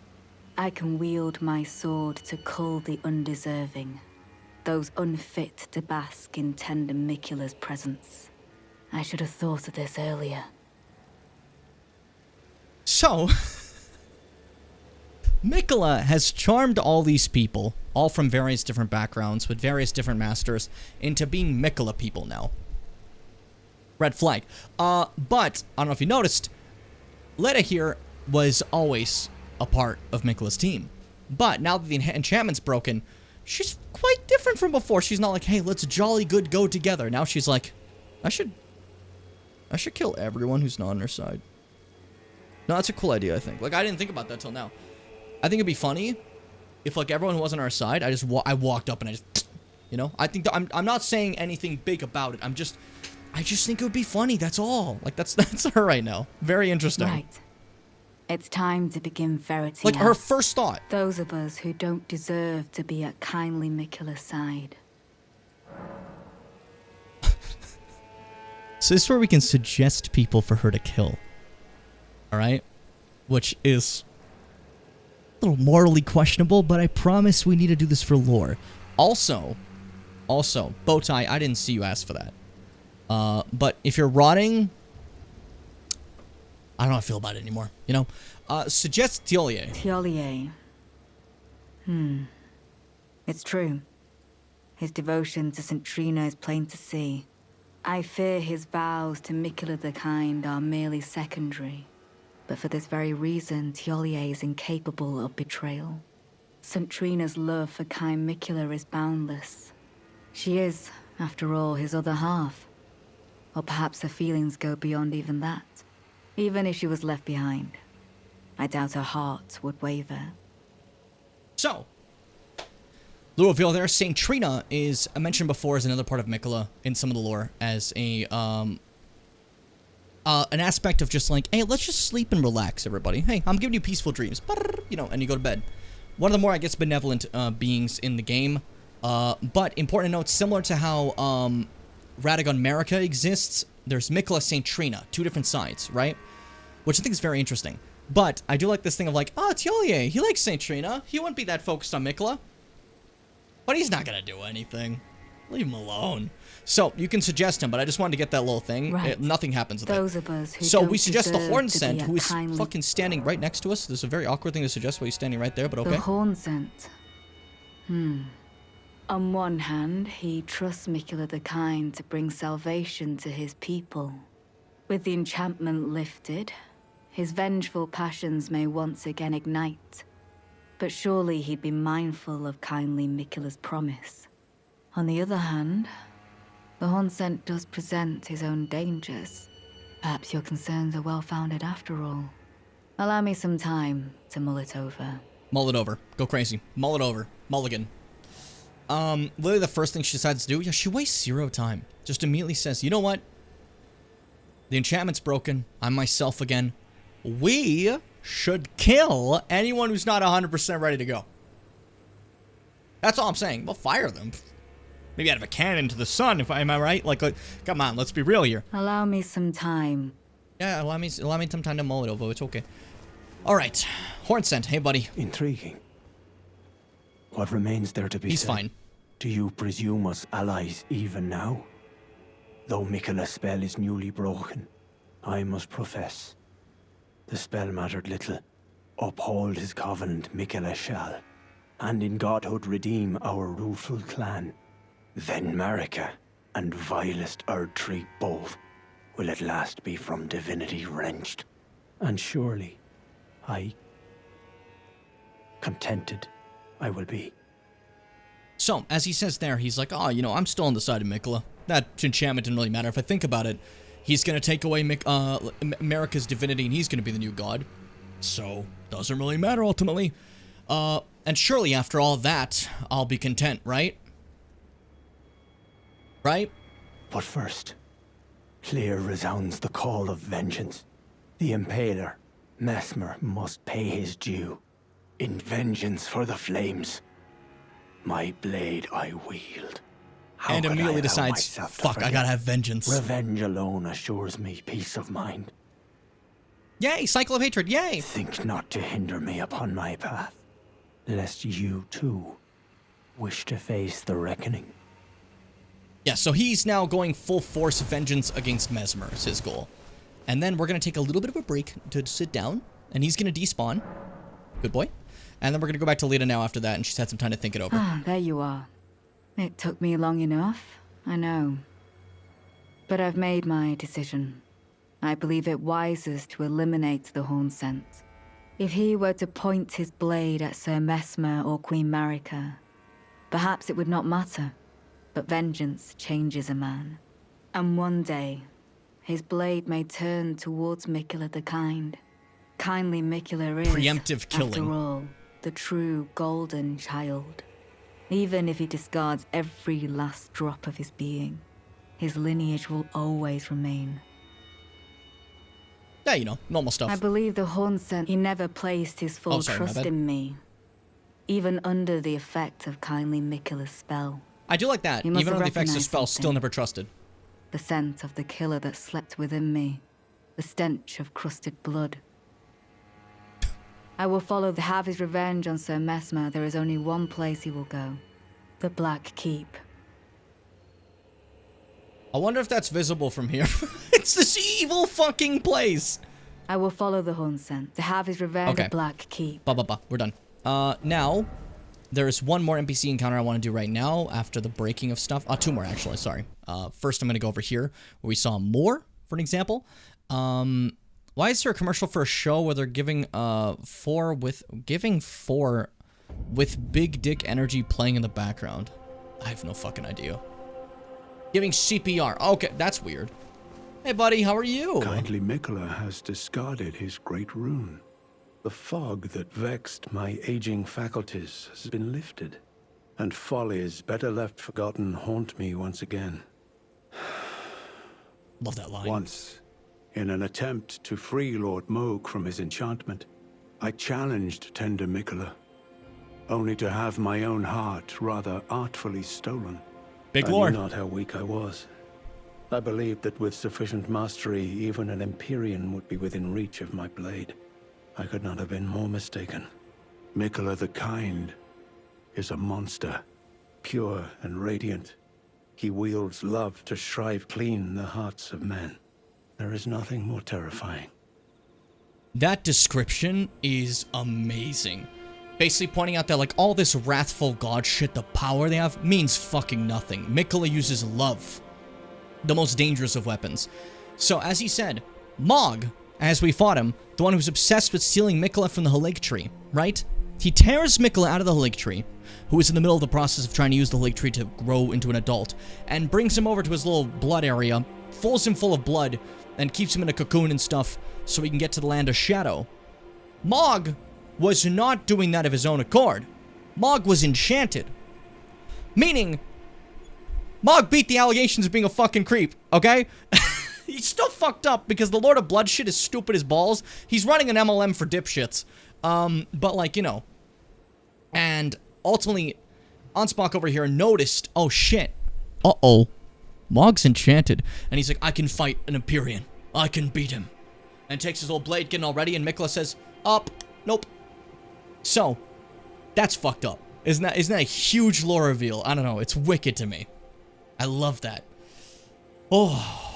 Righteous tarnished. Miquella the Kind makes my blood run cold. I am loath to admit it. But even at this very instant, I wish to run very far away indeed. I like you admitting that. Righteous I am... Like the absolute fear. And if I talk to more... I don't feel it. It's broken. Kind Miquella's light is gone. But I stand tall. Together, we work. Together, for Mikola the Kind. He's still doing good, but if I talk to him I more... don't know what to do. Our mother abandoned her brood. She did not love us. We are her children. What should we do? Must we be sad forever? Funniest dialogue option. Remain sad forever. Are you kidding me? That is the most fucked up thing you could ever say to someone. So, more over here. Like I said, rot focused. Children of the rot, are we to remain sad forever? Our mother abandoned us. I wonder who that is. I wonder what goddess of rot didn't want to be a goddess of rot. Oh, who would have guessed? Anyways. So you can kind of see the sadness of the rot situation. That their own, like, mother doesn't want them.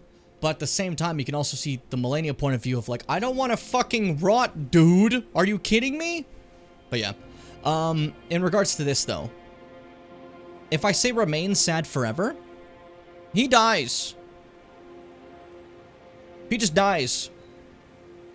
So that's fun. If I say, I don't know, I don't remember what happens. But if I say, put it behind you, I think that's the end of his questline. Like, no matter what, this is the end of his questline, if I recall. Give me a second here. Elden Ring more. Got a shower for a while, but I'll be listening. Do you have me on the, do you have me on speaker for the shower? Do you have me on speaker? If you say I don't know, he just stays there. Probably because he hates me. He hates me, so he stays there. The bastard. A piece of shit. I don't know, I'm being, like, annoying. What happened to me? Hold up. Yeah, put it behind you. That's the... whatever. Rain sad forever. He dies. Like, immediately. Yeah. I don't know. It's just, keeping him where he is. So, I could keep him where he is. Because there's an important thing about him. He has a connection to some kindred of rot. Remember the kindred of rot, the little shrimp guys? There's some around the map, and they're friendly. We can actually get cookbooks from them. Some are hurt, and you can give them a healing thing, and they're like, oh shit, here's a cookbook. I'm not going to go gathering those, but like you could do that, and they have a connection to more.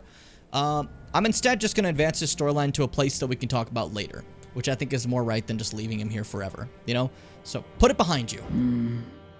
Maybe that's kindly Mikola's love.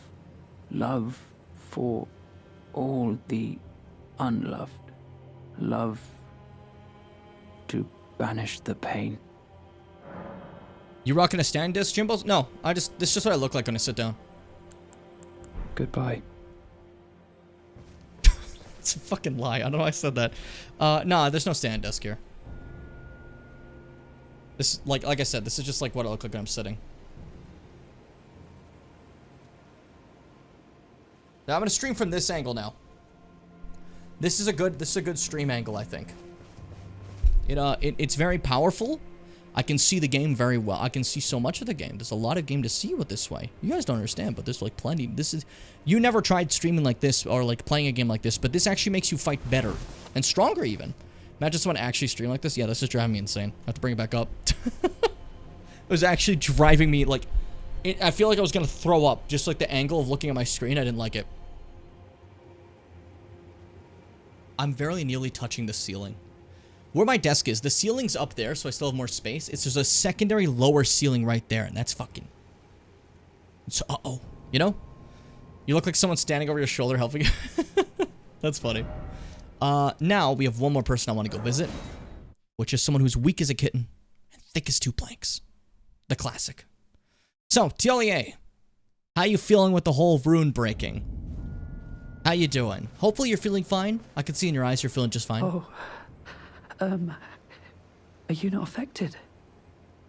Even with the spell broken? It never even got me. I'm feeling rather lost. Haunted by memories of St. Trina. Her visage. Her senna. The lure of velvety sleep. Would kindly Mikola chasten me for falling for St. Trina, while knowing that she was the discarded half? The problem is, I simply cannot help it. I would sacrifice everything just to gaze upon her one last time. So this little fool is a huge fan of St. Trina. Very much a follower of St. Trina in every single way. And now he's like, fuck, is that blasphemous? Because that's like Miquella wants to become a god, so like he can't keep that. Is that blasphemous? Is that wrong? Is this blasphemy? Did I blaspheme? You know, like, but hey, it's fine, buddy. Do what you gotta do, you know? So, now that's taken care of. I'm gonna go to another area that was once closed. Back here, we were in the area called the Fissure, and there was a big wall that was held together by the power of the Great Rune, the same way Morgoth did. We beat Morgoth's by killing him, but Miquella's Great Rune just shattered, which has now opened this pathway that was blocked off once before. Which I think is fascinating.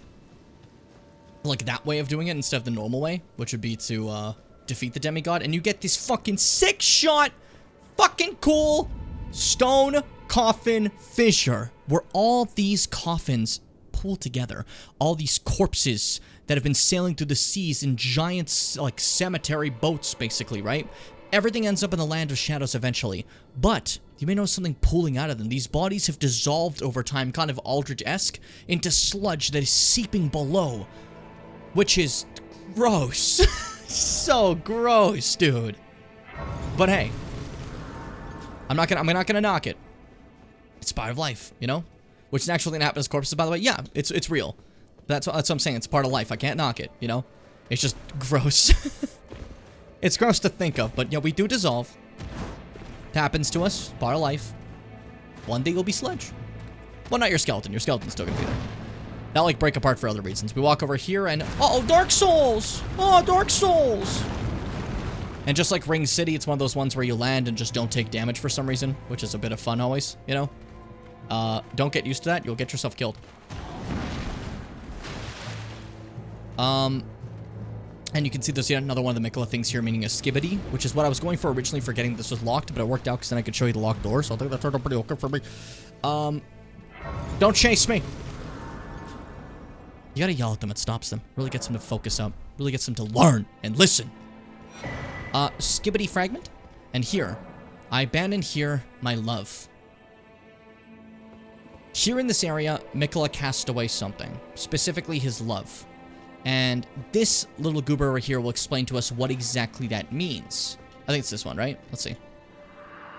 Kindly Miquella, I see you've thrown away something you should not have under any circumstances. How will you salvation offer to those who cannot be saved when you cannot even save your other self? AKA, this is where Miquella went too far. Casting away parts of yourself to become a god is one thing, but this is where Miquella casted away Saint Trina. The very aspect of Miquella's love, you know? So, Saint Trina being gone is stated there. How are you going to offer compassion when you don't have love? Because the whole point Miquella's looking for is an age of compassion. This is kind of a desperation move. Brought upon the afflictions that he tried to fix that didn't work out, you know? Maybe they won't happen in Age of Compassion, is the idea, right? So consider that, like with Melania's rot that he tried to fix with unalloyed gold, with the eclipse that he tried to use to bring Godwyn back, only to find out that there's no bringing back a dead soul. You can't do that, you know? And it leads to this this idea that we're gonna make an Age of Compassion as a god. But like stated there, there's a lot of issue with the idea of an Age of Compassion when you can't love. Without love in your heart, how can you truly have compassion? Basically, anyone who says the story of Elden Ring is trash is an actual idiot. I'm so sorry. Like, this shit's like juicy, you know? This shit's so fucking juicy. Like, again, I will not get over my Twitter being very bizarre opinions of, like, stories of a game. You'll have Spider-Man 2, and it's like, oh, Spider-Man 2 is too basic. The story sucks. I hate it. There's not enough nuance for me. And it's like, okay, what about Elden Ring? Elden Ring's story is hollow and doesn't make any sense. I didn't read it, but it doesn't make any sense. What story do you like? Cyberpunk 2077. Shut the fuck up. Like, come on. Like, I'm not saying the story of that one's like absolute ass. I'm just simply saying that, like, you know, it doesn't, like, clear the things that they've been complaining about on Twitter. It's a very bizarre situation. I don't know. Very silly to me. Very, very silly to me. And I totally forgot what else I was going to say. It's gone. Brain just left me. But anyways, now that we're here, those fluids that come together from all these bodies have created a new putrescence. Like a form of undeath, as you can see. It's this purple slime that all the corpses have. Around these very, like, white skeletons. Very rare for FromSoft. They normally have, like, a kind of, like, grayish or something. But these are, like, the most, like, just pure white skeletons I've ever seen in these games. You know? And they're reanimated through putrescence. And it's very interesting. This, like, goop is a new thing that's only in this one area. Very fascinating to me. I think it's cool. I don't know. Here's an example of it in full force. Don't want to deal with that, so I won't. And then there's a fucking, like, spectral Leonine Misbegotten. This one I don't know the lore for. Some people are, like, called this, like, a negative of the expansion that this guy exists. Because there's no, like, big lore thing for him. I do not care enough about this Leonine Misbegotten. Are you fucking kidding me? It's okay, he fell off the edge and died. But I do not care enough about this Leonine Misbegotten to consider this a slight against the DLC. Like, do we... Is that really that big of a deal? What's this guy's lore? It's just a random guy. It's like, sometimes there's just a dude there. It's okay. I think it's fine. I think it's alright, you know? But, like... I did see someone on Twitter talk about why this DLC is actually ass. Because of that specific situation. I'm like, for the Leonine Misbegotten? That guy didn't have, like, the most established... Really? Like, how did you guys survive in Demon Souls and Dark Souls? They didn't explain shit. And a lot of stuff isn't known. So it's a golden spectral thing that throws Miquella's rings. Miquella probably put him there as a wall in case someone tried to find... Yeah, that's the easy assumption. But, like, because it's not fully explained, it's a problem. Which is a weird thing. Again, these games never fully explain every single thing. But for some reason, now that's, like, some issue with Elden Ring. And wasn't an issue with all the other ones. But, hey, whatever. Also, look at all these animals taking a nappy. Now, what would a bunch of animals be near that would cause them to take a nap? Stupid, we just learned about a Saint of Sleep. Keep up, what are you doing? Focus. So, we make our way. So I think one of the coolest boss entrances ever, for a boss I don't like all that much, but I'm okay with. This boss, however, pissed off Fitz. Fitz hated this one. Hey, buddy. Oh, please grant me the courage to fly to your feet, my dearest. Saint Trina. Saint Trina. Down this way. Oh, that's so fucking cool. In the same canyon that she was cast away from Miquella in, we cast ourselves down. Interesting that Miquella also, like, held this away with a rune. Also, Medira's fight room. It's the same fucking thing. Very cool. Interesting that he cast her away in here and then, like, sealed the barrier. He didn't want anyone fucking with her. Hey, buddy.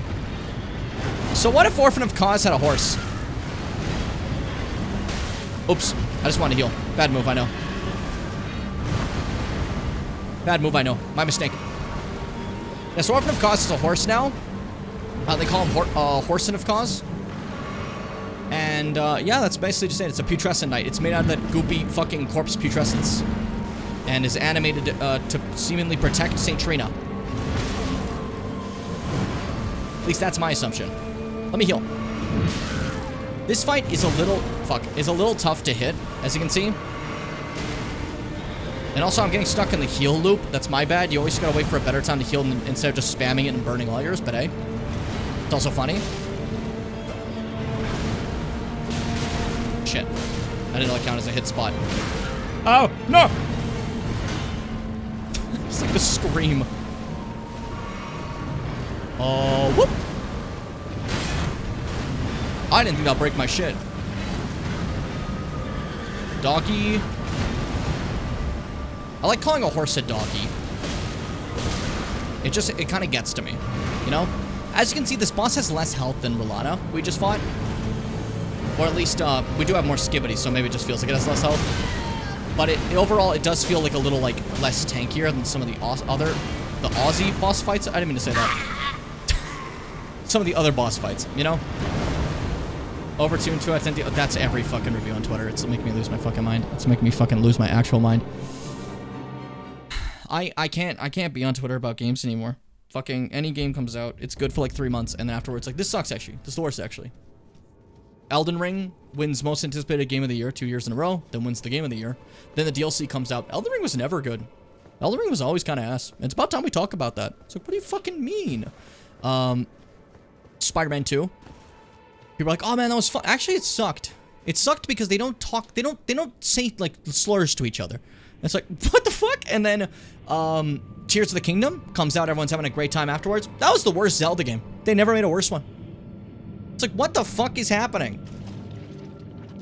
What's going on? I'm losing my mind. It's starting to get to me.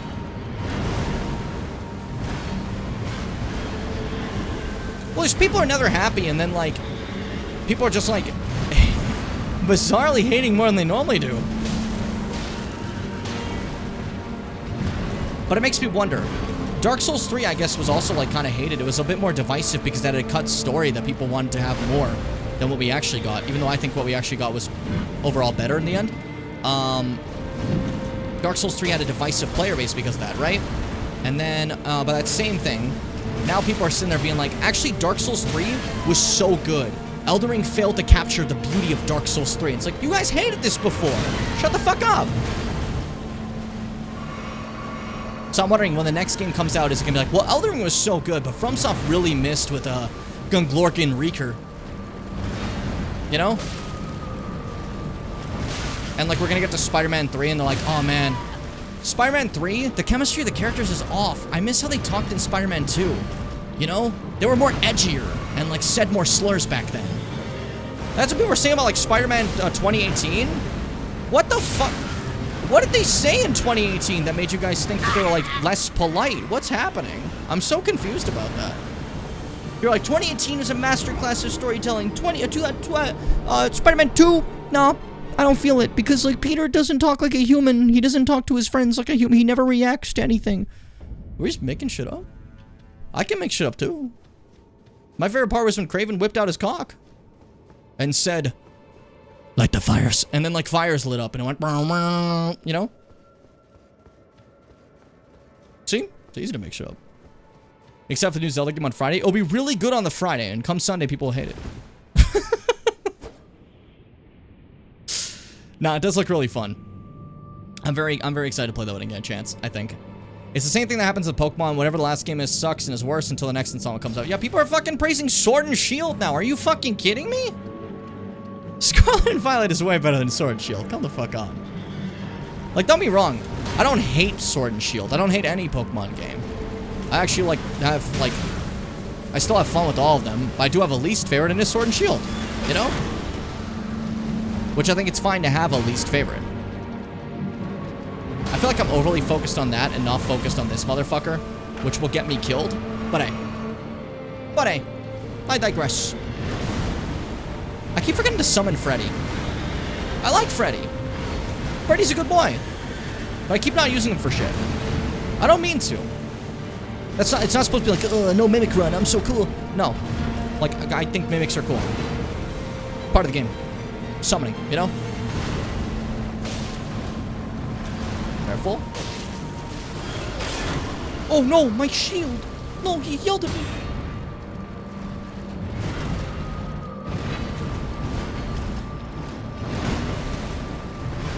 Oh, I dodged it? Yeah. Hey, can we chill? Can we make chill for 45 minutes? Just stand still for 45 minutes.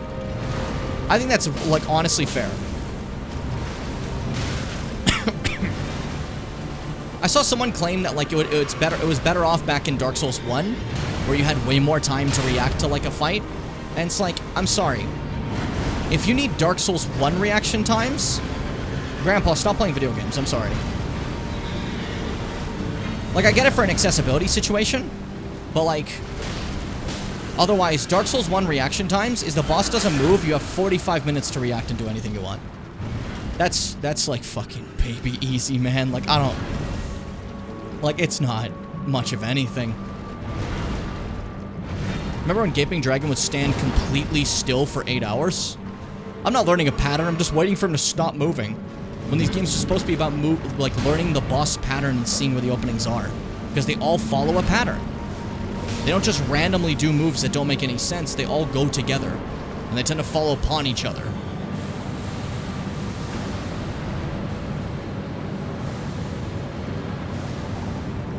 Fuck you, buddy!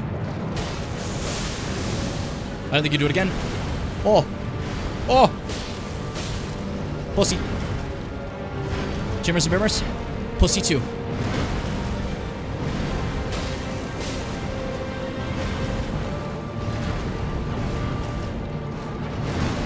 Introducing a brand new era of pussy.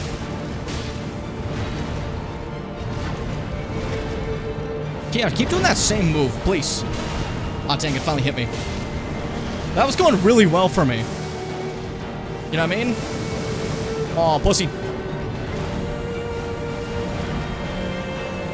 Chase him, chase him, chase him. I need my stamina back. Hold up. I'm breathing! I'm breathing! If you tell them you're breathing, they're gonna forgive you. For what? Well, I didn't do anything. They're gonna forgive you. I know that got me. Arr. Oh, I don't have any stamina.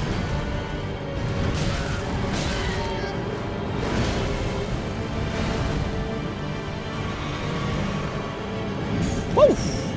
Back to it. Back to it. Whoa! That was sudden and scary, and you're a bastard man for doing such a thing. I just want you to know that. Oh. Oh, let's go that way, okay.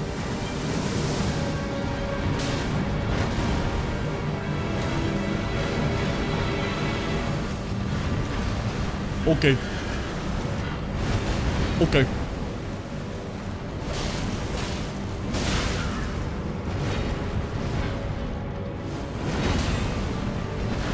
Okay, heal up again.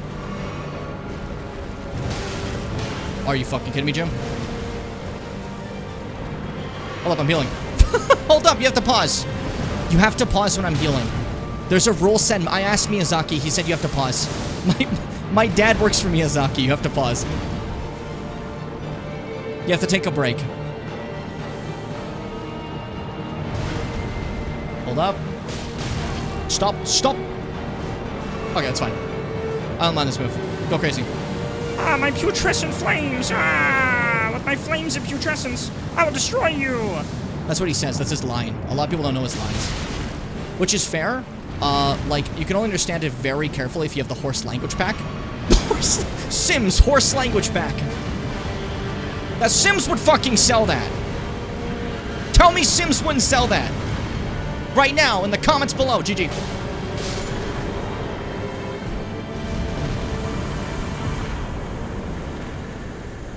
Just that easy.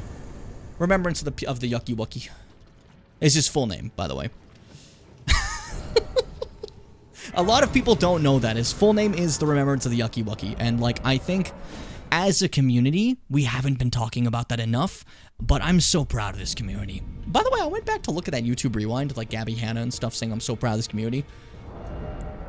There were so many YouTubers there that, like, would do very horrible, horrible things to their community over the course of their time.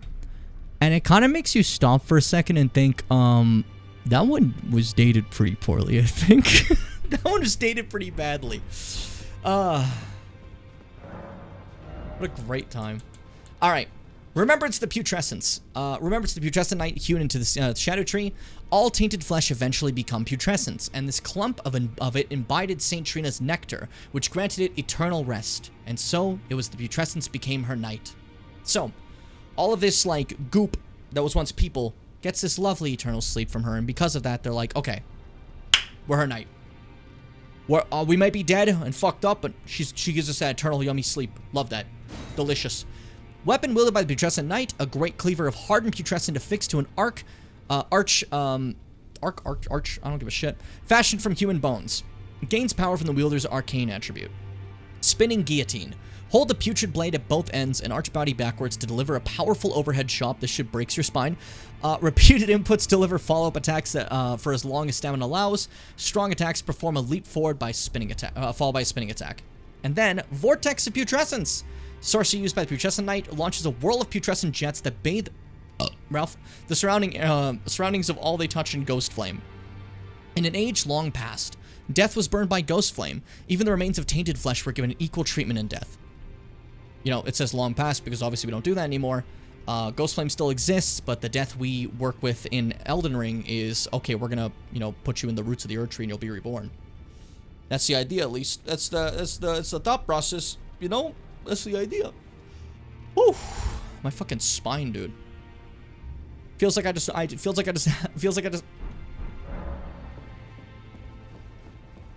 Sorry, that was stupid. That was dumb. My favorite song, Putrussi and the Jets. That's fair. I was thinking about that, too. I had that idea, too. I honestly was just thinking about that exact same situation, for sure. I want to use just a little bit more souls, so I can afford to, what's it called? Level up once and then have, like, no more souls. Because that just makes me happy, you know? That feels right. Bah, there we go. Now we have, like, nothing. I love when that happens. Like, my favorite fucking thing. And then we're gonna go back to where the Putrescent Knight is, which is the Garden of Deep Purple. Hey, Chamber. How you doing, buddy? Oh, he's so cute. He's on my bed right now. He's being sweet. He's being a little sweetheart. So down the Stone Coffin Fissure, past the Putrescent Knight that we defeated, we find a little special extra situation. Hello, how are you? You might notice Nectar Blood Burgeon. It's similar to the Empyrean ones we've been finding, but this one's a little different, as it's specifically for the Nectar Blood of Saint Trina. Like the cast-off remains of Saint Mikola, not Saint Mikola, of Mikola is Saint Trina. As you can see, she's like fully flowered. Just rooted into the ground like that. Such a cool design. She doesn't say a fucking thing, but we imbibe in the nectar. Right? We drink up the nectar. Which is quite the animation, and then we get probably the funniest moment of Elden Ring.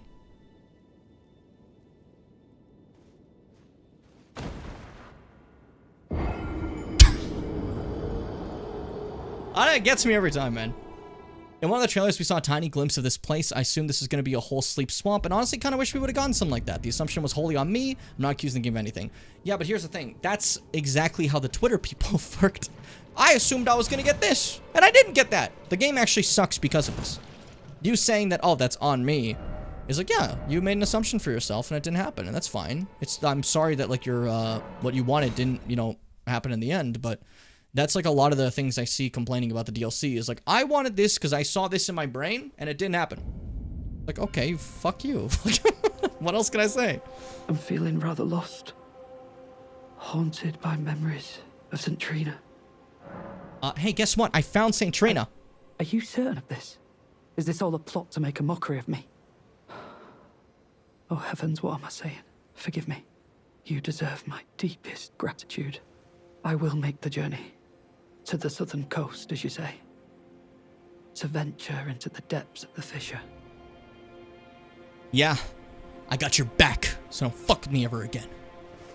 Motherfucker. I will make the journey to the southern... So, that's Teolia being like, hey, I'm leaving. We're going over there. And now we go back to St. Trina, and guess who made his way here? He's pretty fucking fast. He was quick on his feet, okay? He ran really fast. He was a cross-country sprinter back in his day, you know? Maybe he's weak as a kitten, but he's really quick. He's really fast. And he's here before us. Oh, St. Trina, what velvety ambrosia is this? Your poison and the sweet sleep that follows. Oh, please, let me hear your voice. He's fine. Hello. Thank you. It was all just as you said. To think, without your guidance, I wouldn't have seen St. Trina again. I'm drifting off in the sea of her poison. Soon, I will hear her voice. Let me be. I won't be long. And he just wants to go bed, you know? Also, I just realized, wearing this Melania armor, with the Haligtree adornment on the cape and everything, it makes sense why Leda would look at me and be like, oh, you're on Mikola's team. Okay. Like, you know, that makes, like, with the armor choice I had, it kind of lore-wise makes sense, you know? Maybe not the exact armor choice since I stole it from her, but stay, you know, it's fine. It's whatever. It's whatever. So, this next bit is going to be a little annoying, as we're going to have to imbibe in the nectar of St. Trina over and over and over again. Which, little little annoying, but hey, that's life. Also, judging by how much of the DLC I've already done, yeah, I could definitely get this done in one more stream. I think next stream could definitely be the last one. If I'm thinking about the bosses correctly. I think if I make it to a specific place I want to this stream, then we'll be fine, you know? Because, like, also in terms of NPC quest lines, we've kind of done, like, the most of them. There's not a lot to, like, really do. More so that it just kind of happens, you know? But yeah, now we're just gonna keep doing this over and over again. Because that's this video game, okay? You had Fia hugging you, you have Saint Trina killing you. You just gotta keep doing that, you know? Gotta keep going for it. I'm gonna just fucking crouch down. I'm gonna game like this. I feel like a lot of streamers are too scared to game like this, you know? And I think that's a big problem with the industry of streamers. They're just too scared to game the way that you need to game, right? And I'm thinking like a squat with a standing desk. I want to be squirting the corner, you know? As I do what I have to do. As I speed run what I need to speed run, you know? I just think I think that might be better for life, even, if I dare say. If I need to go that far, but like for life even, I think, you know? I don't know. It just I think we might not be ready to have that type of conversation in the world of streaming yet, you know? I'm not gonna stay in this position. This hurts actually. Back up. Oh yeah. Christ. Ow. And slow fade. That means we got something.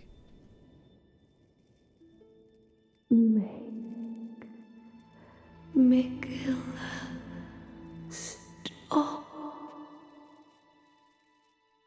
Don't turn the poor thing into a god. So that's very, very important, because as Letta said, Letta assumed that Saint Trina would not be any sort of obstacle for Michaela, because Saint Trina loves Michaela.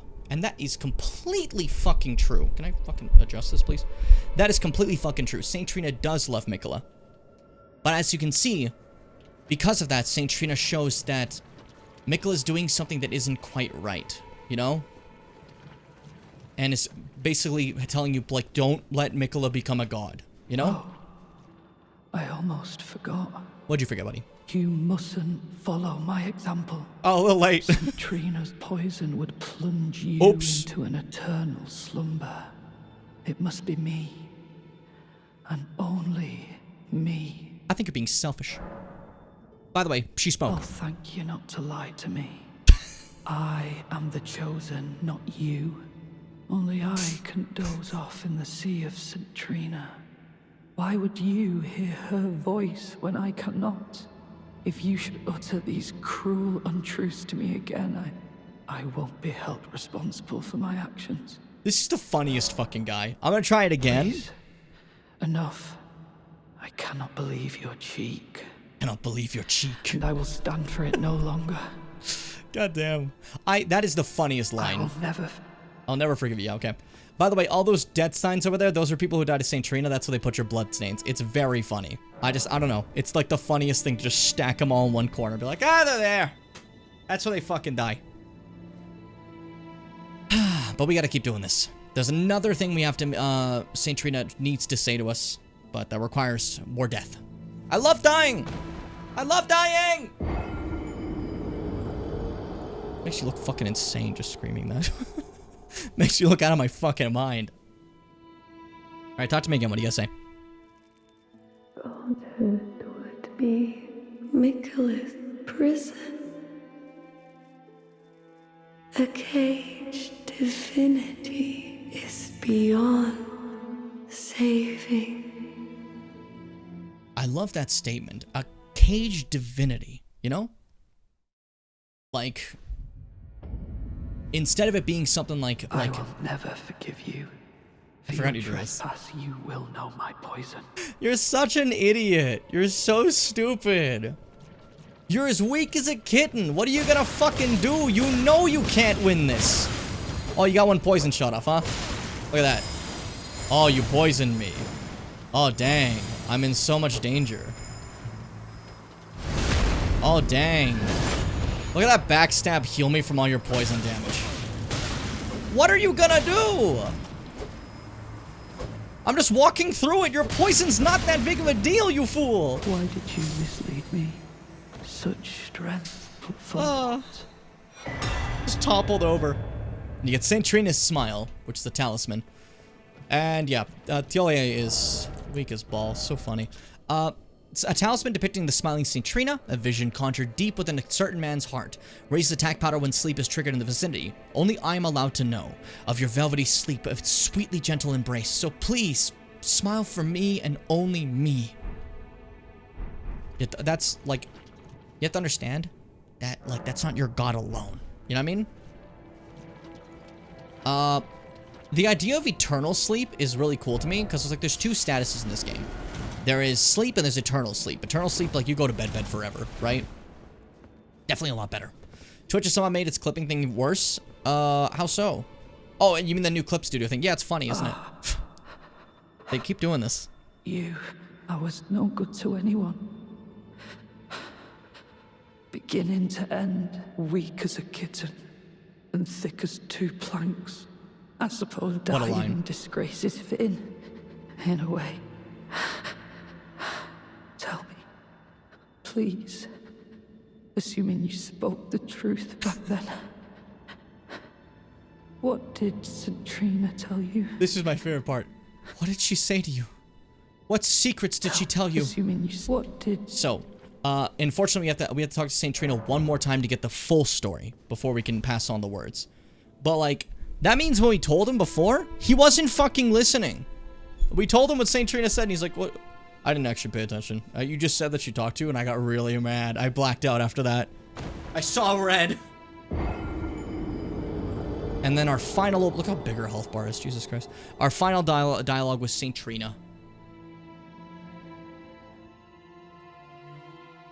You must kill Mikila. Grant him forgiveness. So, St. Trina sent us on the quest to kill Mikila. Stop this god from being born. Which, considering her great love for him, must be an incredibly difficult thing to have come to, you know? That being said, though, that would be the most fucked up thing to say. You get what St. Trina said, and then Tiolia is like, what'd she say to you? She says she doesn't even know who you are. Like, I know she said nothing about him, but it'd be so fucked to just turn to Tiolia and just be like, you mean nothing to this person, you know what I mean? Like, this god. They don't even know you're a worshiper. They don't even know you're here. Tell me, please. Just to be a dickhead for no reason. You spoke the truth back then. What did St. Trina tell you? Pass on St. Trina's words, and this is my favorite part. He's telling you, please tell me. I'll listen. I know you're telling the truth now, and... You are a wretched, wretched soul. A nightmare come to plague me. Just refuses to believe you. The thing could possibly be... Could it? St. Trina, please let me hear your voice in my everlasting slumber. And for the time being, we're wrapped on this questline. What an experience that one was. I am now making my way to... Where am I fucking singing for? I have one boss I want to beat for today before we call it. It's been 4 hours and 46 minutes. Longer stream than I intended for. I think we did, it's been pretty good. I hope it's been a good time so far. But, you know, this is around the time I'd normally end stream. On a regular 3-hour stream, so already got some extra time there. But I still got a little bit cooking. Still got a little bit to go. But I'm getting pretty hungry, so I'm feeling like the end coming up. And I think if I do this next thing, we'll basically be in the perfect halfway point that I can justify being like, okay, after this, there should just be one more stream. And then we can wrap up Elden Ring.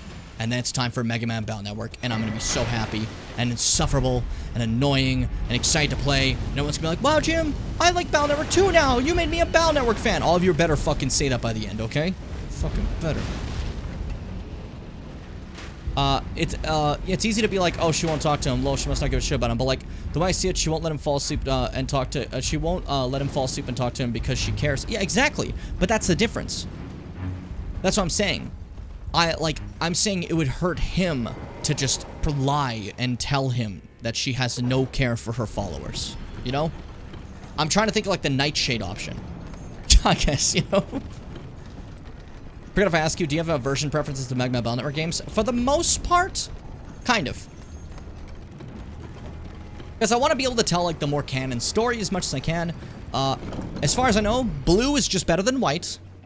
Red Sun and Blue Moon, do whatever the fuck you want, I guess. I don't know if there's a specific thing people prefer for that. Team Colonel, Team Protoman. Team Colonel is far better for canon stuff, otherwise it's going to feel a little weird. And then Cybeast, Gregor, and Falzar, I actually don't know. Last time I did Falzar and people really enjoyed it, but maybe this time I'm gonna do Gregor. I don't know. We'll see. We'll see. I won't be able to see the last Elden Ring stream. I have another concert. You and your concerts, dude. Maybe just stop having a social life and just watch my stream and like, maybe like donate $200, $400. Donate $400. I think that's normal. Anyways, time for this fucking boss. Golden Hippopotamus! The funniest name for a boss ever. It's just a big hippo. Now, normally I maul this with Freddy. I forgot to summon Freddy. It's a hippo, but it's kind of like a naked mole rat-esque. Does that make any sense? Something about it has like a naked mole rat thing going on. Doesn't help that it's like, hey, here's this like big ass tail. What fucking hippo has a big ass tail? But hey, it's Elden Ring, right? I remember some people being very mad that, like, you wasted a boss slot in Golden Hippopotamus. There's like 38 bosses! That's not that big a deal. Oh, oops. That might kill. I'm alive. I'm alive. There we go. Hey, Seth, welcome back. Welcome back to Clean. Anatomically, it's not very hippo. Yeah, I mean, to be fair, neither is the fucking Divine Lion an actual lion. Like the statues we saw. That's not like an anatomy-esque lion. This is the beauty of these silly games, you know? These silly games we play. You know what, Freddy? I haven't had you come out all stream. It's been 5 hours. Shit. I think I just died for that. No, I'm still alive. Freddy, get his attention. That was so embarrassing. Freddy, what are you doing walking up slowly? Go kill him! Stop RPing. There we go. I haven't had him out all stream. It's been 5 fucking hours almost, and no Freddy. How am I not gonna bring him out? He's my guy. Also, this thing's blessed by the Crucible. With, like, porcupine powers. Like, what the fuck? That's so fucking cool to me. Look at that. That's crazy. That's so crazy to me. Fuck. I'm just trying to heal peacefully. Don't fuck with me. That's okay. That's not okay. I didn't see that coming. Look at that. That looks so crazy. Uh-oh. Fucking Godskin nobled me. That's okay. Oh, that's like Sonic. Seth, you love a Sonic. Apparently you only, the way I make that sound. It's not like we all just had a Sonic discussion like 3 seconds ago. Wait, I haven't used my spells in forever. Hippopotamus, please. I have to use my spell. I'll never forgive myself if I don't. Oh! That was so worth it. That was so worth it. That was so worth it. Yeah, it was so worth it. Yippee. You get Aspect of Crucible Thorns, and you get 2 Skibbity Fragments because golden hippopotamuses exist in just this area. There's a few more to find, and this is supposed to teach you at this moment, hey, golden hippopotamuses drop skibbities. So remember that. Very helpful. Sorry, I was brushing my teeth. In regards to what? I don't remember what we were talking about. Hippo's tail reminds me of how unicorns are sometimes depicted. Yeah, no, real, actually. Completely real. We're just about at 5 hours. I think we're definitely going to get to 5 hours before I call it here. There's just a couple of things I still want to do before we do call it for the stream. And that's specifically, I want to go to a very specific zone and have it open. So at least have the pathway open next time I do the stream. So, run through this fucking evil temple of death. Ah! Sorry, that shocked me. I didn't expect myself to make that sound. I was... Jesus fucking Christ. Alright, there's a specific zone that's kind of locked away and hidden in this DLC. And my Vulgar Militia. I want to at least have that unlocked before we call it today. So then we can continue there next stream and get all the stuff and stuff. You know, we'll get there. I wasn't criticizing it for being anatomically not a hippo. I was affirming what you said about it. No, I had a feeling. I just wanted to fight with you. You know, just a classic. I just want to fight. It's been rough at home. I haven't been getting all my nutrients recently, so I don't know. I just lash out sometimes, you know? It's a shame. I'm hungry. I'm so hungry. It's hitting me right now. We're almost there, Jim. Just a little bit more. Did you guys not fucking... They didn't despawn. That's weird. Well, I'm just gonna walk right by them. Doesn't matter that all that much to me. Gotta say, that Frenzy Flame spell does great posture damage. Good to know for the future. Before we do anything, though, I'm actually gonna stop right here to do this. There are two signs here. Assist Horn Scent or assist Needle Knight Letta. So, Letta right now is attempting to kill Horn Scent, right? We can decide if we want to help Horn Scent or help her kill Horn Scent. And our response is we're going to help Horn Scent against Needle Knight Letta because I think that's the right thing to do, and we're going to do that. So I hear like clanging of plates, and it's confusing me. All right, this song's crazy. I will dispose of you before your thirst for revenge beckons our undoing. What a sick OST for an NPC fight. In the end, I knew this day would come. The nature of your kind, I am certain, will always show itself. Given time, interfere not with my business. Zealot. I know what you're could your pissed, purpose possibly be? but like, I do not just recollect being like begging your for kind help. always does this. It's like, Have you been taken in by the plight of the Horn? you know? Foolish. That's supposed to show like this cycle of hatred between these, you know? Man is a compassionate animal, for better or worse. She You fucking have bled and bested died! me. A single betrayal, enough to turn the tides. Unfortunate, but I will leave you be. For now. Do not interfere. This is my revenge. It's not what he said. The subtitle said something completely different. That's like one of the wrong subtitles of this game. It's kind of funny. But that being said, now Needle Knight Letta has been pushed back. This means that Hornson can officially continue his vengeance quest that he's trying to do. And we'll get to that in a bit. It's not our primary focus right now, because he's trying to go after Mesmer, and Mesmer is in this giant place we're in right now. But there's other areas to go in this giant area that I'm currently making my way to right now, which is over here. Little secret behind the waterfall type area. I one time watched someone do an invasion, and they, the host was running away from them and just jumped down this hole, and then didn't realize that they wouldn't survive, so they just ate shit and died. It's pretty funny. Then you go over here. Very hidden place, because you go like this. Takes you further in. I love, like, some of these hidden locations in the game. The hidden zones. It always gets me. And, yeah. We got a coffin moment. We got a coffin moment!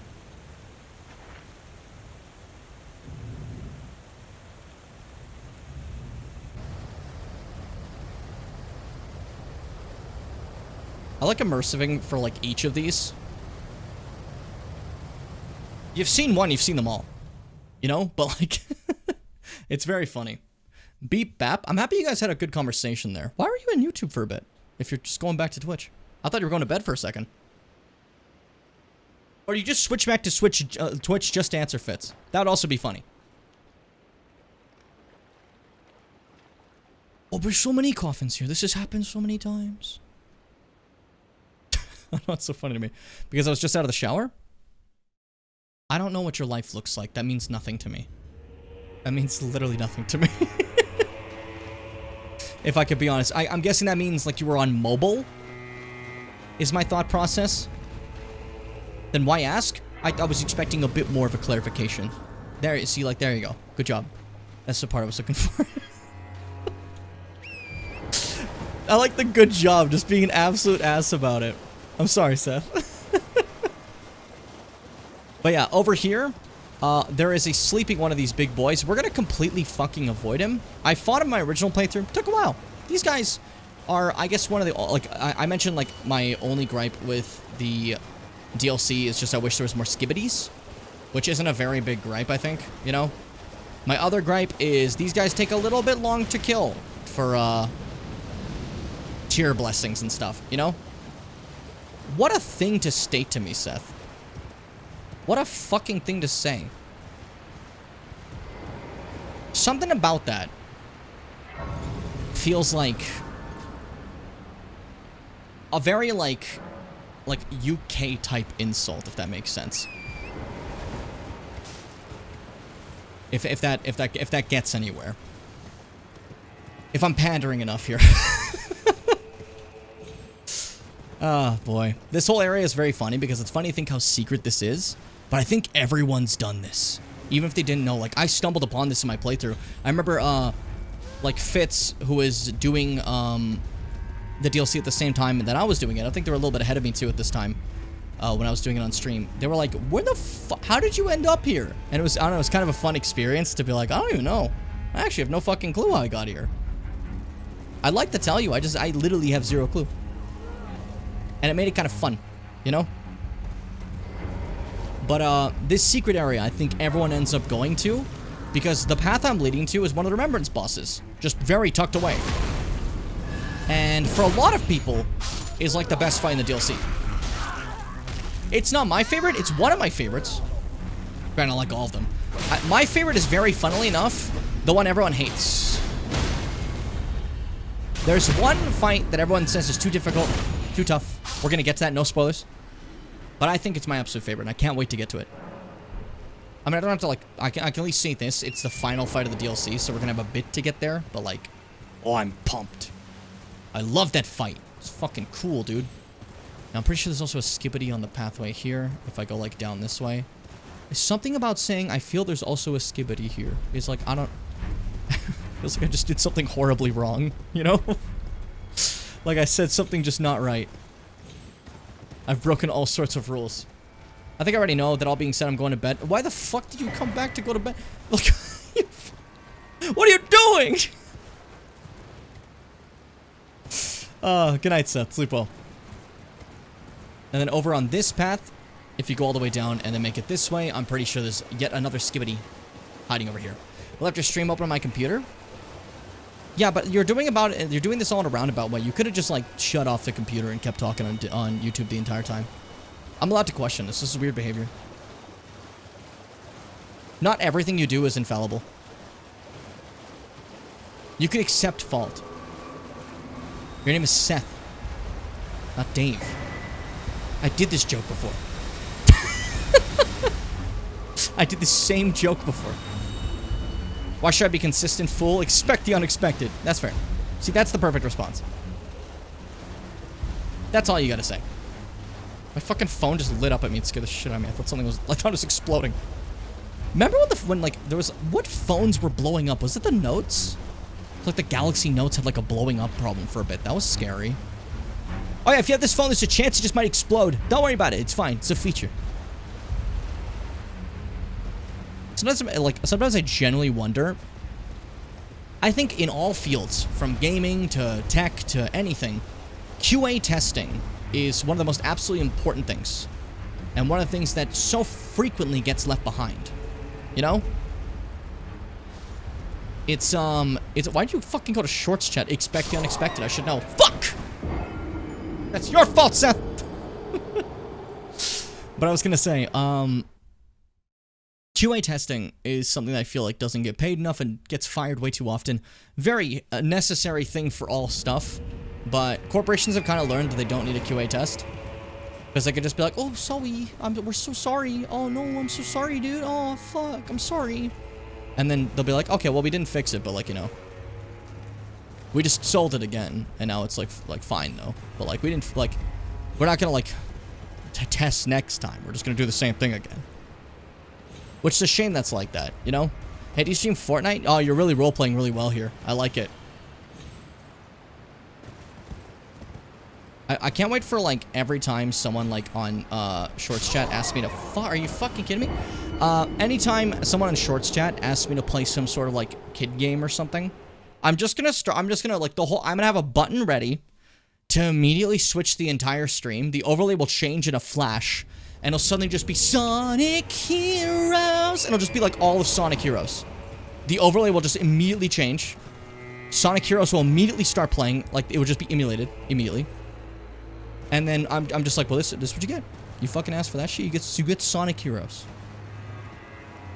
And then they have to sing the song. You know, what comes up must come down. Yet my feet don't touch the ground. The songs, that game was so hype. Like when it came out, I was so excited. And to put in perspective, I didn't realize how popular it was. I was excited, but I thought I was kind of alone in that. Turns out, guess what? That was the best-selling Sonic game for years. Sonic Heroes was coming off the hype of SA2. People were so excited for another ensemble cast adventure. Sonic Heroes sold incredibly, but was rated kind of poorly. And the sales never really reflected that again, if I recall. But Sonic Heroes was a hype moment. Get that big ensemble cast, great to go. Don't be like, what Roblox game is this? Shut the fuck up, that hurts. So, more hippos. These ones do not have the aspect of, like, Porcupine Crucible. So, they won't be able to do that. But that's okay. They don't need to. They're our friends. Hippopotamus. Okay, guard counter so I can try going for posture breaks, because that seemed to hurt a lot last time. Alternatively, I could also just use my Flame of Frenzy, which I kind of like the idea of. Go for it. Fire! It just works. Jesus, that posture break is crazy. Kind of wild, huh? Kind of wild. Yeah, he's dead. Yep, he's dead. That's a golden seed my way. There's another one here too. That's why Freddy hasn't despawned yet, so I'm gonna go get that one. Freddy, come up. Come on, buddy. Come on, pal. Make your way. So interestingly, they have a very cat-like or carnivorous-looking legs. Their body low to the ground makes them look very rat-like. Are you actually enjoying watching the short stream, or is this just for the bit? Like, I was curious if the short stream has a nice enough setup. Good night now. Sleep well. I'm just gonna pretend you left early because you hate me, not because of what you just explained. Because it's always better to assume negative in life. Could you picture? Fucking hell. Someone lives like that. Someone who lives, laughs, loves like that. That would suck. What goes up must come down. I fucking love this song. It's in my head now. It's easier to chat and watch on? Okay, good to know. Because that's what Emmy was saying too, but I thought maybe like Emmy was just different with like the shorts chat love. I like that I have all these options for stream. It turned out really well. I was worried at first, but I don't know. 3 streams is the answer, I guess. You know? And that's another hippo done, aka another skibbity. Freddy, you can leave now. Thank you for your help. Very kind. Very, very kind. But I don't know. I think it's nice to have that layer of options, you know? Oh, I have my skibbity stream. No, it's fuck the shorts chat stream. I'm not gonna call it the skibbity stream. I know it's the one most likely to hear skibbity said in, but I refuse. Because then we have A chat, C chat, and skibbity chat. And that is just nonsensical. So, after going down this hidden path, going down here, you go down another hidden path down a cliff, and you find this hidden catacomb, which I found completely blind, so proud of, by the way. Genius. And it leads you here. What a secret zone. To the Dark Light Catacombs. That we're gonna have to beat really quick. These symbols are interesting because they look like realistic renditions of like bestiary illustrations when they were often drawn by secondhand accounts. That's really cool, eh? I like that. Yeah, very Chimera. Which again, makes complete sense with, like as you said, the Crucible. As Crucible is kind of like life growing on life. You know, I would never leave skibbity chat. Something about that on its own as a message. It's just really funny. It's just getting to me. I would never leave skibbity chat. Skibbity chatters, rise up. Look at us, we're at skibbity 12 now. If I had this when I fought Rolana, that would have been a lot easier. But now I made it harder for myself. Now, these catacombs are just like most others, you know? It's just the DLC has a new enemy. You remember these guys, little statues that fuck? We hate them. But there's these ones now, which are cannonballs. Fuck them. That's awful. That's like actually awful. It's the worst. But we're just gonna quickly run through it because I don't really care too much about the catacomb. And I don't think anyone cares too much to see one of the many, many, many Elden Ring catacombs, so I'm just running through it. And it is like pure dark. I was too busy looking at you. I was gonna talk about this guy's design. Look at this fucking dude. Like undead wizard that shoots fingernails. Crazy. Crazy. It's like those I would go to school, but if this is the teacher and this is the classroom images, it really is. You're right. You're entirely correct. It's why they remind me of unicorn depictions. It's all very that. Yeah, for sure. For sure. I like fucking Birdo freaks as a response. I love... This is unrelated. I'm thinking about Mario Birdo now. I love Birdo's noises. Anyone else a big Birdo fan? I love Birdo's noises. We unlocked Birdo. I remember, like, being upset because I unlocked the characters, the special characters for, Mario Party 7. And I was a kid. I didn't know what they were gonna be. You know?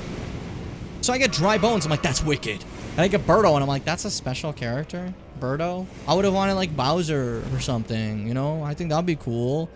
But obviously, I don't actually want... Like, nowadays, I don't want Bowser to be the playable one. I like him being his own minigame guy instead of playable. Because I didn't like it as much when he's playable. But that's me. When it comes to the Birdo situation, though, I just didn't give a fuck. I just didn't care. Right? And then I played for a bit, and I'm like, wait, fuck. I like Birdo. Birdo's kind of cool. I just look like... I make the sounds it makes. You play as Birdo, and you get to click the taunt button, because there was a taunt feature in Mario Party 7. And you would taunt your friends. So they're doing a turn, and they're taking too long, and like, you just have Birdo going... as Toad is going... Ow! Ow! It's so funny that that's Toad's. He just goes like... Ow! Like, very fucking aggressively, and Toadette goes... Mushroom! Mushroom! Then, like, you have Wario with Cheater! Really great ones. I like Cheater, and they haven't done anything. Like, you can have that, like, as a response to people just rolling a dice. They haven't even, like, started their turn yet. And Cheater! You cheated! You gotta watch out for these nails, guys, by the way. They can actually fucking kill you so fast with their reflective nails. As you saw before, and I was busy, like, admiring one, you know? Mario Party-type games having audio taunts is so fucking good. Oh, yeah, it's messed up. It's actually fucked. The mouth scares me, but I support trans wrongs. Fair. That's completely valid. You're valid. Sorry, I knew someone that said that all the time. It drove me fucking insane. And now I guess I've decided to spread my wrath to everyone else. For whatever reason. Oh! I almost forgot you were there. I almost forgot why I was here. Almost done this catacomb then. This guy's a sign that you're basically finished. Just big shooty boy. Careful, careful. I should be able to outrun it. Yeah, we're fine. We're fine. We're fine. I feel the same way about headspace. You hate that word. You hate headspace. Isn't it like oh, they fixed the glitch. This elevator goes down for a bit. When this elevator would go down, he wouldn't. So he'd just be stuck up there. And it was really fucking funny. What do you think about like that company called Headspace? They're like a thing, you know? I don't know what they do, but they're called Headspace. I remember people being like sponsored by it sometimes. So if they were like sponsored by that on YouTube, would you just like fucking throw a brick at the wall? I don't think you would have done that anyways, but I don't know why I decided that was the thing that you do when you hear something you don't like. You just chuck a brick at a wall. There's a specific word I hate, but I forgot what it is. Is it antiquing? I feel like that's the only one it could be. I don't know shit about this, Jim. I'm sorry, I don't know what you know. Let me just beam all your knowledge in my head so I know ahead of time. Stupid. You're in short chat, I have to be meaner. You know the rules. I'm meaner to everyone in shorts chat. I literally, one person said shout me out. I told them, I just said die. Blast. Jory! Elder Executioner. This fight sucks. I love it. This is Projectile the Fight. FromSoft's first bullet hell. This motherfucker. You can trap them in like a backstab loop. I don't know how to, but I'm gonna backstab them. That's for sure. Jory is a Horn-Sent Executioner. Inquisitor, sorry. My bad. And you're probably wondering, what the fuck are the Horn Scent doing as an Inquisition here down in these deep, deep depths? And I love their use of, like, thorns and stuff for their Inquisition, as you can see with the weapon there. Because thorns are similar to horns, you know? It's all horn stuff. They love horns. Horns are holy. Horns are fuck. Always never ready for you. The big horn always just gets me. But horns are a symbol of divinity, right? So everything is horn related. I don't know. It's great. Short chat is actually also less delayed than the regular. Yes, because I'll explain after Jory's dead and buried, or after I die. Because regular YouTube chat is my most delayed chat. Shorts chat is the same as the Twitch chat. Oh, no! Please join! Dude, what the fuck? There's so many dudes!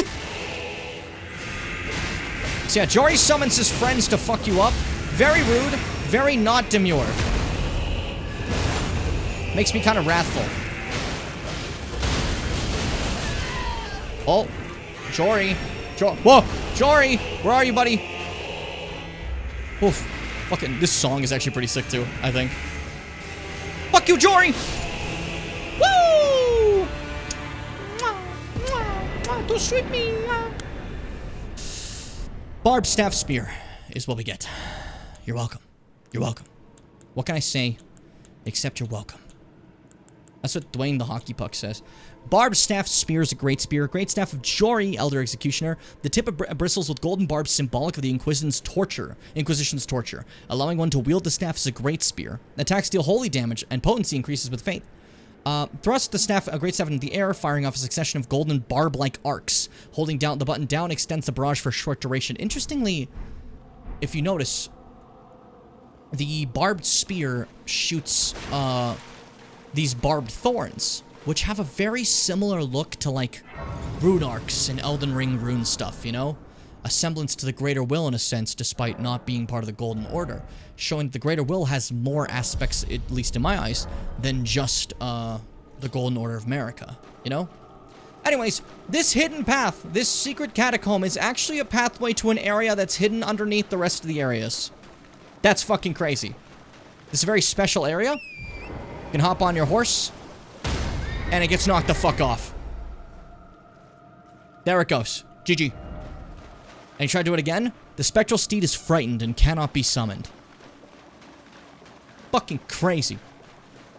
But there's a reason for that. Look into the ground. You can see what that is. This area has something terrible in it. Some frenzy-like situations. And frenzy is one of the few things that can fully kill and destroy. Spirits, as we have.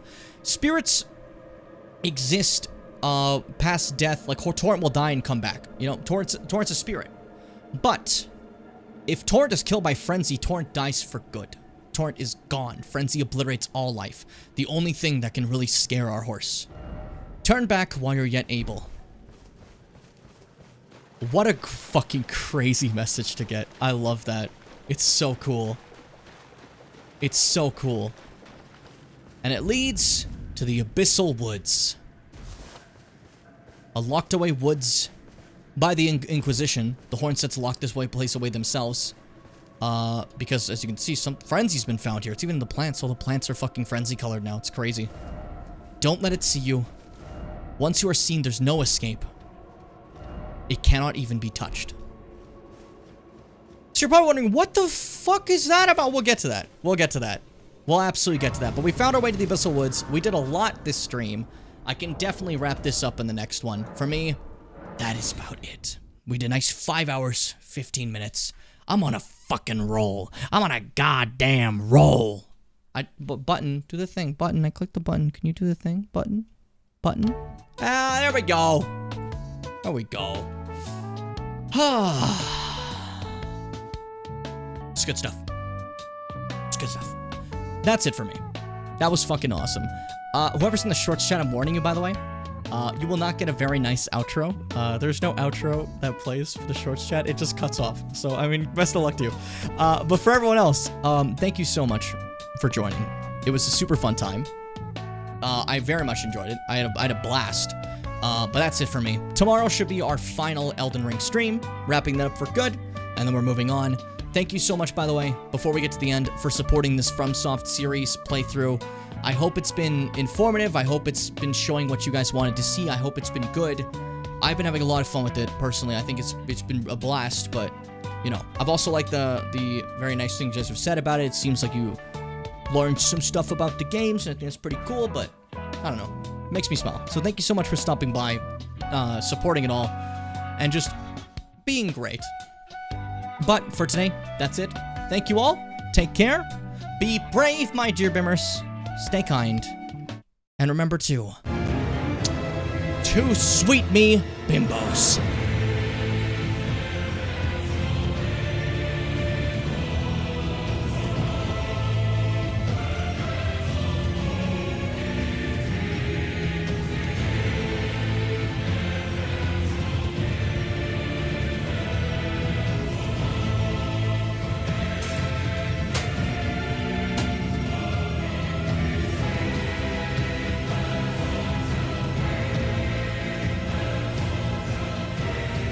Oh, I forgot to mute myself. Oh, that's funny.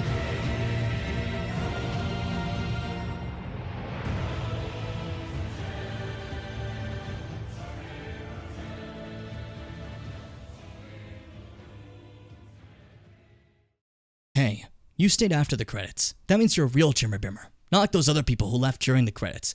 Everyone left during the credits? I fucking hate them. Don't tell them I said this, or I'll destroy your family.